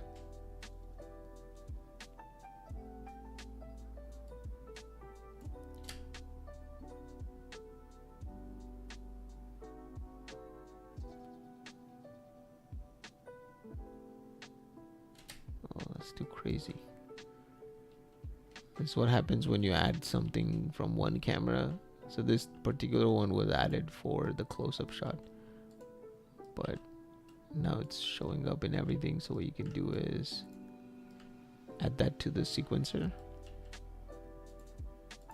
Oh, I'm in foliage mode. I was like, why can't I select it? Okay, so this particular one, fog 18, is showing up here, which is too intense. So what you can do is, by default, turn the visibility off, so actor hidden in game, so it disappears. Then go to your level sequence where this shot is, right here, and just for this you can add it in here. Oops, I gotta select it again.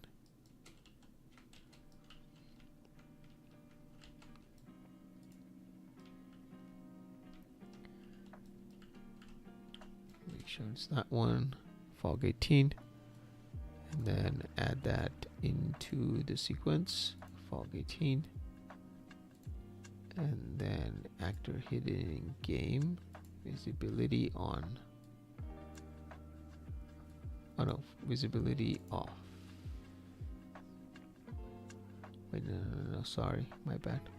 So we turned it off by default, so not in this shot, but in the shot where it needs to be seen, which is that close-up on her face right here. In this one, we go at the start of the shot and then add that. Gotta select it again. Fog 18, and then turn the visibility on just for this one. And then one frame before that, you turn it off. That way it stays off for everything else and only turns on here. Alright, let's see.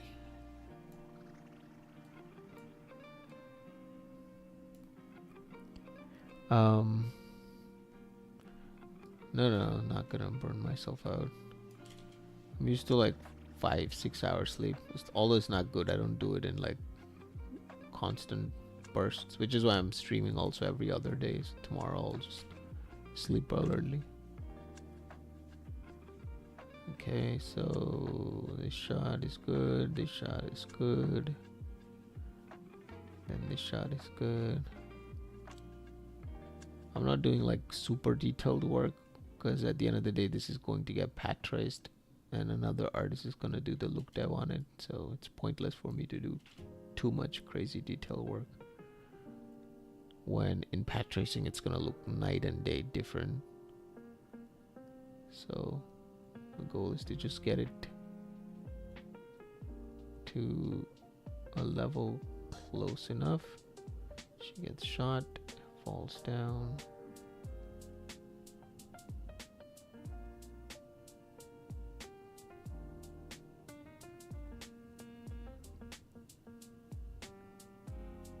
Yep, that fog card turned on for that close-up shot. The guy walks out.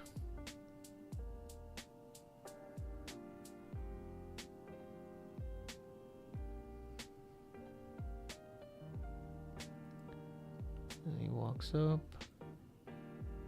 She tries to get up, pushes her down, and then whack. I just skipped through that entire shot. But yeah, he basically whacks.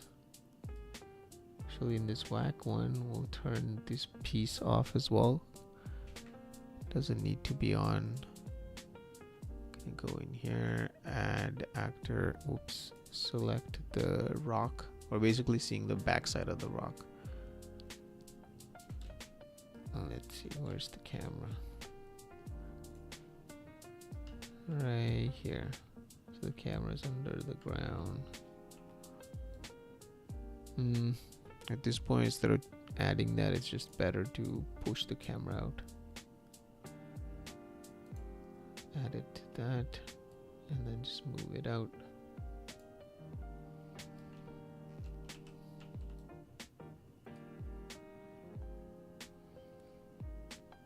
And then you can pull the lens back. So like 35.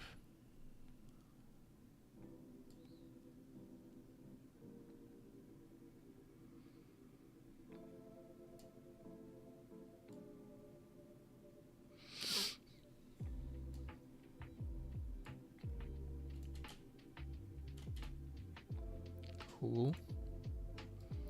Done. I think it's in a very, very good place. The next stream might be the last one on this environment, depending on what all needs to be tweaked and adjusted and changed. But so far, I think it has come a very long way from, let's see, I want to see the opening streams that we did. Okay, let me open it up first. It was basically nothing but empty. Let's see. Live streams. Where is it? This one.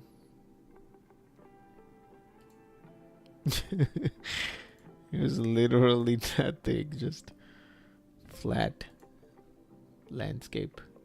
So we went from that right there to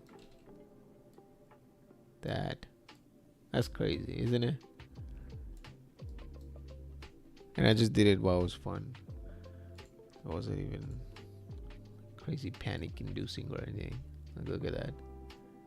Side by side. I think we came a nice long way.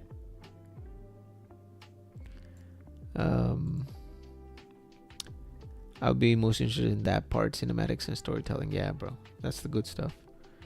Love that rifle shot. Yeah, the progress is crazy. Yeah, when you put it like beginning and ending, it's just mental. It was just this, just a big barren landscape.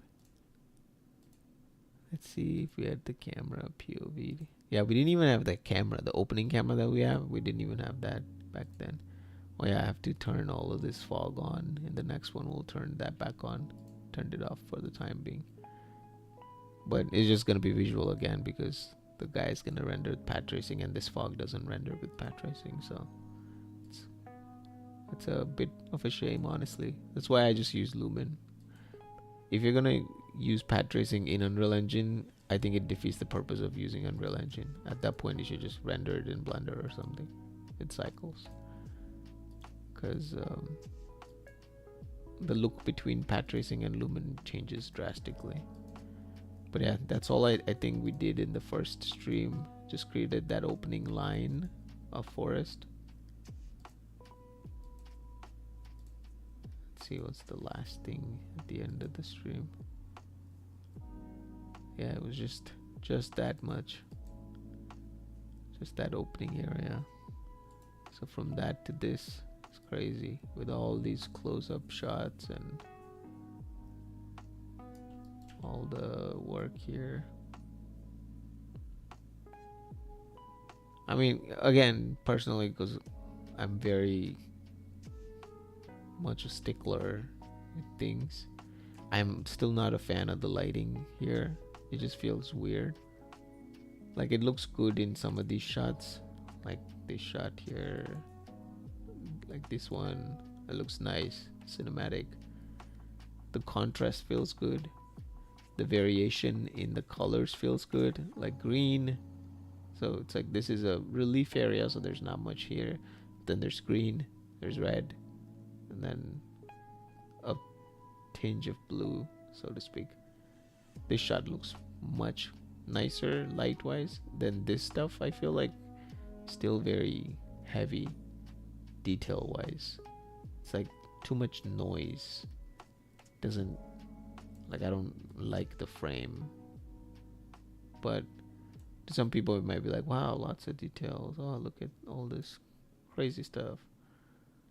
But I like simpler frames more, so maybe next stream might just be that, if we have to reduce certain areas and keep them simpler somehow. Same thing with this. I think the amount of detail here helps, like nearby in the foreground, but all that stuff in the back simplifies. Like you don't see as much. It's just green, yellow, and then red. So having the same thing for this shot, basically. Yeah, these 3 shots, I'll probably chat with a couple of people, show them, see what they feel, maybe get some nice ideas. But that's pretty much it. Thank you, Jonathan, for sticking around till the end. Appreciate it. How many seconds in this whole sequence? Let's see.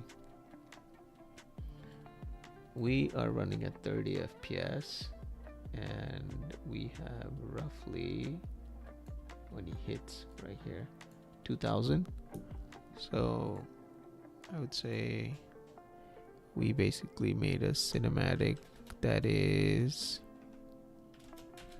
66 seconds long, so 1 minute basically, more or less. Some of these shots linger for way too long. If I was editing, I would cut them even shorter. Because, like, for example, like she gets shot, it's like when you're telling a story, editing and pacing is way more important than how much you want to show the amount of work that you did. So if you want to carry the impact of like gun goes off, she falls down, we're looking at her, blood is squirting everywhere, she's in pain, she's yelling, this shot is way too long. Like you should just cut from her in pain to, in this shot you see blood squirting out, going all over her clothes, to this shot just like quickly. This is way too long. And then he shows up, she falls back down, she's zoning out. I guess this part is fine. You need the shot to be longer because she's going from fully active to passing out. So yeah, if I was editing this, and since it's not my project, so I can't make that creative decision, I would shorten the length of some of these shots. Same thing with this shot here with the guy.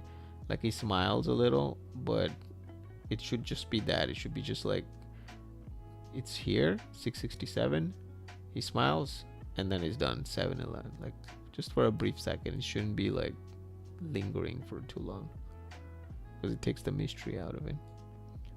But yeah. Even with Lumen, once you export it for post-processing and grading, I guess, yeah, exactly. Like if I was to show like some of the pre-rendered, let's see if I can pull it up. I'll show you a render from Unreal and then a grade from DaVinci, and it's like night and day difference in terms of bringing that oomph to the scene. Let me find it.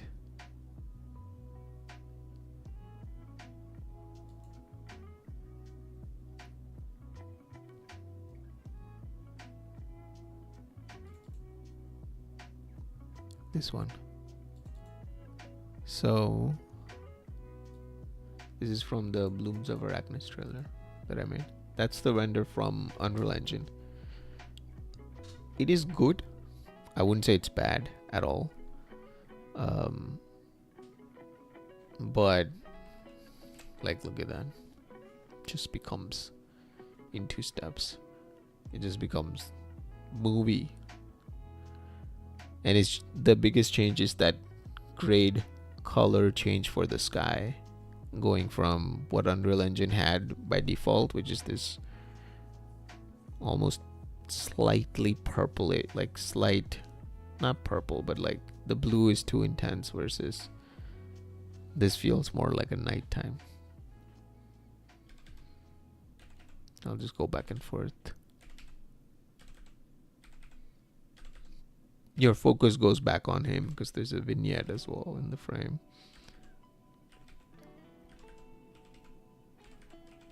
So I'll show another.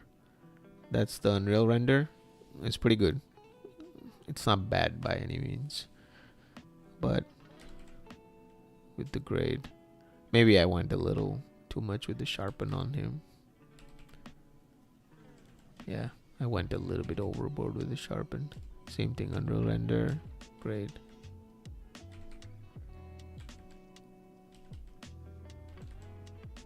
Unreal render, grade. Yeah, a lot of stuff comes out in grading.